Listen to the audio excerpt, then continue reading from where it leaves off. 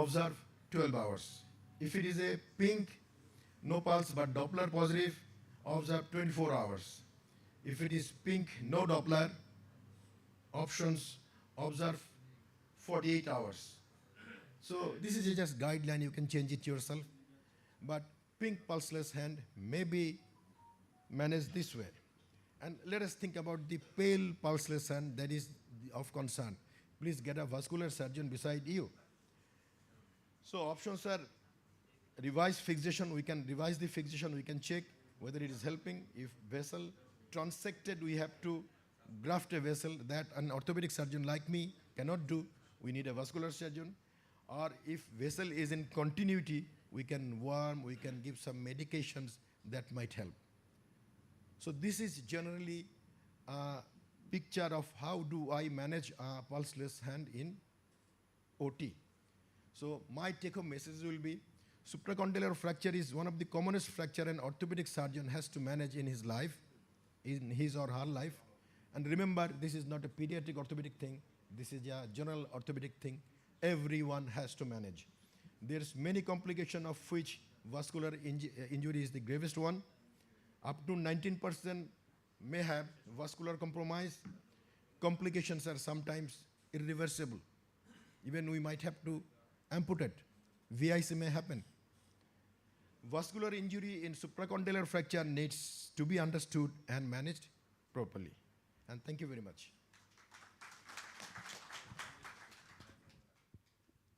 Thank you, Sarwar. It's my fortune and pleasure to invite my mentor and great teacher, Professor R.R. Koiri sir, for whom we are waiting for this discussion on the topic complications of supracondylar humerus fracture and their management. Sir, please.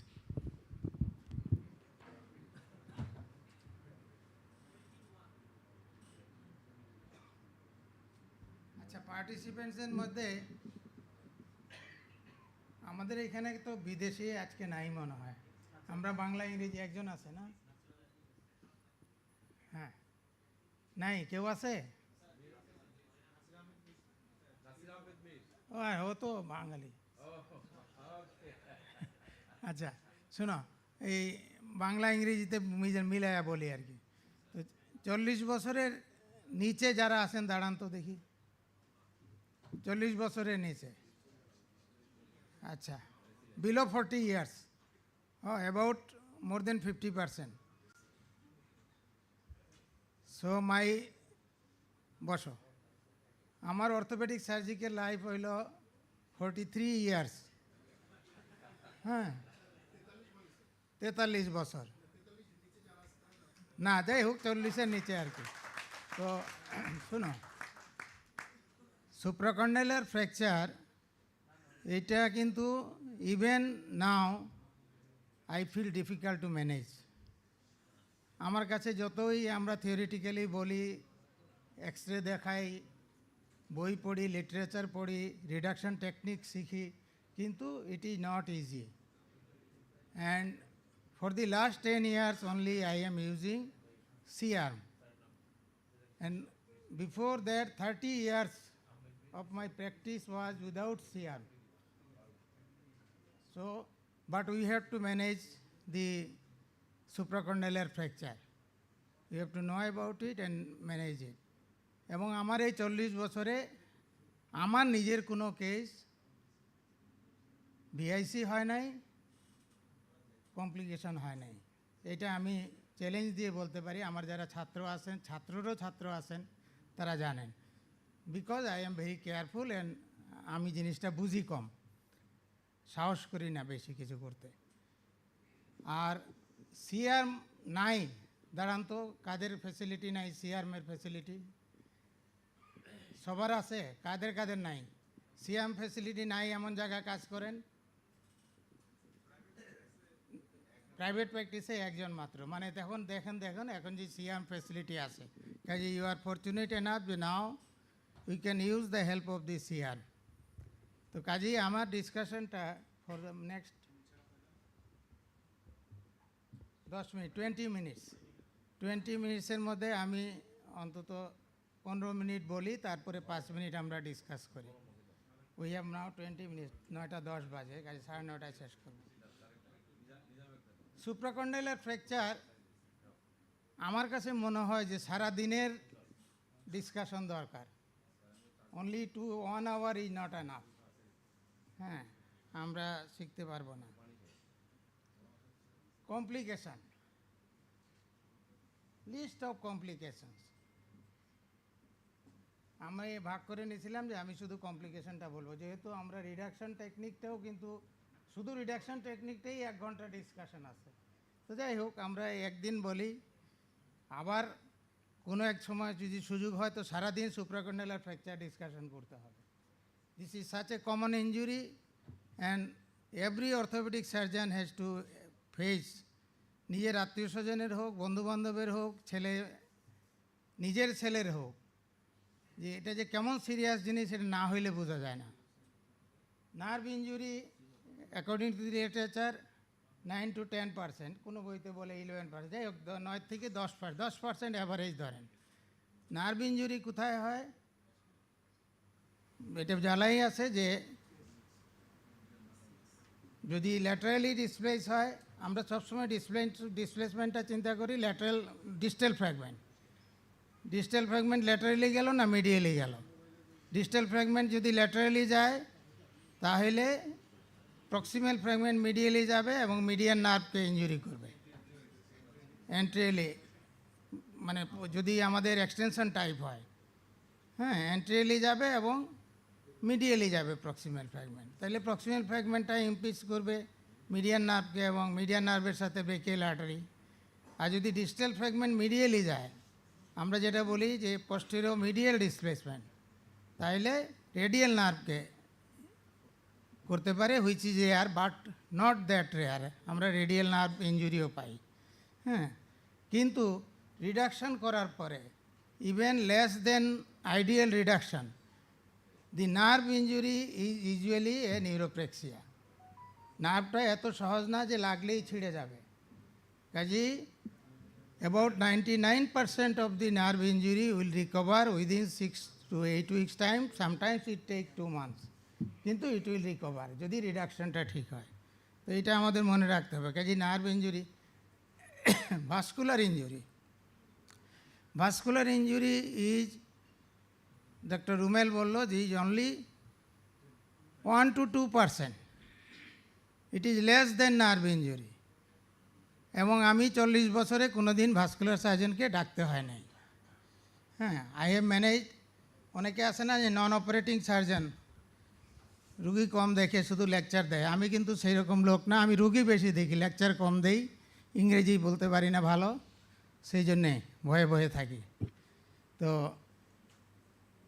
I have scene many cases, thousands, কিন্তু I had not that incident to call the vascular surgeon and repair the vessel. কাজেই কিন্তু তোমাকে proper ম্যানেজমেন্টটা করতে হবে। Vessel ছিঁড়ে গেল, ব্রেকিয়াল artery ছিঁড়ে গেলে যদি রিডাকশন ঠিক মতো করা যায়, তাহলে কোলাটারাল সার্কুলেশন এত ভালো থাকে যে the limb will be vascularized later on. You can get the radial pass even after if you ligate the brachial artery at the elbow, you can get the pulse after 7 days, radial pulse by the collateral circulation. আমি তোমাদের case দেখাবো না। So malunion, loss of reduction, loss of elbow motion, pin track infection, pin দেওয়ার পরে neurovascular injury with pin placement, সবগুলোকে একটু discuss করি। এখন complication is common even with the ideal management. Literature, publish literature আছে 4 to 4.2% complication. এগুলো pin migration, even pin দিলে septic arthritis. কাজেই pinning, you have the facility for pinning, but don't do it violating the sterilization procedure. যে pin boil করা pin আসে দিয়ে দিলাম ইমার্জেন্সিতে, কারণ you are making a close fracture into an open fracture, you are inviting osteomyelitis. Pin track infection. কাজে pin placement যে থাকলেই যদি স্টেরিলাইজ করা না থাকে, ডোন্ট গিভ ইট। পিন কিনে এনে বাইরে থেকে কেয়ার দিয়ে দেওয়া, এটা কিন্তু you are doing more harm to the patient. তার চেয়ে ক্লোজ রিডাকশন করে কাস্ট দিয়ে রেখে দেন। হ্যাঁ, এই যে এটা already Rumel has described the brachial artery injury, vascular insufficiency, then assessed by color, warmth and capillary refilling. ওই যে বললো ডপলার সব জায়গায় আছে, ডপলার সব জায়গায় নাই প্র্যাকটিক্যালি। হ্যাঁ, you may have the ideal situation where there is there, তুমি যে গিয়ে দেখো নিচের ওটিতে ডপলার নাই। হ্যাঁ, তবে আজকাল করোনার পরে পালস অক্সিমিটার আছে, অল্প দামে পাওয়া যায়, ওইটা কিনে নেবেন। ইভেন ইন প্রাইভেট প্র্যাকটিস তোমার পালস অক্সিমিটার দিয়ে দেখবা যে অক্সিজেন স্যাচুরেশন আঙ্গুলের কেমন আছে। পালস পাওয়া যাচ্ছে না, সোয়েলিং আছে, একদিন পরে আসছে, অক্সিজেন স্যাচুরেশনটা কেমন, একটু পেইল মনে হয়, কিন্তু স্যাচুরেশন যদি 95%-এর অ্যাভাব থাকে তাইলে this is a good indicator that there is circulation. আর যদি পালস অক্সিমিটারে দেখা যায় যে অক্সিজেন স্যাচুরেশন 70%-এর নিচে, তাইলে ইনএডুকেট সার্কুলেশন। হ্যাঁ, ইনএডুকেট সার্কুলেশন হলে বসমান ইস্কেমিয়া হবে। এনজিওগ্রাম ওই যে আমি লিখে দিয়েছি একদম no need of angiogram, but needs emergency reduction and pinning হইল এখনকার কথা। হ্যাঁ, তবে পিনিং ছাড়াই আমি কিন্তু 30 বছর কাটাইছি। তো নার্ভ ইঞ্জুরি এইগুলা তো ওরা বলেই দিছে যে 12% ফ্লেকশন টাইপে আলনার নার্ভ ইঞ্জুরি হয়। আলনার নার্ভ ইঞ্জুরি এই তো বললাম যে রেডিয়াল ডিসপ্লেসমেন্ট, যদি ল্যাটারাল ডিসপ্লেসমেন্ট হয় মিডিয়ান নার্ভ হবে, পোস্টোমিডিয়াল হইলে রেডিয়াল নার্ভ হবে, এবং যদি ফ্লেকশন টাইপ অফ সুপ্রাকন্ডালার ফ্র্যাকচার থাকে তাইলে আলনার নার্ভ ইঞ্জুরি হবে। হ্যাঁ, তো রিডাকশান করতে হবে। এই সাইন ব্রেকিয়ালিস সাইন, এই proximal fragment is button hole through the brachialis. এইরকম যদি ছবি দেখা যায়, এইটা ফার্স্ট এক্সরে তোমার কাছে আসলো, আমাদের সবচেয়ে ইন্টারেস্টিং হলো কি যে এখন 2 ধরনের পেশেন্ট পাওয়া যায়, যে দূরের থেকে আমাদের কাছে পাঠাইলো, হাসপাতালে আসলো, কিছু দেয় নাই, এলবো ব্যাগও ওইখানে নাই, যাক আচ্ছা গামছা দিয়ে বাইন্ধে আনছে, এইটা ভালো। Then putting a posterior slab in 90 degree, 90 ডিগ্রির উপরে পোস্টেরিয়র স্ল্যাব দিয়ে দিছে, ওইটা কিন্তু বাচ্চার জন্য খারাপ। বাচ্চা যেভাবে রাখে ন্যাচারালি ভাঙার পরে যেভাবে থাকে 30 ডিগ্রি ফ্লেকশনে, 20 ডিগ্রি ফ্লেকশনে, ওইটাই ভালো। কারণ you are causing without reduction, if you flex you are causing further injury. এইখানে রিডাকশন ছাড়া যদি এই ফার্দার ইঞ্জুরি হবে, এখানে যদি ব্রেকিয়াল আর্টারি আটকায় থাকে মিডিয়ান নার্ভ সহ, তারপরে যদি এটাকে ফ্লেক্স করে উইদাউট রিডিউসিং ইট, তাহলে তখন ফার্দার ইঞ্জুরি হবে, আইট্রোজেনিক ইঞ্জুরি হবে, এবং এটা হয়। কাজেই এইরকম একটা পেশেন্ট পাইলে, when you are sending him to the X-ray department, please give a posterior slab. Then এতে কিছু টাকা নষ্ট হবে, একটা প্লাস্টারের দাম বেশি লাগবে, আমাদের এখানে তো অনেক সময় প্লাস্টার কিনাইতে হয়, তো তার তো 3টা প্লাস্টার কিনা বা একটা বেশি কিনাও, কিনে একটা পোস্টেরিয়র স্ল্যাব দিয়ে এক্সরে ডিপার্টমেন্টে পাঠাও। কারণ এক্সরে ডিপার্টমেন্ট এটাকে এপি এবং ল্যাটারাল নিতে গিয়েই ম্যানিপুলেট করবে। তুমি যদি খালি এক্সরে নিয়ে আসে অনেক সময় করে, তখন তো তোমার কাছে কন্ট্রোল নাই, কিন্তু যদি ইমার্জেন্সিতে আসে without X-ray, clinically you have seen it is a supracondylar fracture, don't send him to the X-ray department without immobilizing it. রুমেল যেটা বললো স্প্লিন্ট তো আমাদের বানানো পাওয়া যায় না, কাজেই স্প্লিন্ট তো তুমি বানাইতে পারো বাই এ পোস্টেরিয়র স্ল্যাব। একটা পোস্টেরিয়র স্ল্যাব দিয়ে 30 ডিগ্রি ফ্লেকশনে যদি একদম স্ট্রেট থাকে ম্যাক্সিমাম 30 করতে পারো, 30-র বেশি না, করে একটা স্ল্যাব দিয়ে, স্ল্যাব দেওয়াটাই কিন্তু don't allow your ward boys to give this slab in a case of a supracondylar fracture. তুমি অপারেশন করে ওদের দিয়ে কাস্ট বানাও, এটা ঠিক আছে, কিন্তু সুপ্রাকন্ডালার ফ্র্যাকচারে যে ওয়ার্ড বয়কে বললে একটা পাশা করে দিতে, এটা কখনো ঠিক না। নিজে করতে হবে, নিজে কাস্ট বানাইতে হবে, কাস্ট ধরে রাখতে হবে। কাজটা ধরে রেখে সাথে সাথে ব্যান্ডেজ করার দরকার নাই। একটু শক্ত হয়ে গেলে সেটিং টাইম দিতে হবে, তারপরে ব্যান্ডেজ করো। ব্যান্ডেজ করে এক্সরেতে পাঠাও। Then you can avoid many vascular complication আর নিউরোলজিক্যাল কমপ্লিকেশন। তারপরে আসার পরে ওই কাস্টের অবস্থায় এপি নিবে না, তুবা রেডিওলজি এক্স রে ডিপার্টমেন্টে তারা সোজা করবে, আবার ঘুরাবে, and they will manipulate for taking the X ray, এবং ওইটাতে আরও ক্ষতি করবে।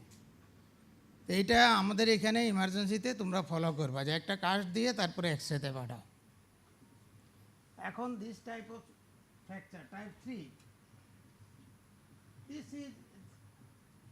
this is definitely have ruptured the brachialis, এতে কোনো সন্দেহ নাই।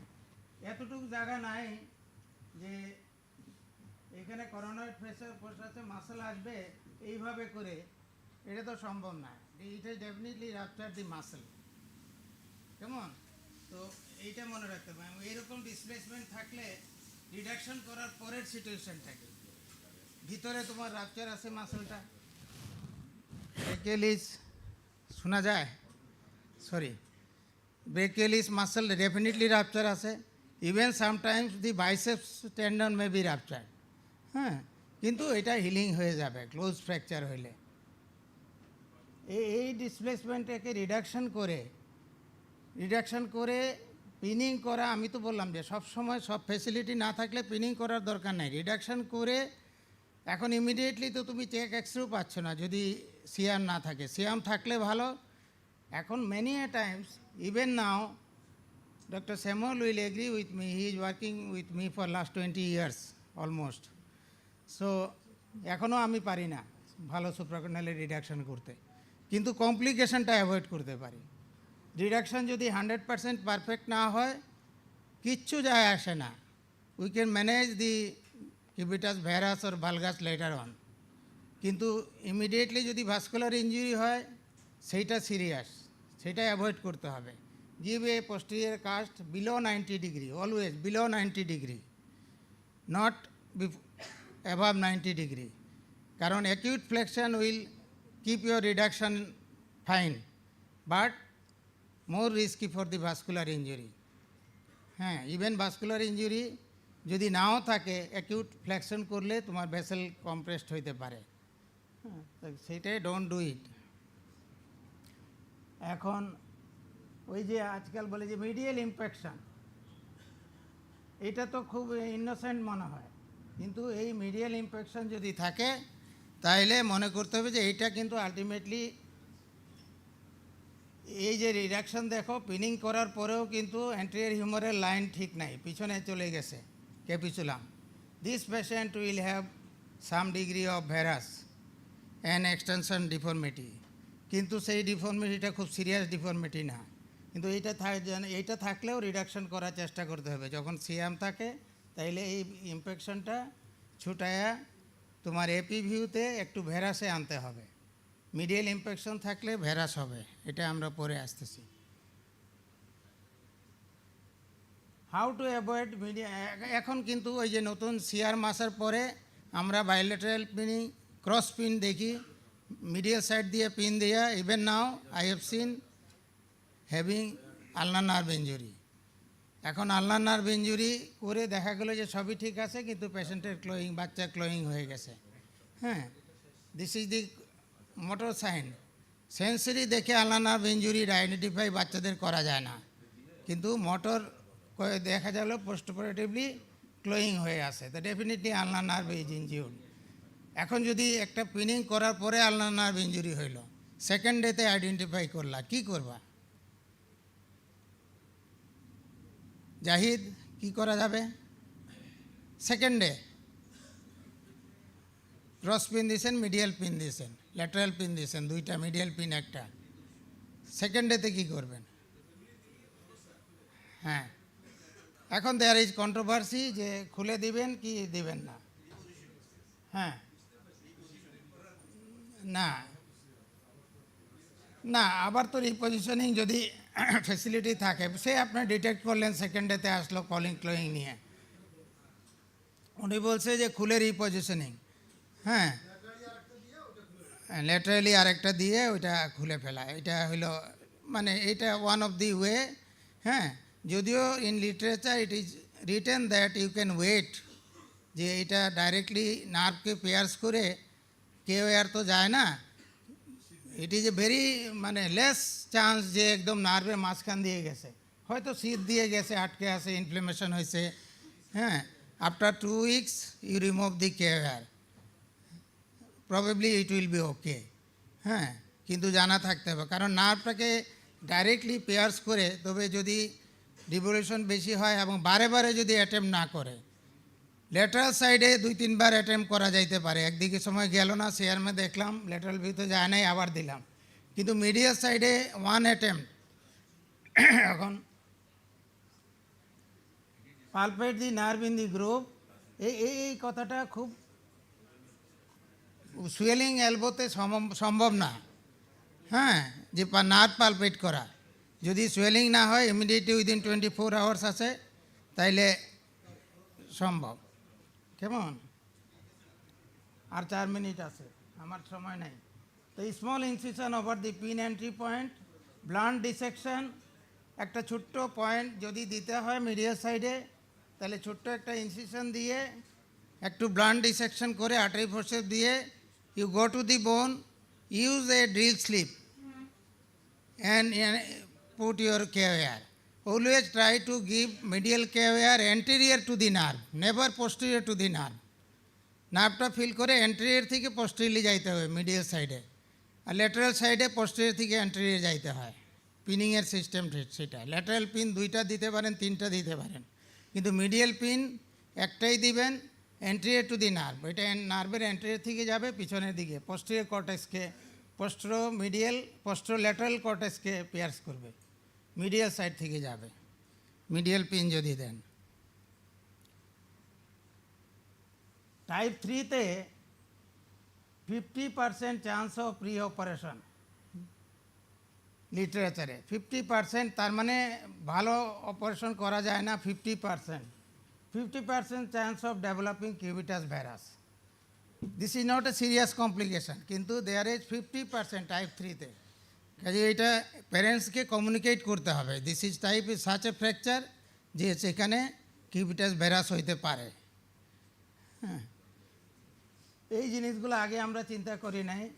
2015-এ পাবলিশড, হ্যাঁ, British bone and joint journal, যেটা JBJS ব্রিটিশ এডিশন ছিল, এটার নাম হলো এখন bone and joint journal. High type এবং লো টাইপ, আমরা বাচ্চাদের এখন যদি এই হাই টাইপ হয়, যেটা আমরা টিপিক্যাল সুপ্রাকন্ডালার ফ্র্যাকচার, সেইটার কমপ্লিকেশন হবে কিউবিটাস ভাইরাস। হ্যাঁ, কিন্তু যদি লো টাইপ হয়, এটার এই দাগের নিচে থাকে, তাইলে এই facial separation, injury to the high type হইলে একরকম কমপ্লিকেশন, লো টাইপ হইলে আরেক রকম কমপ্লিকেশন। হ্যাঁ, তা হাই টাইপ হইলে তো তোমার ম্যাল ইউনিয়ন হইতে পারে, কিন্তু লো টাইপ হইলে গ্রোথ ডিস্টারবেন্স হইতে পারে। এবং তুমি ইভেন দি আইডিয়াল ট্রিটমেন্ট দেখা গেল যে ফ্র্যাকচারের এইটার লেভেলে লো, even with the best attempt of pinning and everything, good reduction, the patient has developed cubitus varus deformity due to the less growth of the medial part of the condyle. ট্রক্লিয়াটা grow করতেছে না।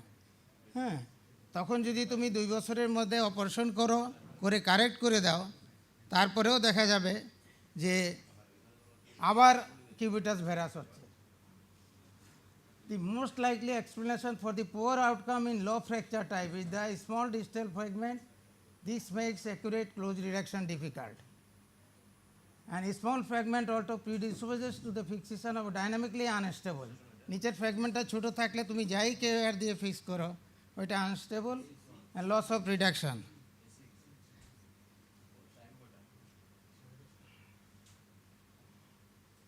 Time তো শেষ, 9:30 হয়ে গেছে। হ্যাঁ, তো এখন সে হাই লেভেল ফ্র্যাকচার, কেমন, এইটাতে আমি যখন পিন করব, ল্যাটারাল বা মিডিয়াল পিন, ক্রস পিন যাই করি, এটা মোটামুটি স্টেবল, কিন্তু লো লেভেল হইলে just articular nature of the low fracture type mean surrounding tissue সাথ এ জয়েন্ট ক্যাপসুল। আমাদের সুপ্রাকন্ডালের ফ্র্যাকচারে কিন্তু জয়েন্ট ক্যাপসুলটা ছিঁড়ে নাই, কিন্তু আমার লো টাইপ যদি হয় তাহলে জয়েন্ট ক্যাপসুল ছিঁড়ে গেছে। হ্যাঁ, and this is recognise as important cause of joint stiffness. This is published in 2015।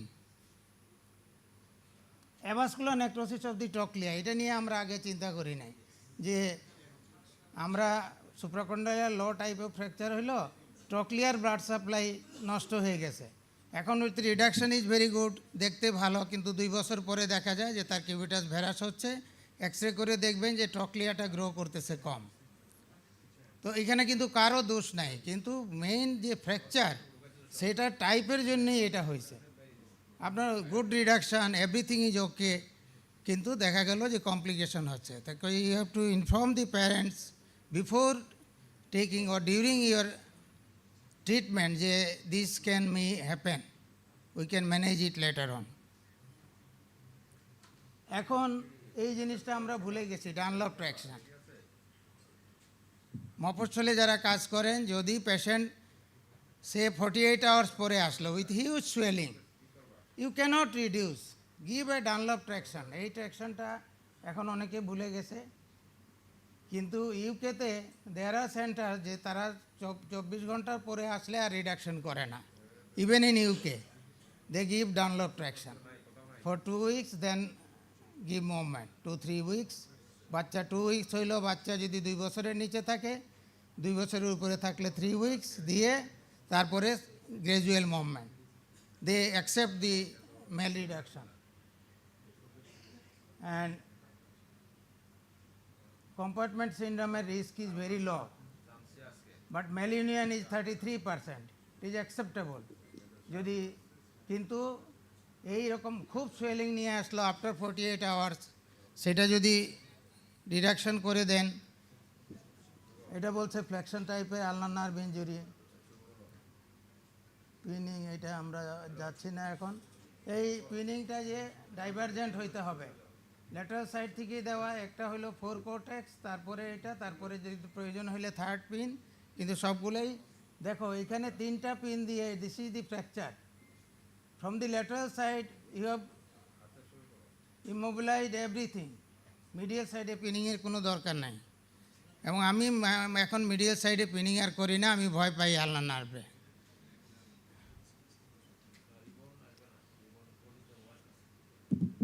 ওটা তো বলেই দিচ্ছে যে ফ্লেকশন টাইপ অফ সুপ্রাকন্ডালিয়ার ফ্র্যাকচার जो only 2%, 98% is extension type.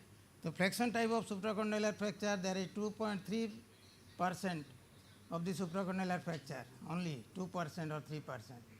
26% of the flexion type fracture demonstrated ulnar nerve palsy. মানে flexion type হইলে আলনার nerve পলসি হইতে পারে, এবং এটা পার্সেন্টেজ 1/4। হ্যাঁ,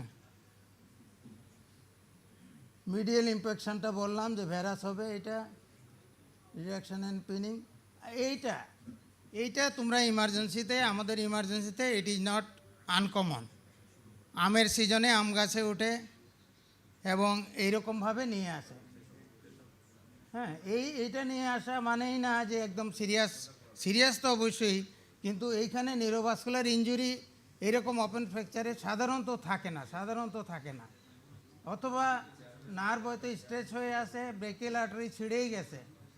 আমার ম্যানেজমেন্ট হইল বহুদিন এটাকে ভালো সার্জিক্যাল ডেব্রাইডমেন্ট ওয়াশ করে, সুন্দর করে 2-3 লিটার পানি দিয়ে, নর্মাল স্যালাইন দিয়ে ওয়াশ করে, একটু এক্সটেনশন করে, রিডাকশন করে দিয়ে, আগে তো পিনিং ছিল না, কাজে রিডাকশন করে কাস্ট 90 ডিগ্রির নিচে রিডাকশন করে কাস্ট দিয়ে রাখা। ইভেন ব্রেকিয়াল আর্টারি যদি ইনজিউর্ড থাকে, ব্রেকিয়াল আর্টারি এইখানে দেখা গেল ছিঁড়ে আসে, ওয়াশ দেওয়ার পরে ব্লিড করতেছে, ব্রেকিয়াল আর্টারি লাইগেট করে দাও, লাইগেট করে দিয়ে এটাকে রিডাকশন করে, keep this wound open and dress it after 48 hours. No need to close the wound. Dress it after 48 hours. After 5 days to 7 days, you can close partially. The end result will be fine. Brachial artery না থাকলেও কিছু হবে না। এখন যদি তুমি vascular সার্জনকে ডাইকে এখানে ব্রেকিয়াল আর্টারি রিপেয়ার করা, I am sure there is 100% chance of block of the your repair and failure, এবং রিপেয়ার করতে গিয়ে আরও ইনজুরি করবে, মিডিয়ান নার্ভটাকেও ইনজুরি করবে। এবং এইগুলার রেজাল্ট কিন্তু আমি কখনো এরকম আমার মনে হয় না, যা মনে হয় যে যদিও রেকর্ডে নাই যে আমি 15-20টা কেস করছি, একটাতেও অ্যাভাস্কুলার নেক্রোসিস হয় নাই।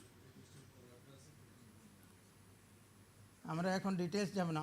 Open reduction by anterior approach, অনেকেই ভয় পায়, কিন্তু অ্যান্টেরিয়র অ্যাপ্রোচে ওপেন রিডাকশন করা খুব সহজ। 2-1টা কেস দেখলেই আপনারা করতে পারবেন। কারণ পোস্টেরিয়র অ্যাপ্রোচে যাওয়া মানেই হলো যে you are injuring a intact virgin periosteum. Posteriorly তো কোনো ইনজুরি নাই।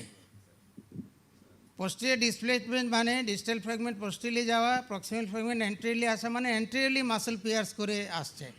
এখন তুমি এটাকে পোস্টেরিয়র অ্যাপ্রোচে যদি রিডাকশন করো, ওপেন রিডাকশন, তার মানে তুমি আর injuring the posterior side as well, there is more chance of stiffness and complication. Anteriorly যদি প্রক্সিমাল ফ্র্যাগমেন্ট মিডিয়ালি থাকে, মিডিয়ালি ইনসিশন দিবা, প্রক্সিমাল ফ্র্যাগমেন্ট যদি ল্যাটারালি থাকে, ল্যাটারালি ইনসিশন দিবা, দিয়ে ওই জায়গাটা ওপেন করো, ছোটো করে ওপেন করে তখন তুমি নিজের ফিঙ্গার দিয়ে অথবা একটা আর্টারি ফোর্সেপ দিয়ে ওপেন করে পার্সিয়ালি ওপেন করে প্রক্সিমাল ফ্র্যাগমেন্ট পেয়ে গেলে ওইটাকে তুমি ডিস্টাল ফ্র্যাগমেন্টের সাথে ক্লোজ রিডাকশন করার চেষ্টা করো, দেন ইউ পিন ইট। একদম ফ্র্যাকচার সাইট দেখার দরকার নেই, প্রক্সিমাল ফ্র্যাগমেন্টটাই দেখা যাবে। ডিস্টাল ফ্র্যাগমেন্টটা দেখতে গেলে তো অনেক বড় ওপেন করতে হবে, ডিস্টাল ফ্র্যাগমেন্ট দেখার দরকার নেই, ডিস্টাল ফ্র্যাগমেন্ট ফিল করতে হবে by your finger or by your artery forcep, then reduce it and pin it if the facilities are there. If the facilities are not there, don't pin it, give a plaster and keep the wound, close the wound. হ্যাঁ, open reduction posteriorly যাওয়ার কোনো দরকার নাই। Posteriorly গেলে তোমার you are injuring the non injured part. Anterior approach radial nerve পাবা, open reduction, be aware of the medial spike. এইরকম যদি sorry sir, I beg your pardon sir. I have an announcement. Those who are interested in the conference hall 2 and 3 for their sessions, they are requested to attend there because the chairpersons are waiting there for the audience. I'm আমার মনে হয় যে আমি শেষ করে ফেলি, inviting them, কারণ আমরা যদি কন্টিনিউ করি এরা যাবে না। হ্যাঁ, স্যার আপনি কন্টিনিউ করেন স্যার। না, beware of the medial spike, এরকম যদি মিডিয়াল স্পাইক এক্সেতে এপিভিতে দেখা যায়, there is every chance of median nerve and vessel injury. হ্যাঁ, এইটা খুবই এই এক্সরেটা দেখেই খেয়াল করতে হবে। মিডিয়াল স্পাইক যদি দেখা যায়, it is recommended that close reduction of such cases should be limited to 2 attempts or 10 minutes of operating time before proceeding to open reduction. এইরকম মিডিয়াল স্পাইক থাকলে যদি ক্লোজ রিডাকশনে দেখা যায় যে যাচ্ছে না, তাইলে বেশি অ্যাটেম্প্ট করলে ইনজুরি বেশি হবে। Open reduction is often necessary medial spike থাকলে। শ্যামলের মনে আছে যে মিডিয়াল স্পাইক দিয়ে, হ্যাঁ, ও শ্যামল একবার চেষ্টা করে আমাকে ডাকছে, রাখিয়ে দিছে ওই দিন, পরের দিন আমি ওপেন রিডাকশন ওরে নিয়ে করে দিছি। হ্যাঁ, রিভার্স অবলিক ফ্র্যাকচার, এই জিনিসটা অনেক সময় আগে আমরা খেয়াল করি না, এই যে সবসময় মনে হয় যে এদিকে ভাঙলে এক্সটেনশন হবে, কিন্তু এই ফ্র্যাকচারটা কিন্তু পোস্টেরিয়রলি ডিস্টালি থেকে অ্যান্টেরিয়রলি উপরে থাকতে পারে, তাইলে এটা রিভার্স অবলিক ফ্র্যাকচার। হ্যাঁ, পোস্টেরিয়র ডিসপ্লেসমেন্ট আছে, কিন্তু এইটা কিন্তু সিরিয়াস রিডাকশন করা খুব ইজি না, এইটাকে পিছনে নিতে হবে প্রথমে, তারপরে রিডাকশন করতে হবে। হ্যাঁ, তা সেই ক্লোজ রিডাকশন এরকম দেখলে it is very difficult to close reduction. Reverse oblique ফ্র্যাকচারের ক্লোজ রিডাকশন, এই যে দেখো এটা অবলিক ছিল, এইভাবে আমরা করছি কষ্ট করে, তারপরে এই যে 4টা পিন ল্যাটারাল সাইডে দিছিলাম। হ্যাঁ, 1টা 2টা দিয়ে দেখি যে রোটেশন করে সিআরমে দেখি যে না, মনে হয় যেন একটু সরে যায়। 3টা দেওয়ার পরেও রোটেশন, ল্যাটারাল ভিউ দেখবা, ল্যাটারাল দিয়ে এক্সটার্নাল রোটেশন ইন্টারনাল রোটেশন করে ভিউ নাও, যদি দেখো যে আনস্টেবল তখন আরেকটা পিন অ্যাড করো। হ্যাঁ, মাল্টি ডিরেকশনাল আনস্টেবল ফ্র্যাকচার, এটা রিপোর্টেড আছে 2020-তে জার্নাল অফ পেডিয়াট্রিক্স অর্থোপেডিক্সে। মাল্টি ডিরেকশনাল আনস্টেবল, যেই দিকে করছি অ্যান্টেরিয়রলি এই মিডিয়াল ল্যাটারালও রিডাকশন হচ্ছে না, আবার ল্যাটারাল ভিউ নিয়ে দেখি যে এই ল্যাটারাল ভিউতেও রিডাকশন হচ্ছে না, ইভেন উইথ অল অ্যাটেম্প। হ্যাঁ, তো দিস ক্যান বি পসিবল। এটাতে রিকমেন্ডেড প্রসিজিওর হলো থ্রোদি অলিক্রানন, একটা কেওয়ার দেওয়া, থ্রোদি অলিক্রানন দিয়ে ওইটা দিয়ে জয়স্টিকি করে এপি ভিউতে রিডাকশন করা এবং এই কেওয়ারটা মেডুলারি ক্যাভিটিতে পার করে দেওয়া এপি ভিউতে। তারপরে তোমার ল্যাটারাল পিন দেওয়া, ল্যাটারাল পিন একটা দিয়ে এক্সটেনশনেই ল্যাটারাল পিন দেওয়া, ল্যাটারাল পিন দিয়ে তারপর এই যেটা ট্রান্স অলিক্রানন দেওয়া ছিল ল্যাটারাল পিন দুইটা দিয়ে ট্রান্স অলিক্রাননটা খুলে নেওয়া, খুলে তারপরে আবার আরেকটা পিন অ্যাড করা। হ্যাঁ, কম্পার্টমেন্ট সিনড্রোম, ডিকম্প্রেশন, আর আমি এই ডিটেলস যাব না। We must avoid this complication. এইটাই জুনিয়রদের জন্য বলি যে একটা ফ্র্যাকচার 2 সপ্তাহ পরে আসলো, what ever may be the displacement, don't do anything, please don't do anything, accept the deformity, give a posterior slap for 2 weeks more, allow the patient to child to move the elbow. The result will be fine, no need for open reduction. কাজেই আমি অনেকের সহজ করে দিলাম যে আউটডোরে 2 সপ্তাহ পরে সুপ্রাকন্ডালার ফ্র্যাকচার আসলে কিছু করার দরকার নাই, ওপেন রিডাকশন করতে যাবা না। রেজাল্ট দেখো, এটা হয়েছে 2 সপ্তাহ পরে এই ফ্লেকশন। এখানে আমার ওই আগের ছবি দেখে আমি তো বলি এটা দেখানো যাবে না। হ্যাঁ, এই ফ্র্যাকচার 1 সপ্তাহ পরে আসছে, শুধু attempt of some close reduction and plaster. ওইটাকে অ্যাবসোলিউট রিডাকশন করে প্লাস্টার দিলে 1 সপ্তাহ পরে আরও খারাপ হবে, এই ভ্যারাস হবে। তো ভ্যারাস হইলে ভ্যারাস পেরে শেষে ম্যানেজ করব, কিন্তু ভলসপেন ইসকেমিক কন্ট্রাকচার হইলে তো খারাপ। মোটামুটি মায়োসাইটিস অসিফিকেন্স এই জিনিসটা হয়, কিন্তু আমরা don't, after removing the plaster, don't send the patient to the physiotherapist. Never, in supracondylar fracture, never send your patient to physiotherapist, because passive movement will encourage myositis ossificans. Never send the patient to the physiotherapist. Okay, bolba nije movement korte. Even mother should not be, father or my parents should not be allowed to give passive movement. It will take a month for the full movement of the elbow. এটা বলে দিতে হবে যে আরও 1 মাস সময় লাগবে, 1.5 মাস সময় লাগবে। হ্যাঁ, তারা তো ওরিড হয়ে যায় যে প্লাস্টার খুললেন স্যার 1 মাস পরে, এখনই তো নড়তেছে না, ফিজিওথেরাপিস্টের কাছে যায়। আর তুমিও লিখে দিলে refer to physiotherapist, physiotherapy movement দিল মায়োসাইটিস অসিফিকেন্স। এইটা দেখো, এইরকম আনডিসপ্লেসড ফ্র্যাকচার আমার ডাক্তার লিখে দিয়েছেন রেফার টু ফিজিওথেরাপি, ফিজিওথেরাপির কাছে গিয়ে এইটা হয়েছে। ফ্র্যাকচার ইজ ভেরি ফাইন, কিন্তু ভেরি স্টিফ এলবো। এখন হাউ টু ম্যানেজ, এইটাকে একটু ম্যাচিউর হইতে দিতে হবে, তারপরে you have to exercise it. Is a difficult procedure, কাজে ফিজিওথেরাপিস্টের কাজ এইটা। মায়োসাইটিস অসিফিকেন্স দেখো, এই করোনয়েড প্রসেস থেকে হিউমারাস পর্যন্ত, এটা সুপ্রাকন্ডালার ফ্র্যাকচার আনডিসপ্লেস, কিন্তু আনডিসপ্লেস ফ্র্যাকচারের সুপ্রাকন্ডালার ফ্র্যাকচার কার 2 সপ্তাহ দিছে, ভালো করছে, রেফার টু ফিজিওথেরাপি। এখন ফিজিওথেরাপি তো ব্রেকেলিস ইঞ্জুরি ছিল, এই ব্রেকেলিস দিয়ে ওই হিমাটোমা দিয়ে বোন হয়েছে। যদিও এটা আমরা করে দিছি, কিন্তু দিস ইজ নট ইজি। এটা করার পরে এই মুভমেন্ট আসছে। এইটা আরেকটা হচ্ছে ফিজিওথেরাপি। এই যে ফিজিওথেরাপি দেওয়ার পরে মনে হয় যেন আলাদা একটা বোন হয়ে গেছিল। আমার মনে হয় যে আজকে শেষ করি। 2-1 জন প্রশ্ন করার হইলে আমাদের এই 4 জন এক্সামিনারে, আমার আগের 3 জন তো বই থেকে বলছেন, আমি একটু প্র্যাকটিক্যাল কথা বললাম। 5 মিনিট সময়। Thank you, sir. Sir, in this discussion, কারণ and we have আমরা been 10 মিনিট বেশি নিয়ে নিয়েছি। well, we're proud that we have got a lot of information which I have not come across, and I think we have learned everyone. Now I am inviting questions.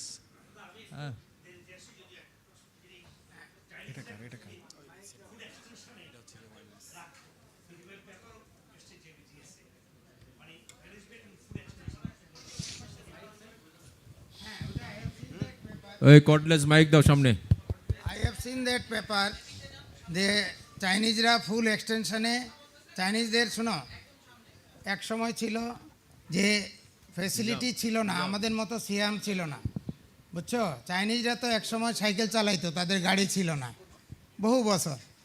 তো চাইনিজদের orthopaedic surgeon হইলো, আমি 2010-এ গেছিলাম, তাদের orthopaedic surgeon হইলো তখনকার সময় মানে 15,000 chairman ইয়ে করছিল, সোসাইটির মিটিংয়ে রেজিস্ট্রেশন করছিল 15,000। হ্যাঁ, তো 15টা হলে 1,000 করে এক একটা হলের ক্যাপাসিটি, 15টা হলে একই সাথে পেপার প্রেজেন্টেশন হয়েছে 2010-এ। 15,000 হইল অর্থোপেডিক সার্জন। তো আমি জিজ্ঞেস করলাম, তোমরা এত অর্থোপেডিক সার্জনে প্রেসিডেন্টের সাথে চা খাওয়ার সময় কথা হইলো যে এত অর্থোপেডিক সার্জনের ট্রেনিং করলা কেমন? বলে আমরা তো অর্থোপেডিক সার্জন MBBS পাস করার পরে বানাই না, 3rd ইয়ার থেকে চয়েস করতে দেই যে তোমরা কি কোন সাবজেক্টে যাবা, তখন শুধু ওইটাই ট্রেনিং দেই। 5 বছরের মধ্যেই হি only becomes the orthopaedic surgeon, he does not know anything about other subjects. হ্যাঁ, ভেরি লিমিটেড, আমাদের মতো ব্রেইনের অ্যানাটমি পড়ানোর দরকার নেই। তো যাই হোক, তাদের সিস্টেম আলাদা, কিন্তু তাদের পাবলিশড পেপার আছে মোর দেন 1000 কেসেস যে supracondylar fracture management in extension, বলে যে দেয়ার এ লেস চান্স অফ কমপ্লিকেশন। যে এক্সটেনশন বলতে ওই পেপারটাতে ছিল যে পজিশনে বাচ্চা নিয়ে আসছে ওই পজিশনেই শুধু ট্র্যাকশন দিয়ে রোটেশন কারেক্ট করার চিন্তা করার দরকার নেই, ট্র্যাকশন দিয়ে যতটুকু কারেকশন হয় মানে 30 ডিগ্রি বা 20 ডিগ্রি এক্সটেনশনেই প্লাস্টার করে দেওয়া, কাস্ট দিয়ে দেওয়া ফর 3 উইকস। এবং এদের 1000 কেসের করার পরে রেজাল্ট দেখাইছে যে এটি লেস কমপ্লিকেশন বাই রিডাকশন করার পরে, পিনিং করার পরে যে কমপ্লিকেশন হয় তার চেয়ে অনেক লেস কমপ্লিকেশন। কাজেই এটাও সম্ভব। তা আমি তো বললাম যে ডানলপ ট্র্যাকশনের কথা ভুলে যাওয়া ঠিক না।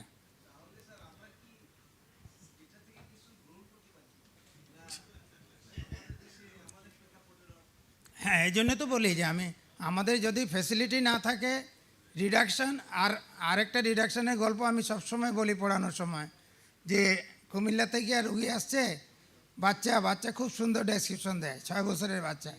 আমি বললাম তোমারে কি করছে, আমি কিন্তু নাম জানি কুমিল্লা ডাক্তারদের, ও নামও জানে। বলছে যে ওই স্যারে আমাকে ধরে টানছে, হ্যাঁ, উইদাউট অ্যানেস্থেসিয়া রিডাকশন করতেছে, কিন্তু বলে যে হাতে ধরে টানছে, কই একজন এইদিকে ধরছে আর একজন স্যারে টানতেছে, টানিয়া বলে যে হয় নাই, তো ওনার কোমরে ধরে আরেকজনে টানছে। হ্যাঁ, বলে সার্জনের কোমরে ধরে আর একজন টানছে, এতটা। আমি বললাম যে এত ফুলে গেল কেমন 24 ঘন্টার মধ্যে? তো বাচ্চা ডেসক্রিপশন দিছে, স্যার টানাটানি যা করছে না। হ্যাঁ, তো এইভাবে রিডাকশন করা যাবে না, জেন্টাল রিডাকশন। এইখানে তোমার বেকেলিস এবং বাইসেপসের ট্রাইসেপসের কত পাওয়ার আছে, তুমি যদি 3 জন মিলে টান দাও তাহলে তো এটা রিডাকশন হবেই না। হ্যাঁ, তো এটা বুঝতে হবে যে এইখানে কতটুকু পাওয়ার আছে। Sir, we have many questions, sir. So what is your threshold?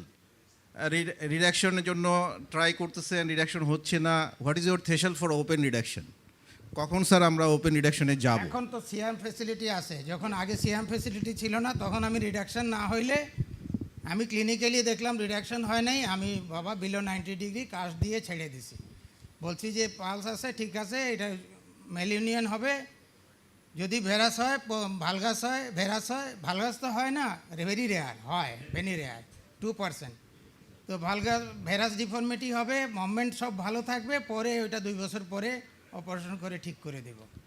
Open reduction এখন আমাদের সিয়াম ফ্যাসিলিটি আছে, আমরা যদি আনস্টেবল ভ্যারাইটি, কতগুলো ভ্যারাইটি বললাম যে ফ্লেকশন টাইপ, আনস্টেবল ভ্যারাইটি, হ্যাঁ, এইগুলাতে close reduction sometimes is not possible with medial spike, তাইলে I go for open reduction.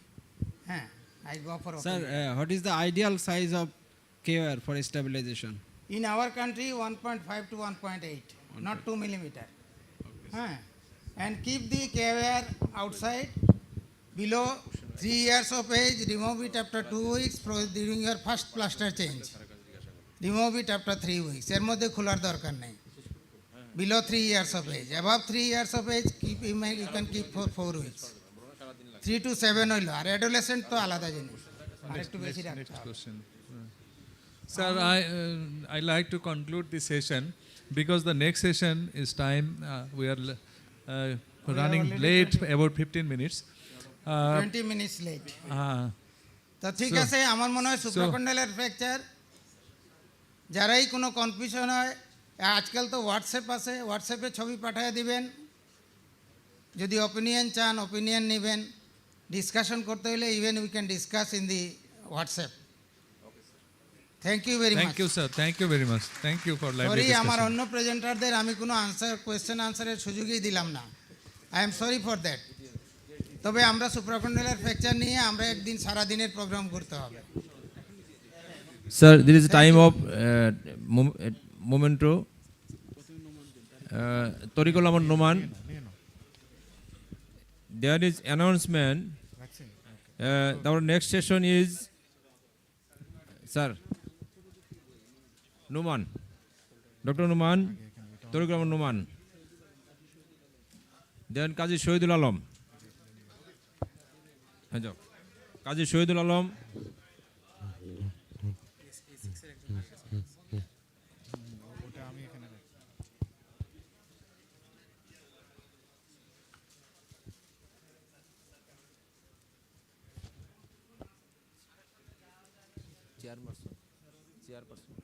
Sarwar Ibn Salam, Professor Sarwar Ibn Salam,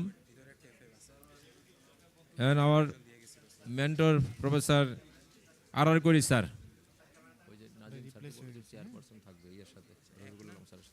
তুমি এটার কথা বলছো না, চার রাকিবুল তোমাকে দিয়ে গেছে। ঠিক আছে, এটা তুমি চালাবো হচ্ছে এটা উপরেরটা।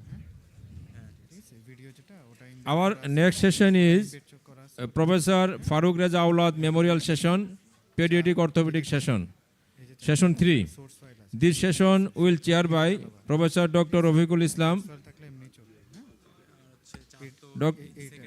Dr. Lukman sir, and source file আছে, এটা এমনি চলবে। ঠিক আছে, আর বাকি and there is small changes. This session, before that session, we have one plenary lecture. This lecture will given by Professor Nasir Ahmed Mir. He is from India. এটা এখান থেকে চলবে। Professor Nasir Ahmed Mir. He will talk on delayed total hip replacement on failed acetabular fracture of hip. He will talk on before Dr. Kaisur Abbi. Sir, Rafiq sir, Rafiqul Islam sir.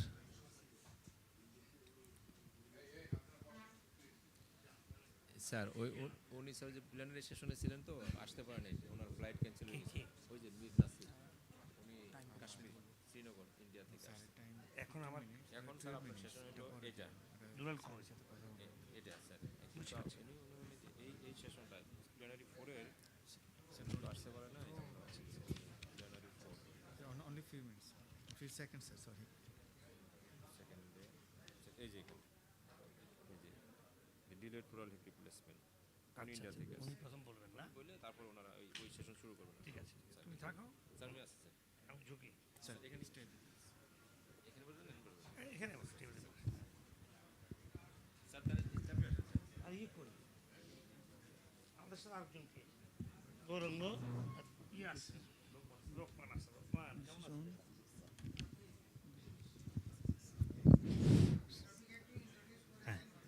Welcome you all to this session of Professor Farooq Reza Aulad Memorial Session. I hope that you all know Professor Farooq Reza Aulad. He was the first batch student of this institute, MS. He was a very splendid man, of good character, behaved, and a good surgeon. Unfortunately, we lost him in an early age, just 3 years back. He was the director of this institute, and once he was the president of the Bangladesh Orthopedic Society. May God forgive him and give highest praise in Jannah. Now, I am introducing you to Dr. Nasir Ahmed Mir. He is from India.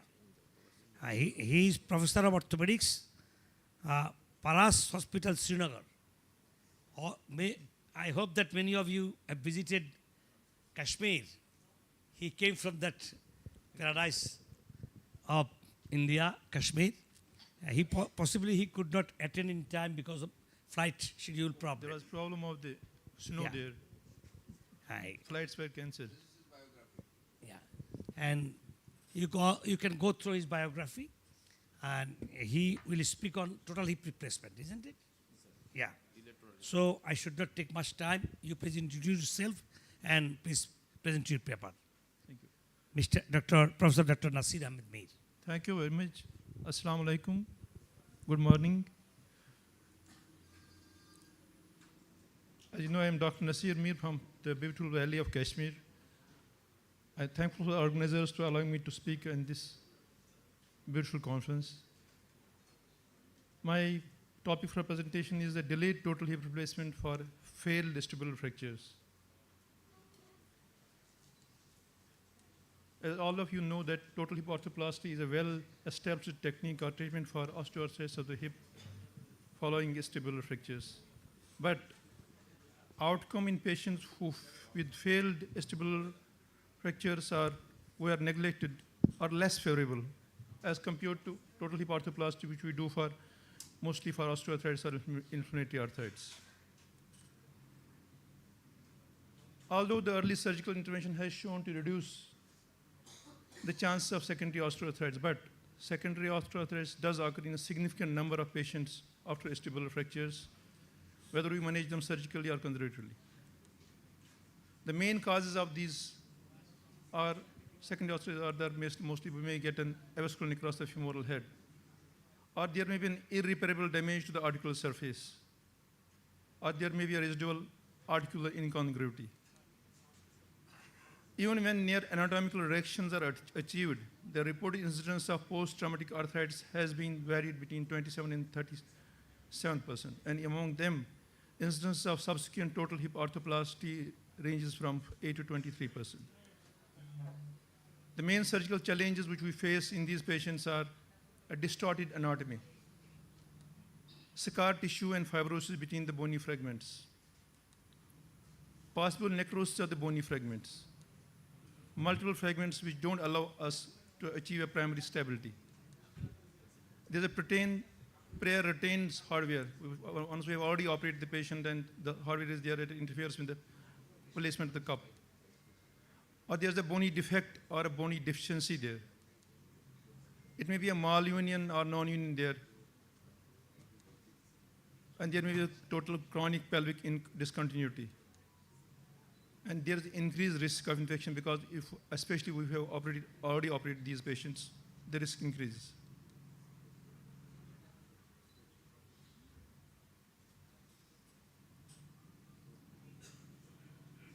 So our surgical aim is to achieve a stable fixation of the fracture. Restore overall shape of the vestibulum, not necessarily the anatomy, overall shape. And we should try to achieve an implantation of a stable component in a correct orientation. These are our surgical aims. With proper planning and reasonable using a structural cortical bone graft techniques, a neglected fracture dislocation with loss of structural support can be satisfactorily treated using primary components alone.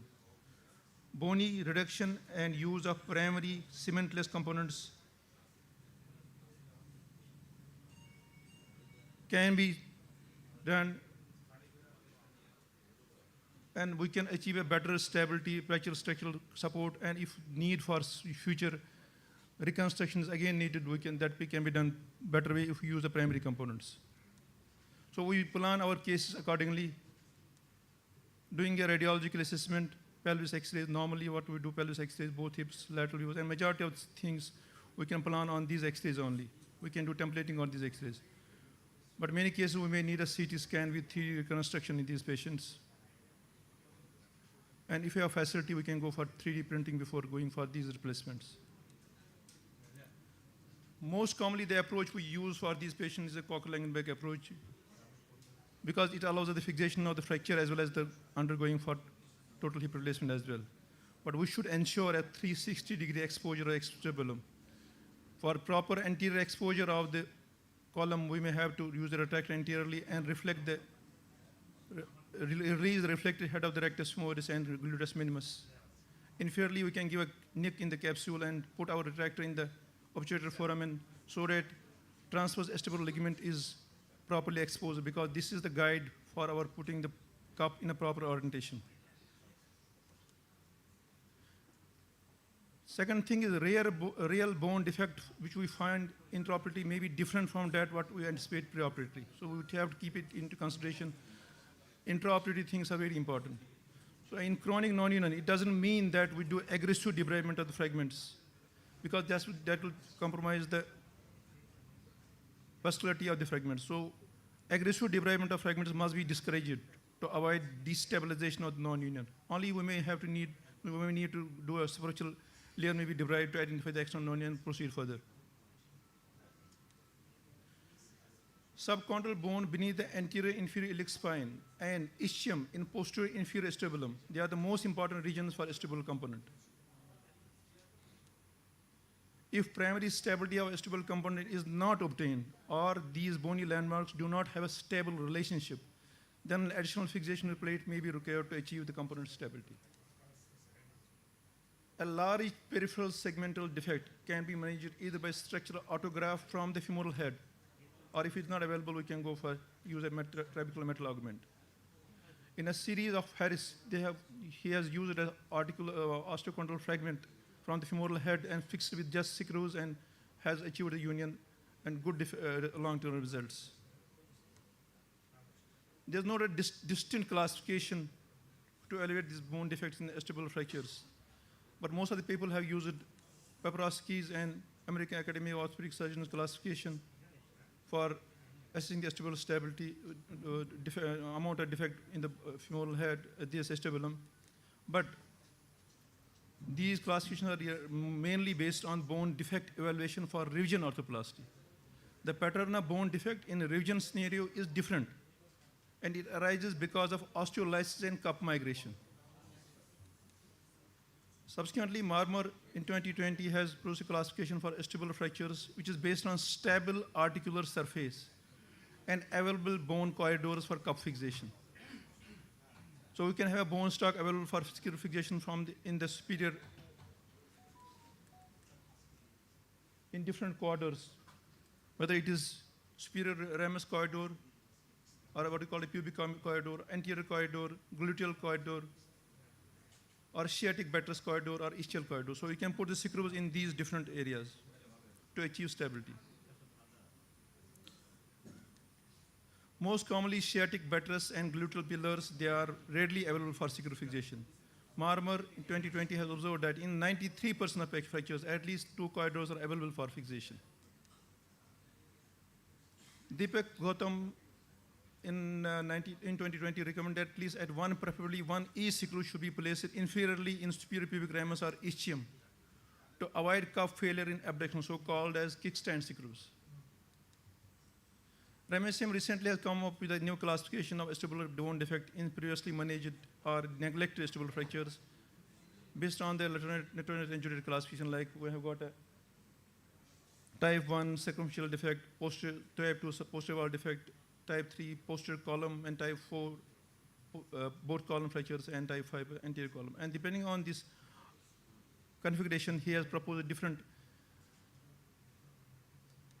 modalities of fixation of the cups, ranging from putting a large acetabular cup, or putting an autologous structural graft or plate and trabecular metal, or sometimes putting a cup cage construct with impaction bone grafting. So that depends on the type of the defect what he has found. But in nutshell, we can say like this, that in majority of cases, if it's a minimally displaced fracture, non-union, simple reaming and in situ grafting is enough. If it's a displaced non-union fracture fragments, if it's totally displaced, unstable, fracture fragments need to be mobilized and reduced and fixed. If it's a contained and cavitated defect, it can be filled by impacting the autograft tips or slices from the femoral head. And if it's a segmental defect, femoral head autograft can be used to reconstruct the defect, and reaming is done after fixing the bone graft to achieve final shape. But in complex fractures, there's a severe chronic pelvic vestibular bone defect or a pelvic discontinuity, we may have to resort to cage construct or cup cage construct. Here are some of my a series of some cases which I would like to share with you. As 55-year-old lady who had rotator accident trauma right hip in June 2016, she had central fracture dislocation of right hip with bicolumn fracture, possibly a bicolumn fracture. She had multiple rib fracture with hemothorax, and she was managed conservatively with delayed, but she developed delayed AVN with secondary osteoarthritis.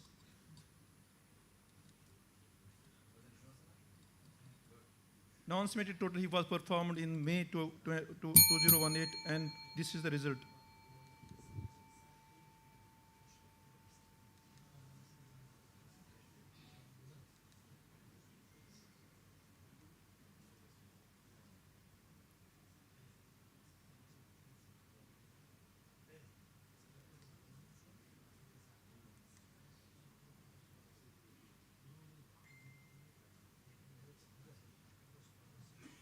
Sorry, something is with the video.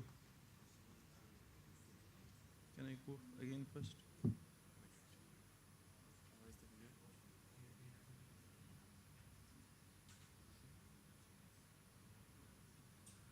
How to play these videos?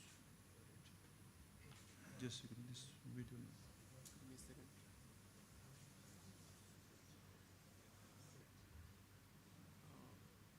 Yes. Can you run them? First one, second one, second, yes, second one, first one, this one. Not right. Any problem, please?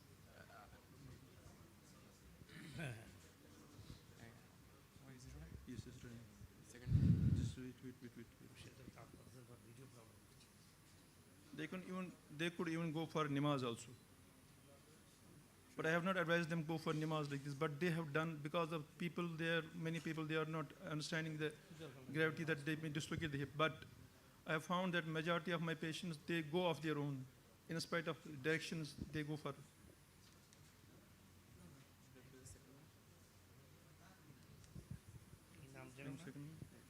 Second one. Next. Please, we are running short of time. I will request you These to. are some videos which are not running properly. So this is a. Thank you. Go ahead.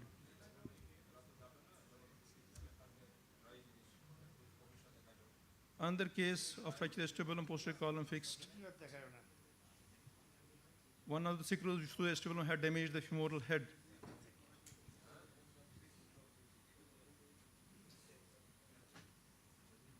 And this is the result 5.5 years after the.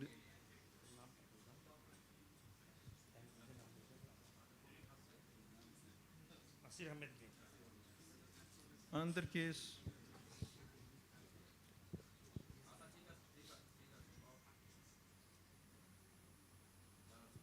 More than 6 years post-op.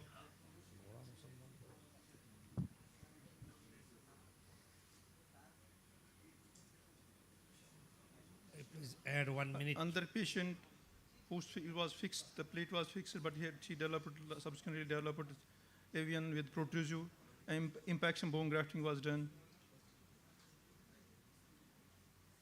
This is the result 1.5 years after the result.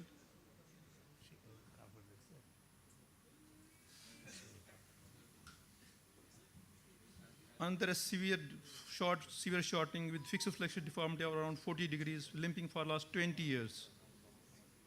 This patient has had some residual shortening of 1.5 centimeters, but he could manage the things.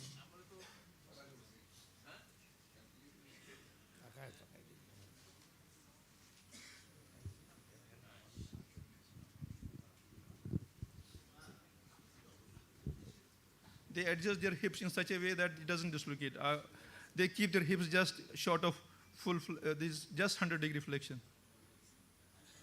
Another patient we can just see that bicolumn fracture, but there was some callus which formed, it was a mal-united fracture, and impaction bone grafting was done, and he had a nice result postoperatively and could manage things nicely. This is the last case I would like to request you, sir. Last case, a Please. 34-year-old male, fracture dislocation managed conservatively. He had a defect in the posterior superior fragment there, and it was put a structural bone graft. We are behind our schedule. Please, I would like to request you to. This is the last thing. Yeah. So this is a defect which was stabilized with an articular fragment from their femoral head and fixed with 3.5 cm, and subsequently the patient, after more than 3 years after.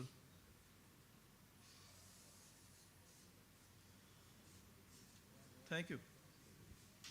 Thanks to Professor Nasir Ahmed Mead for elaborate presentation on total hip arthroplasty. Yeah.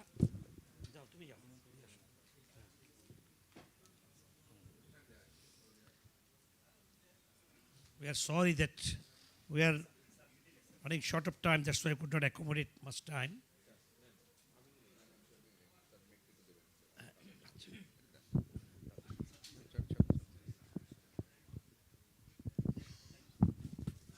So I want to request the chairman of the organizing committee.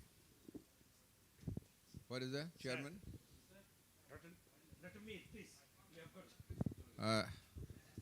We have a gift from on behalf of Bangladesh Orthopedic Society.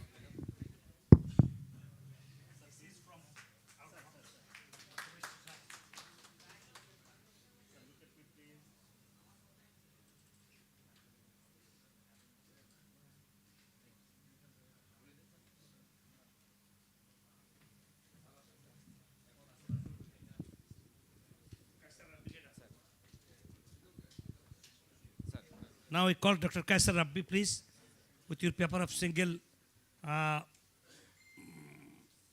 event of cerebral palsy release.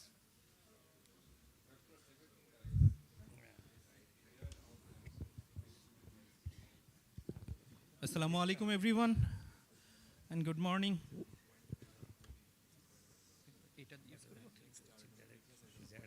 Oh, so pointed different. Okay, let's use this one also. So assalamu alaikum everyone. Today I'm here to show you my 2 years patient expectation and how they behaved to us after operation of single event multi-level surgery or release. This was done in between time 2020, that means December 2020 to January 2022. What we expected that every one of the parents should be happy, but what we have got is 58 of the parents are not satisfied with our treatment. In our treatment, in one aspect, it's not my treatment only. It includes both in-house and out-house patients also, because where I work, there comes a lot of patient for follow-up also. So after talking with the parents, what I have got is there is a very significantly lack one component, and that single most component is lack of proper counseling before operation, and let the parents know how they are expecting their child's outcome and how we are planning their child's outcome will be. To go in depth, what I have seen, why they went through that surgery which doesn't get you assurance that 100% cure is possible, but yet they went through that surgery, and then I planned a small study to find out why they went through that surgery. what caught my eyes is lot of type 4 and type 5 GMFCS scoring in type 4 and 5 patients went through surgical procedure. And another thing that caught my eyes also is they have gone through surgical procedure too early in the age. Like below 7 years, we don't actually advise or advocate for surgery. But they went through that complex procedure too early in their life, and the parents are expecting that after surgery, this child should walk. See, you can't, like, obviously the parents can think about that after surgery, this child will walk. But it's your work or your job to make them understand that CP is a lifelong procedure, and it's a disease for lifelong, and whenever you are planning something, some management, some surgery, that doesn't ensure that this child will walk after surgery. Each and every planning should be specific for those child and those parents, and what you are expecting or what you are trying to achieve through surgery, you should at least counsel that part with the parents before starting treatment or before starting treating those child. So I planned a small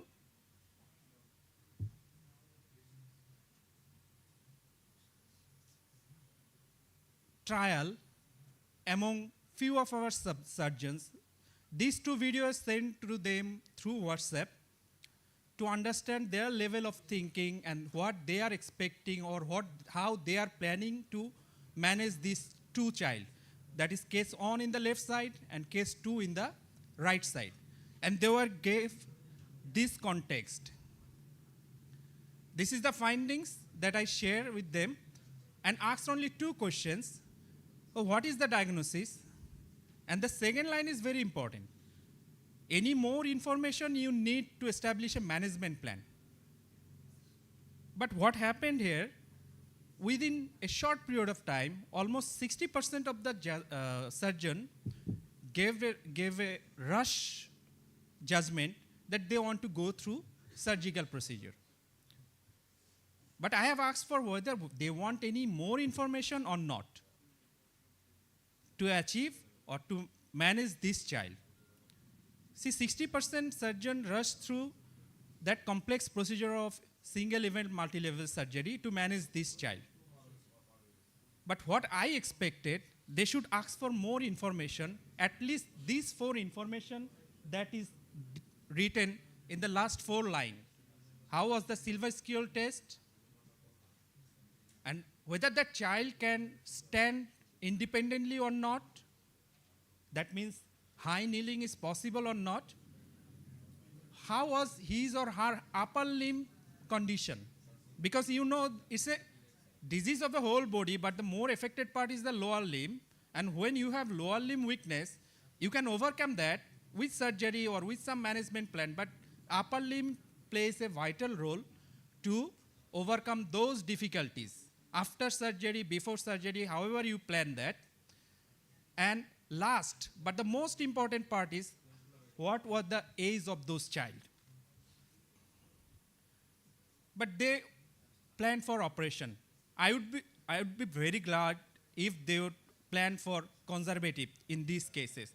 So in my study, what I have found, most of our surgeons don't understand the gait properly, but they are planning for surgery. But gait in CP patient is very important because examination of the CP patient or CP child starts with gait.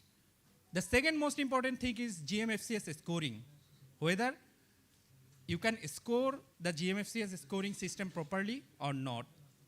And then whether you have assessed the truncal control first, because assessing the truncal control will tell you whether that child will walk after surgery or not, independently or with some assist.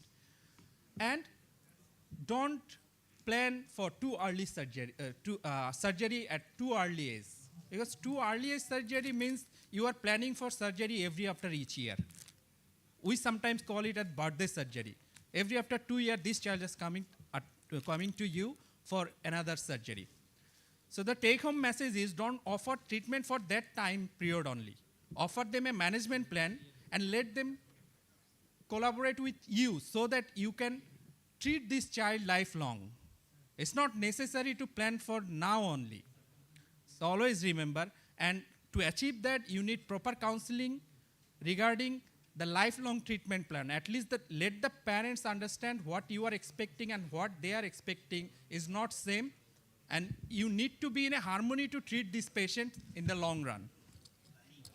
That number 3, but most important and crucial, is assess truncal contour first and what type of spasticity these childs are presenting. And obviously, the age of the child is very, very important. Don't plan for surgery too early in the age. That will cause devastating outcome, that will break the heart of the parents, and you won't get the expected result in this manner. And always remember, CP surgery is very easy. I know many of you are master of that surgery, but it's the difficult part is the assessing and planning how you will manage that child.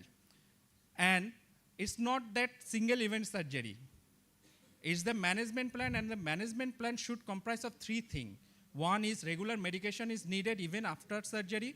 Number 2 is compliance to physiotherapy and AFO and all other things that whenever needed, they will at least follow that protocol. Thank you very much. Thanks to Professor Rabbi for his presentation on cerebral palsy. I hope you all enjoy the paper. Now I would request Dr. Gauraj Sangan Dhima from India. Is he here? Gauraj is here? Oh, sorry. Oh, sorry. Sorry.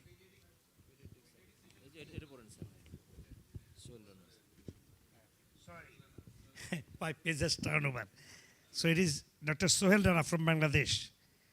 His paper is Evaluation of Correction of Genu Verum and Valgum by temporary hemiphysiosis. Assalamu alaikum and good morning, everyone. I'm Dr. Mohammad Sohel Rana, Medical Officer, Dhaka Medical College Hospital. And my presentation title was Evaluation of Correction of Genu Verum and Genu Valgum Deformity by Temporary Hemiepiphysiosis by 8 plate in children. This is my mentor and guide. Angular deformities of the knee is a common problem encountered in pediatric orthopedics, and most of these deformities are physiological and as well as few pathological. And physiological deformities usually start from birth, and which is resolved continuously within 4 to 6 years. And pathological deformities, in case of varus deformities, excess tan degrees can cause gait abnormalities, anterior knee pain, and patellofemoral instability. And this is the physiological evaluation of leg alignment in various ages. We can see here all newborn, but with few moderate degree of varus deformity. And 1.5 years to 2 years, it becomes straight. Then again turn to mild valgus, which again became to normal 4 to 6 years. And treatment option of angular deformities like osteostomy, which is gold standard, but it is a major surgery and related with significant risks of complication like infection, non-union, malunion, compartment syndrome, as well as neurovascular injuries. There is another method which is good options, facial stapling, which applied Blount's first in 1949. It has proven success, but there is hardware problem and failure rate.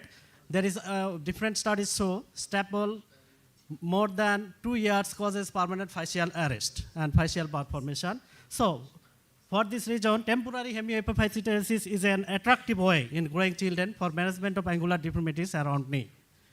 So, my objective of the study to evaluate the result of correction of genu verum and valgum deformities by temporary hemiepiphysiosis by 8 plate in children. This is my inclusion criteria. Patient is 2 years and more, and at least 2 years of remaining growth of that particular physis, and Genu-Bharam and Valgam deformities previously treated by exercise program, functional basing and physical therapy, and one plane deformity, coronal plane deformity. And exclusion criteria was facial bar, more than 30% of the involving physis, and patients suffering from severe systemic disease such as bronchial asthma and congenital heart disease. This is a prospective interventional study period January 2020 to December 2023, and Department of Orthopedic Surgery, Dhaka Medical College Hospital, and patient follow-up clinically and radiological 3-month interval for first 18 months, then 6-month interval. Total 20 patients, among them male 75% and female 25%, age between 3 to 11 years. Satisfactory outcome 19% and unsatisfactory outcome 1 patient, surgical site infection and replating done later on. And outcome evaluation done clinically by intercondylar distance, measuring the intercondylar distance and intermalleolar distance, as well as radiological by mechanical lateral distal femoral angle and mechanical proximal medial tibial angle on scanogram. This is the operative procedure in short. After draping and printing, identification of the physis by 10 cc needle or K-wire, then localization of the physin in correct position on CM on AP and lateral view. Then small incision, only 2.5 to 3 centimeter incision centered above the needle or K-wire. Then placement of the plate, 8 plate, and assess it under CM and temporary fixation with K-wire. And then final position of the plate on lateral view. Check, it must be central. This is the instrument, implant. 8 plate, it has 4 size and screw, 4.5 millimeter screw.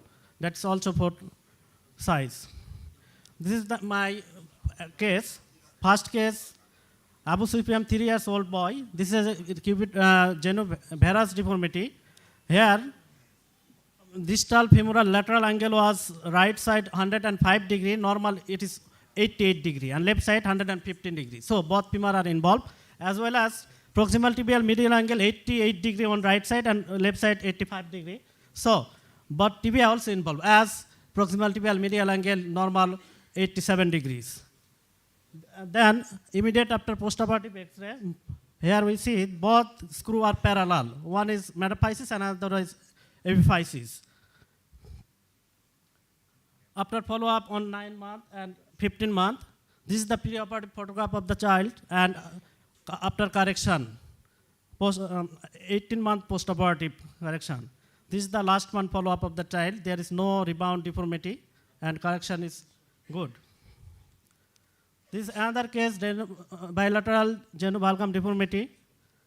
In this case, mechanical distal femoral angle 69 degrees right side and 74 degrees on left side. So both femoral physis are involved, but mechanical proximal tibial medial angle was 90 degree on both sides, which is near normal, 87 degrees. So we done 8 plating on both femur on medial side, and this is the follow-up X-ray after 12 months. This is the post-correction photograph of the baby.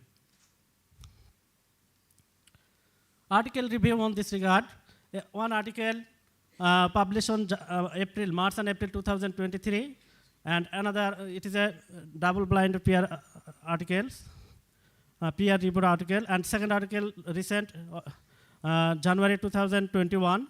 In both articles concluded as temporary hemiepiphysis is a minimal invasive approach, easy application and extraction, continued growth after plate removal, early postoperative mobilization, and no rebound deformity.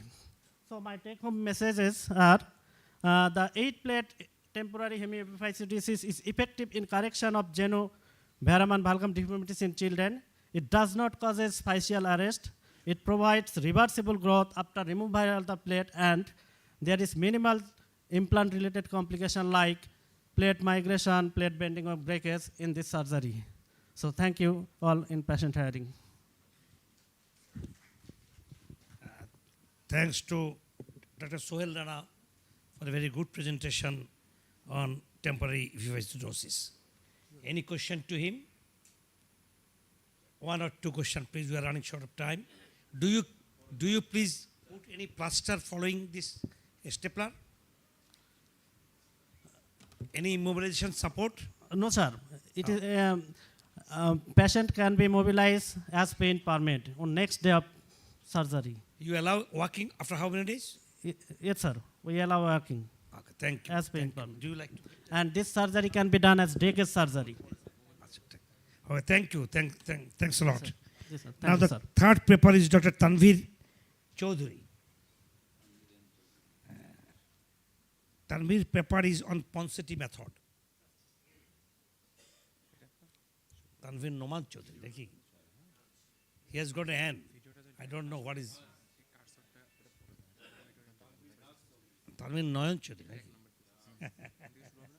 Whatever it may be, he has put a N only.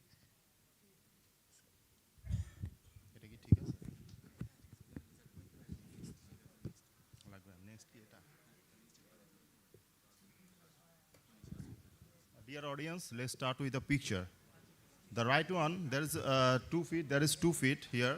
The right one shows this is a straight and beautiful leg with excellent shape. And the left one, this is a deformed foot with curved lateral border. My respected teacher and learned orthopedic surgeon sitting in front of me, I am Dr. Tanvir, Assistant Registrar, Red Unit 1. Assalamu alaikum. Today I am going to present my case. My topics is result of Ponseti method for the treatment of congenital idiopathic clubfoot under 3 months of age, a study of 74 clubfeet. So let's start with another picture. This is a 35 days old female baby brought to me by her parents. His father is a rickshaw puller. Look at the deformity of both feet of this patient. And this is the second issue for his parents. So dear audience, what is the pictorial diagnosis? What is the plan of treatment? And when to start the treatment? And how to counsel the patient? As you all are learned orthopedic surgeon, you already know this is the case of congenital idiopathic clubfoot that involves the both feet. So what is clubfoot? You all know that clubfoot is a congenital malformation which is characterized by 4 types of deformities: cavus, adductus, varus, and equinus. It involves 1 to 2 per 1,000 live birth, male-female ratio 2:1, 10% if the patient or sibling is affected, 33% for the monozygotic twins. There are several types of clubfoot, like idiopathic, syndromic, atypical, complex, and idiopathic with patient walking. So this is Mr. Ponseti. He is a Spanish-born American orthopedic surgeon who invented the Ponseti technique in 1950. In my study, I start with manual stretching for 2 to 3 weeks, then going for serial casting with manipulation, and then Achilles tenotomy followed by foot abduction brace up to 4 years of age of the patient. My purpose of the study is to assess the result of idiopathic clubfoot by Ponseti method and its complication in children below 3 months of age, to set a standard treatment protocol and reduce the parents' burden of treatment in a low socioeconomic country like us. Total 44 patients was taken, and it is conducted from July 2022 to July 2023 in Nitor and other private hospital. Mean follow-up period was 1 year. My management tools, at first I do the screening of the patient, then taking the history, and also do the examination. Examination of the spine, you may see the spinal bifida. There would be examination of the multiple joint. We may find the AMC patient and also DDH patient with clubfoot when we examine the hip. This is Mr. Shafiq Pirani, who is the inventor of Pirani scoring system that is very much important to treat the Ponseti, to treat the clubfoot patient, to assess the severity of the Ponseti. So this is an important data sheet. This is the record form that we use to assess the severity by Pirani scoring. In each visit, the patient come for the Ponseti plaster. A mentor is someone who allows you to see the hope inside yourself. Beside me, he is Dr. Rafiq Nawaz Khan, who is the orthopedic consultant and supervisor of the Clubfoot Clinic in Nitor. He taught me a lot, gave me a hope to start treatment of the clubfoot patient, and he's a very energetic, works from morning 9 a.m. to 9 p.m. and treat a lot of patients, lots of patients in Clubfoot Clinic in Nitor. I'm very much grateful to him. So let's see some case. This is my first case, 35 days old female baby with PNE score 5.5. I do his stenotomy after 11 plaster, and total 12 plaster is needed for her. Look at the picture. The last picture is the plaster after the stenotomy, and this is foot abduction brace, and then this is the final follow-up when you see the subtalar abduction is near about 60 degree and dorsiflexion is near about 15 to 20 degree. This is her first picture, and here you see he's standing with her straight legs, and her father and mother was very, very much happy. This is the second case, 20 days old baby boy with PNE score 5.5. He need 9 plaster, total 9 plaster. This is our last follow-up. You see the subtalar abduction is about 60 degree and dorsiflexion is 15 degree. And he is sleeping during his first visit in her mother laps, and now he is smart young kid standing with straight legs. This is another case, unilateral clubfoot of a female baby, and here his final follow-up, subtalar abduction 60 plus, dorsiflexion is about 15 to 20 degree. And this is her first picture, and this is straight leg, he's sitting on her mother lap. Another case of bilateral clubfoot. Here the final follow-up, subtalar abduction 60 degree plus and dorsiflexion about 30 degree. First picture, and he's standing now with straight legs. So in my study, mean age when starting the treatment was 6.8 weeks. Mean total PNE score was 5.5 at presentation, and which was 0.5 in the final presentation. Total cast, mean cast record was 6. It is a prospective intervention study that was done among 44 patients. 18 were male and 26 were female. Total follow-up period 1 year, and total 72 feet. 97% needed tenotomy for tendo Achilles. So during these studies, I have to face some challenges. The first one was there was plaster source. So this patient, the patient's parents are very much annoyed with this type of wound after removing the plaster cast. So this is the, you're seeing the video. This is a pressure source which was occur when manipulation of the plaster, too much pressure over there, and this plaster was 3 weeks, total 3 weeks after tenotomy. That's why this type of sore was happened. And I give treatment with oral antibiotics and local antibiotic ointment. It is healed within 7 to 10 days. This is the another devastating complication of Ponseti plaster, loosening of the plaster. For this reason, the plaster number was more. So there are some barriers in low in our country, like low socioeconomic condition. There is lack of awareness. Lots of. Tanvir, please conclude your lecture. Okay, sir. Thank you. Thank you very much for hearing my lectures. Sir, last quarter, I want to say this. Dr. Ponseti says, your child is perfect. We only have to straighten his little feet. Thank you. Our next presenter, Dr. S.M. Rakibul Hassan, Bangladesh. Correction of cubitus varus deformity in children by neutral wedge osteotomy.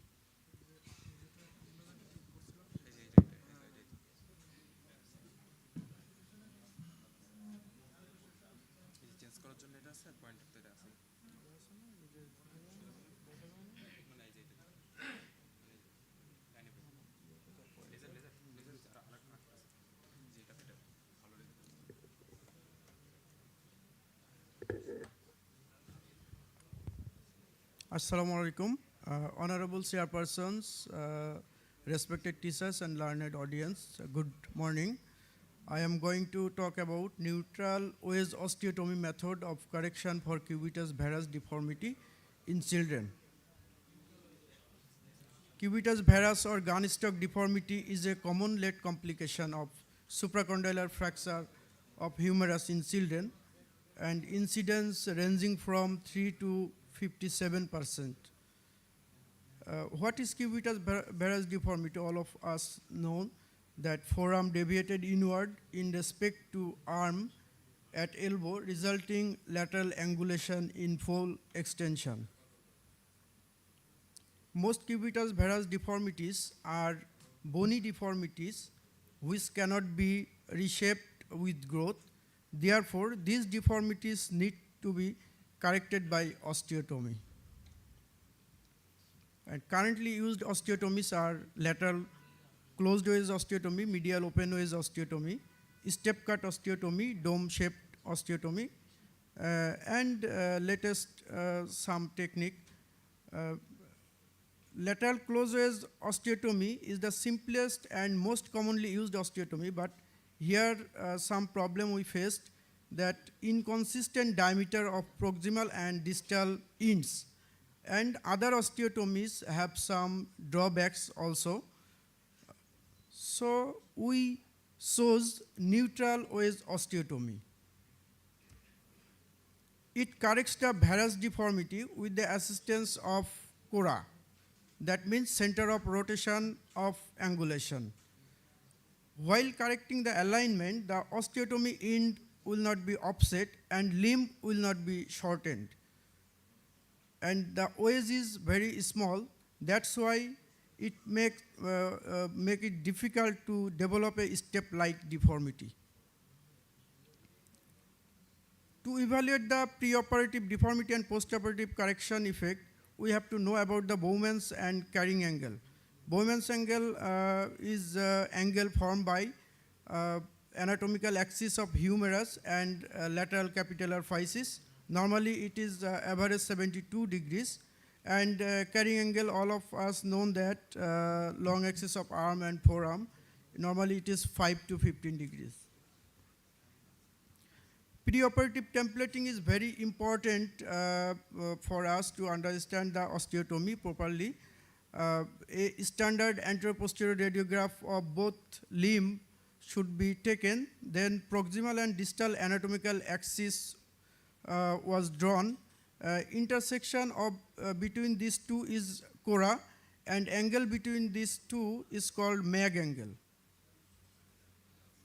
Then proximal and distal osteotomy line was drawn, and the area between these two lines is the osteotomy area, and it should be excised. Now come to the operative procedure at a glance. Patient should be in supine position and under anesthesia. Sterile tourniquet was used. Then lateral longitudinal incision was given, and in deep dissection intermuscular plane between the triceps and brachialis. Then 2K wire was inserted to mark the OS, and then proximal and distal osteotomy was performed, and the OS of bone is removed. And distal end of the humerus was turned outward, and 3K wire was inserted from distal to proximal.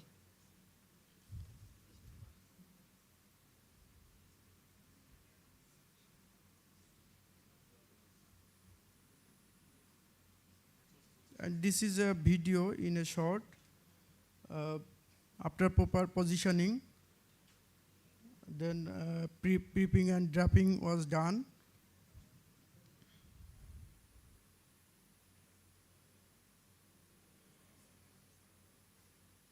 Then we made lateral incision for intermuscular septum. And we have gone through the interval between triceps and brachialis muscle. Then lateral capitellar physis was detected by CM, and the wedge is measured.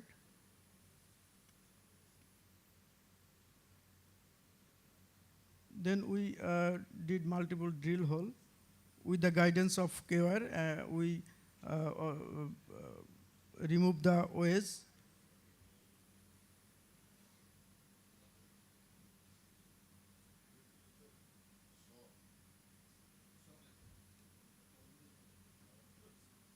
Sir, we didn't have power saw.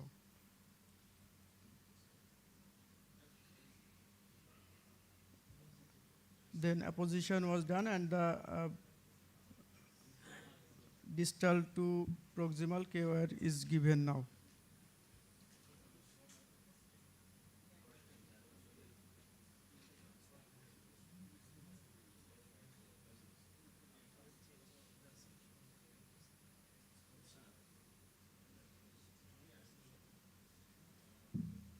And this is our post-operative X-ray.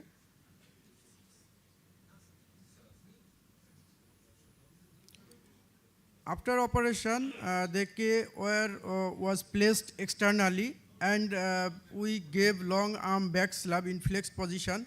Both plaster and KOR was removed after 1 month and functional exercise of the elbow then initiated.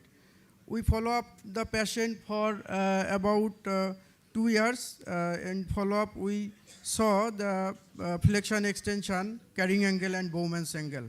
Why this method is chosen? Compared with other osteotomy, this method centers on Cora point and rotates the distal humerus, which is more in line with osteotomy principle. The humeral alignment is restored and OS removed is small, which make it difficult to develop a step-like deformity. And the osteotomy end will not be displaced and affected limb will not be shortened. This is a case, you can see how much deformity present, and the Bowman's angle was 102 degrees, and after correction, you see the Bowman's angle is almost normal, 72 degree. And he is functionally okay. And another case, this is also a cubitus varus deformity on right side. And here the Bowman's angle is 106 degree. And after correction, the Bowman's angle is normal. And his function is near normal now.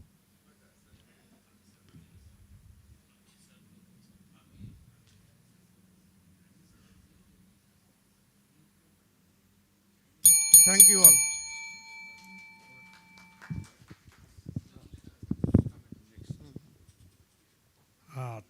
Thanks to Rakibul Hassan for his good presentation. Any single question or 2 questions to him. How do you differ lateral close ways from this neutral ways? Both are you done laterally. Lateral closes osteotomy will be osteotomize the whole segment, but we osteotomies to the center of rotation of angulation. That means it is not full osteotomy. It is almost half in diameter. I see. And So- there will be no bump on the lateral side. Yeah, and You the take limb from the will be lateral side, neutral. not from the posterior side. Sir? Not from the posterior side. Bone ways is taken from the lateral side. Only from lateral side. I see. So it is Up it to is- Cora. Up to Cora. Thank you. Many of you will follow it, I hope. Thank Rakib. Thank you, Now, sir. next paper is Dr. Mahbub Hassan. Metiju technique for radial neck fracture. A new word for us. Let's see what he presents.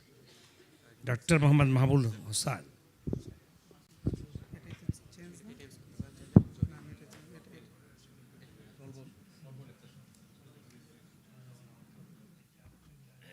Respected chairperson and learned audience from home and abroad, very good morning. I am Dr. Mahbub, working as a registrar of NITOL. My topics, Metageo technique in radial neck fracture. It is not a very common, accounts only 5% of elbow fracture.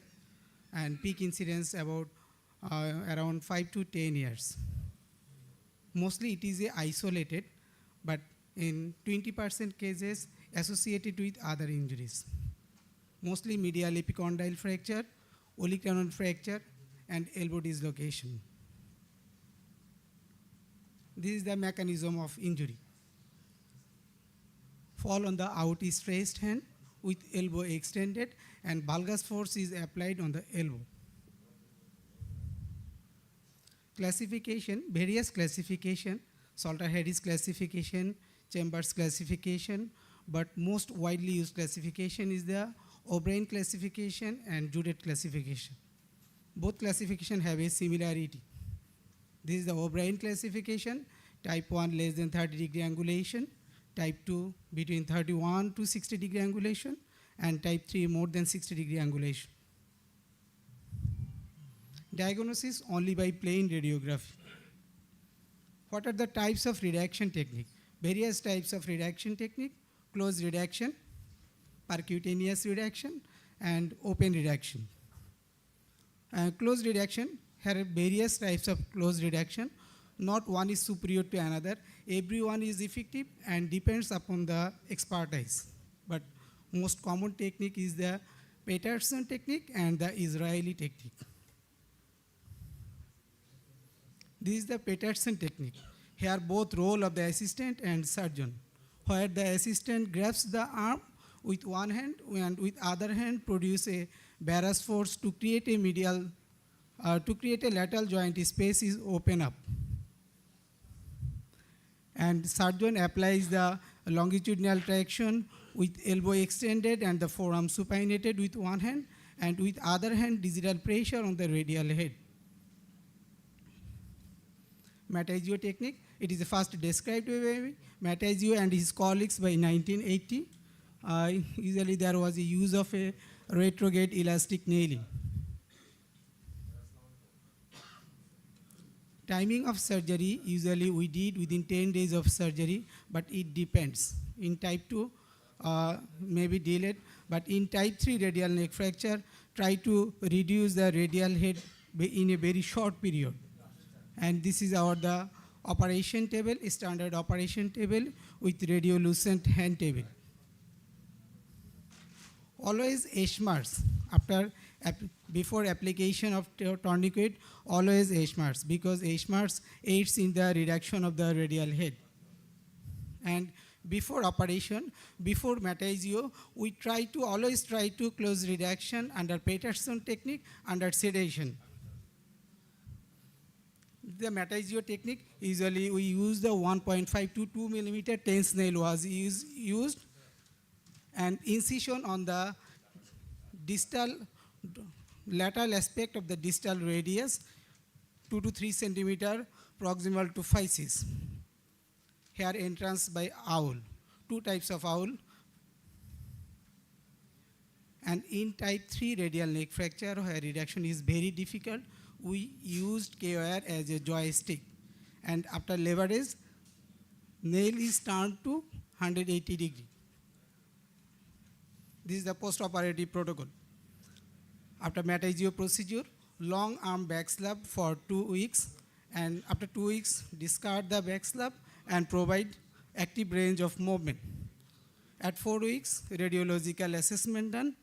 At 8 weeks, clinical radiological assessment done. And at 12 weeks, mostly we remove the TENS after 3 months. But when there was a delayed union, we try to remove the TENS after a short period of 3 months. Evaluation tool, mostly evaluation by the elbow performance score. This is the Mayo. But here is the limitations of the Mayo. Here, arc of motion of the forearm was not included. So we try to evaluate the radial neck fracture by Matazio technique by the price criteria. 20 cases was operated for last 2 years, and this is the isolated radial neck fracture, O'Brien type 2 and type 3. Outcome assessed radiologically, Mayo elbow performance score and the price criteria. All patients had excellent outcome. One patient developed delayed union. This is the delayed union. After 3 months, there is a gap between the radial head and the metaphysis. And 2 patients develop malunion, but over time, they were remodeled. This is the master jihad, 10 years old. This is the isolated radial neck fracture, O'Brien type 3. After metasio, this is the post-operative movement. This is the movement of the elbow. Seems to be okay. And this is the arc of the motion of the forearm. This also seems to be okay. Here the video of the jihad, the range of movement. This is the extension.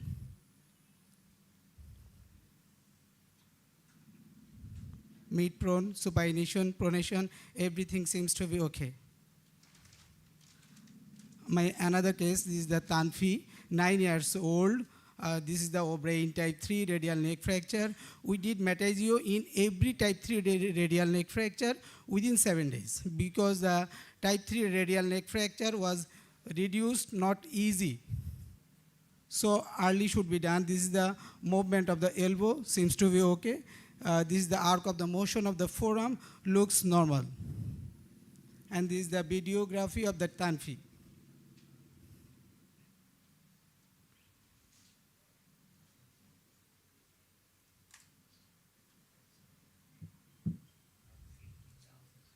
So we have a management protocol. This is practiced in our unit. If it is a non-displaced, only immobilization. And if this is a type 1 or brain type 1, maybe closed reduction or immobilization. It depends upon the age. Before 10 years, only immobilization is sufficient because there was a great remodeling potential. And in type 3 and 2 and 3 radial leg fracture, percutaneous reduction and intermedullary fixation. Open reduction is rarely indicated. When there was a associated with the radial head fracture, type 2 and 3, 3 and 4, Salter-Harris type, and failure of closed reduction, open reduction is indicated.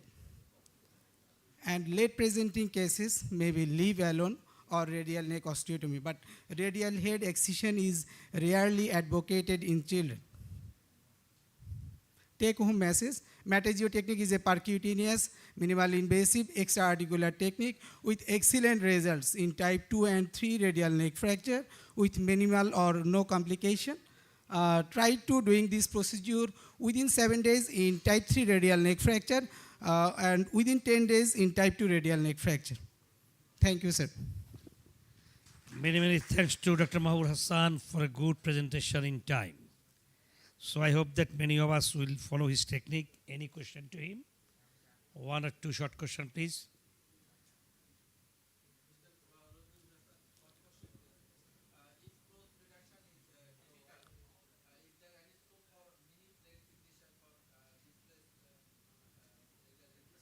Yes, sir. If there is a difficulties of a closed reduction in every technique after leverage by the QR, open reduction may be indicated, but it is rarely needed if we did it within a 7 days of radial neck fracture.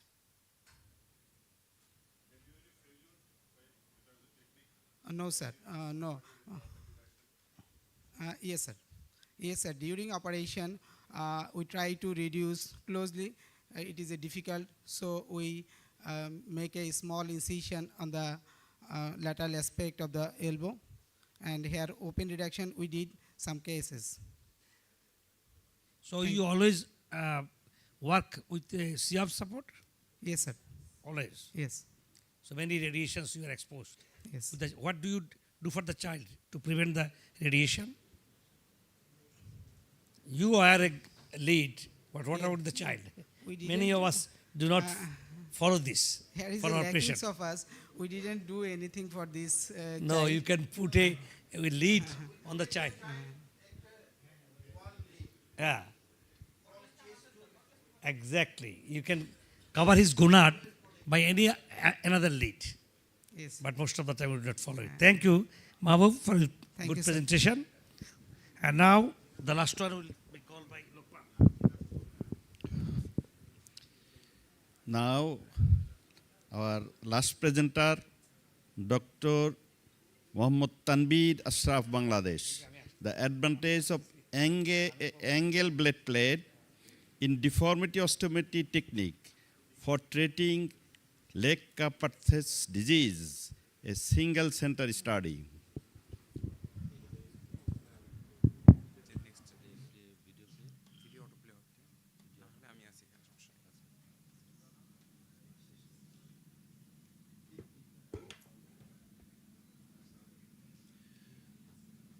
Honorable Chairperson, respected teachers and my dear colleagues, Assalamu alaikum and very good morning to all of you. I am Dr. Mohammad Tanvir Ashraf, working as a consultant at NITOR under Professor Kamrujaman sir. He is my mentor. And thank you, sir, for giving me space and encouraging me to be here. Today my topic is angle blade plate advantages in femoral osteotomy for leg Carpathes disease.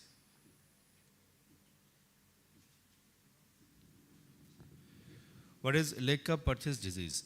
Leg Carpathes disease is a rare condition that affects the hip joint in children, characterized by a temporary interruption of blood flow to the femoral head, which can result in bone degeneration and collapse. This condition primarily affects children aged 4 to 10 with a higher prevalence in boys compared to girls, with a male to female ratio ranging from 4:1 to 5:1. Around 10% to 20% of cases show bilateral involvement.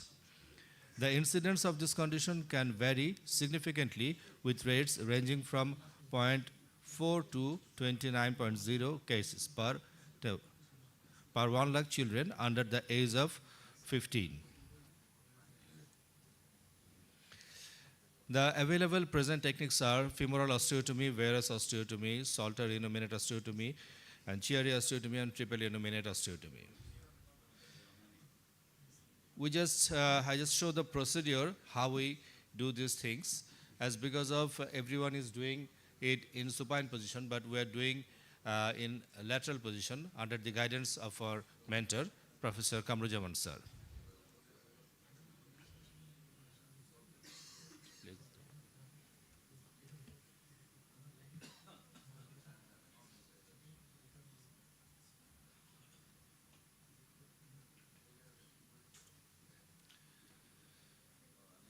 The patient will be in lateral position, and we have to do the dissection meticulously.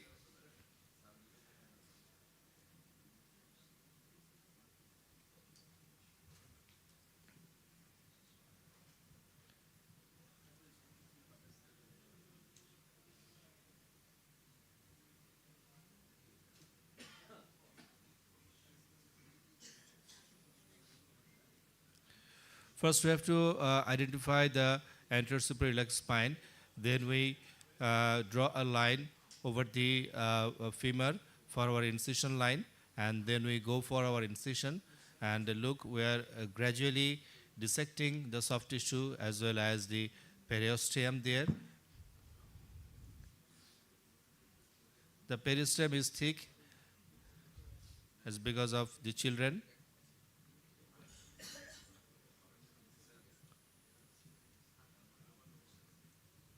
We have to do it slowly and meticulously. We should not be hurry in this case.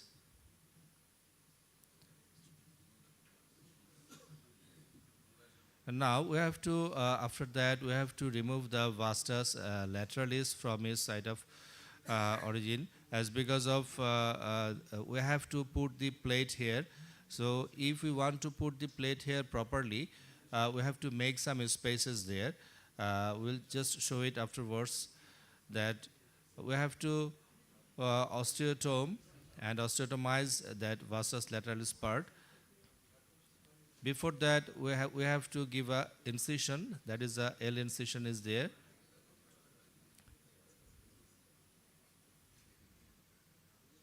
Look, we are going to give an incision there.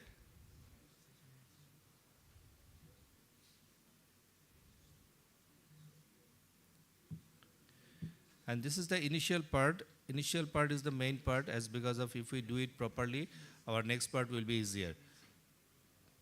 Otherwise, we cannot put the plate properly.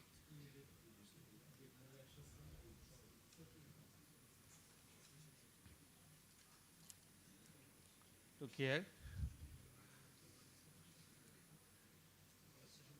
Now we are trying to remove the attachment by periosteum, and we will use the osteotome and hammer later on.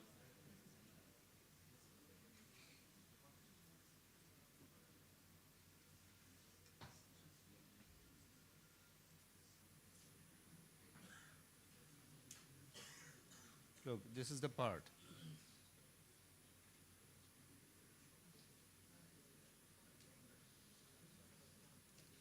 We are using the osteotome and hammer to remove it properly. Now we are using the K-wires or guide wires. We insert the K-wire and guide wires along the neck directions at 110 degree. Now we are using a slotted chisel, and it will go through that, following that K-wires. We are hammering that chisel, as because of it is slotted, so it will follow that K-wire according to that direction. Look, this is the chisel and this is the K-wire, and this is the angle blade plate of 90 degree, and this is the fixator. Look how we can fix it here. It is also slotted. Now we are placing the plate here. Look what we are doing here. Here is a curvature here, and we are marking the curvature with the bones. Where is the curvature one? As because of we will go through osteotomy in that point. We mark the bones in that point, and now we will use a saw to cut the bone. And this is the osteotomy, transverse osteotomy. Look, the transverse osteotomy. Now we will mark it along the axis, marked by diathermy. And this is the plate. Look, we are inserting the plate. This is the plate. This is the plate, and this is the osteotomy site. Now we will fix it with the screw. The distal part, it will move medially, and the proximal part, look, this and this one. And this is the epiphysis. We will destroy the epiphysis to arrest the growth. And we have to repair the osteotomized part here.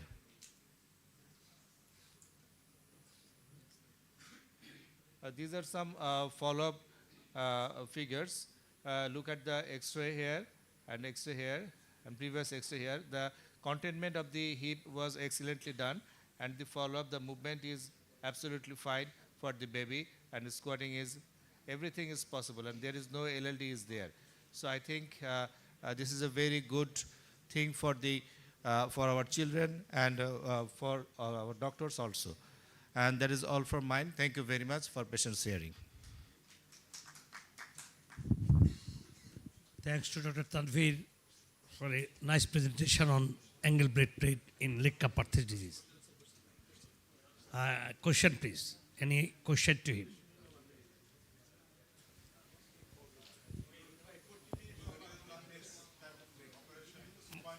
Mine, you can use this microphone. BDRO, always you do the cases in the supine position. You are in exceptional case in the lateral position. I think you make it easy for the lateral position. But I think in lateral position, is there any difficulty to show the picture or C-arm uses? Because if I cannot enter the guide wire and I cannot enter my angle blade plate in position, it may go upwards and downwards and anything. So is it helpful in this position to enter this guide wire or angle blade plate? Thank you very much, sir. And that is the beauty of these operations. My mentor, Professor Kamrujaman sir, told me that you have to prepare your C-arm first. You have to reposition your C-arm first. In case in the lateral position, just give the incision and everything is in front of the eye. Everything, sir. And you mentioned the C-arm is difficult, but it's not difficult, sir. So two limb separate, no? So AP lateral is both. You need one guide wire enter in AP and lateral. That's all. Yes, sir. Sir, just this one is the lateral, this one is the AP. No, sir.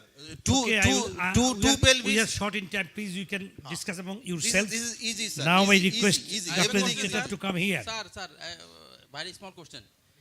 Thank you, Tanvir, for your nice presentation. I have a question that have you any long-term follow-up of these cases? Yes, sir. Thank you very much. And this is a long-term follow-up. This is at least this patient came to us after 1.5 years, and so this is the follow-up after 1.5 years. Okay, thank you, Tanvir. You remain there. No more question, please. Now I like to call Kaisar Rabbi, Sohel Rana, Dr. Tanvir, Dr. Mahmoud Hassan, Rakibul Hassan to the stage. Please come over the stage and take your memento.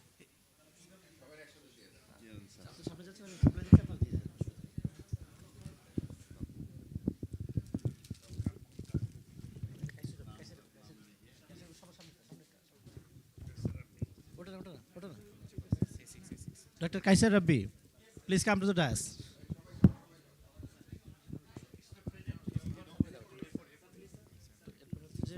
Shoulder.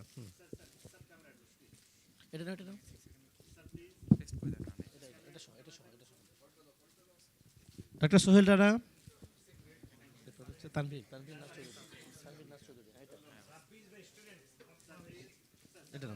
একটা তুমি হাতে রাখো আমি নাম বলে তারপর তুমি দিবা Tanvir Naz Chowdhury next Tanvir Naz Chowdhury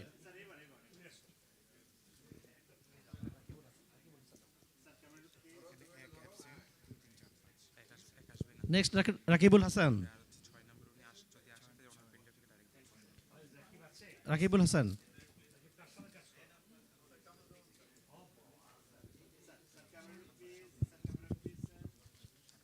Dr. Mahabubul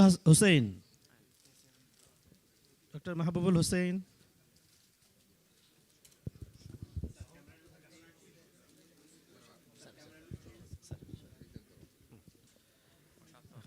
Next, Dr. Tanvir Ashraf.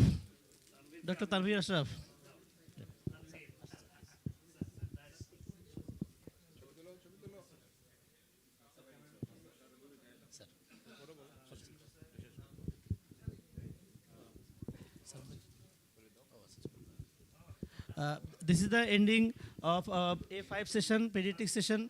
The next session will be spine session 3. The session will be chaired by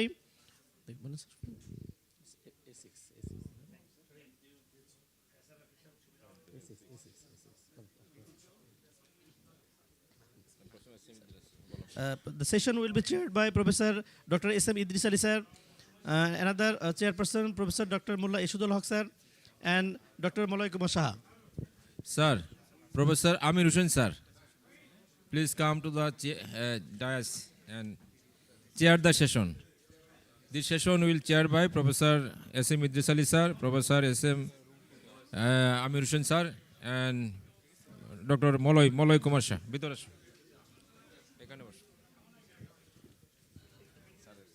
Sir.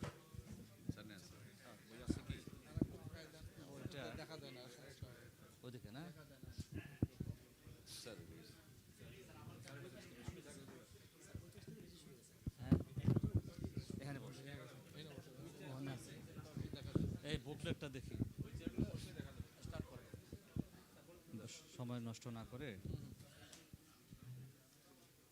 আমাদের তো welcome everybody to spine session.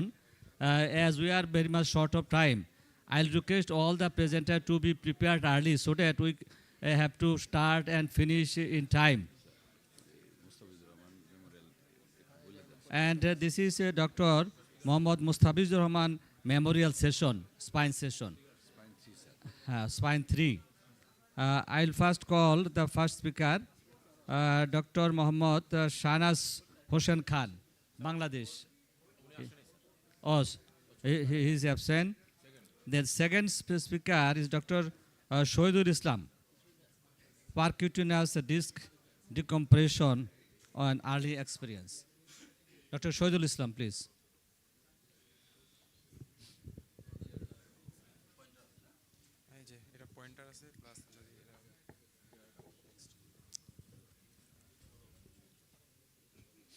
percussionist laser disc.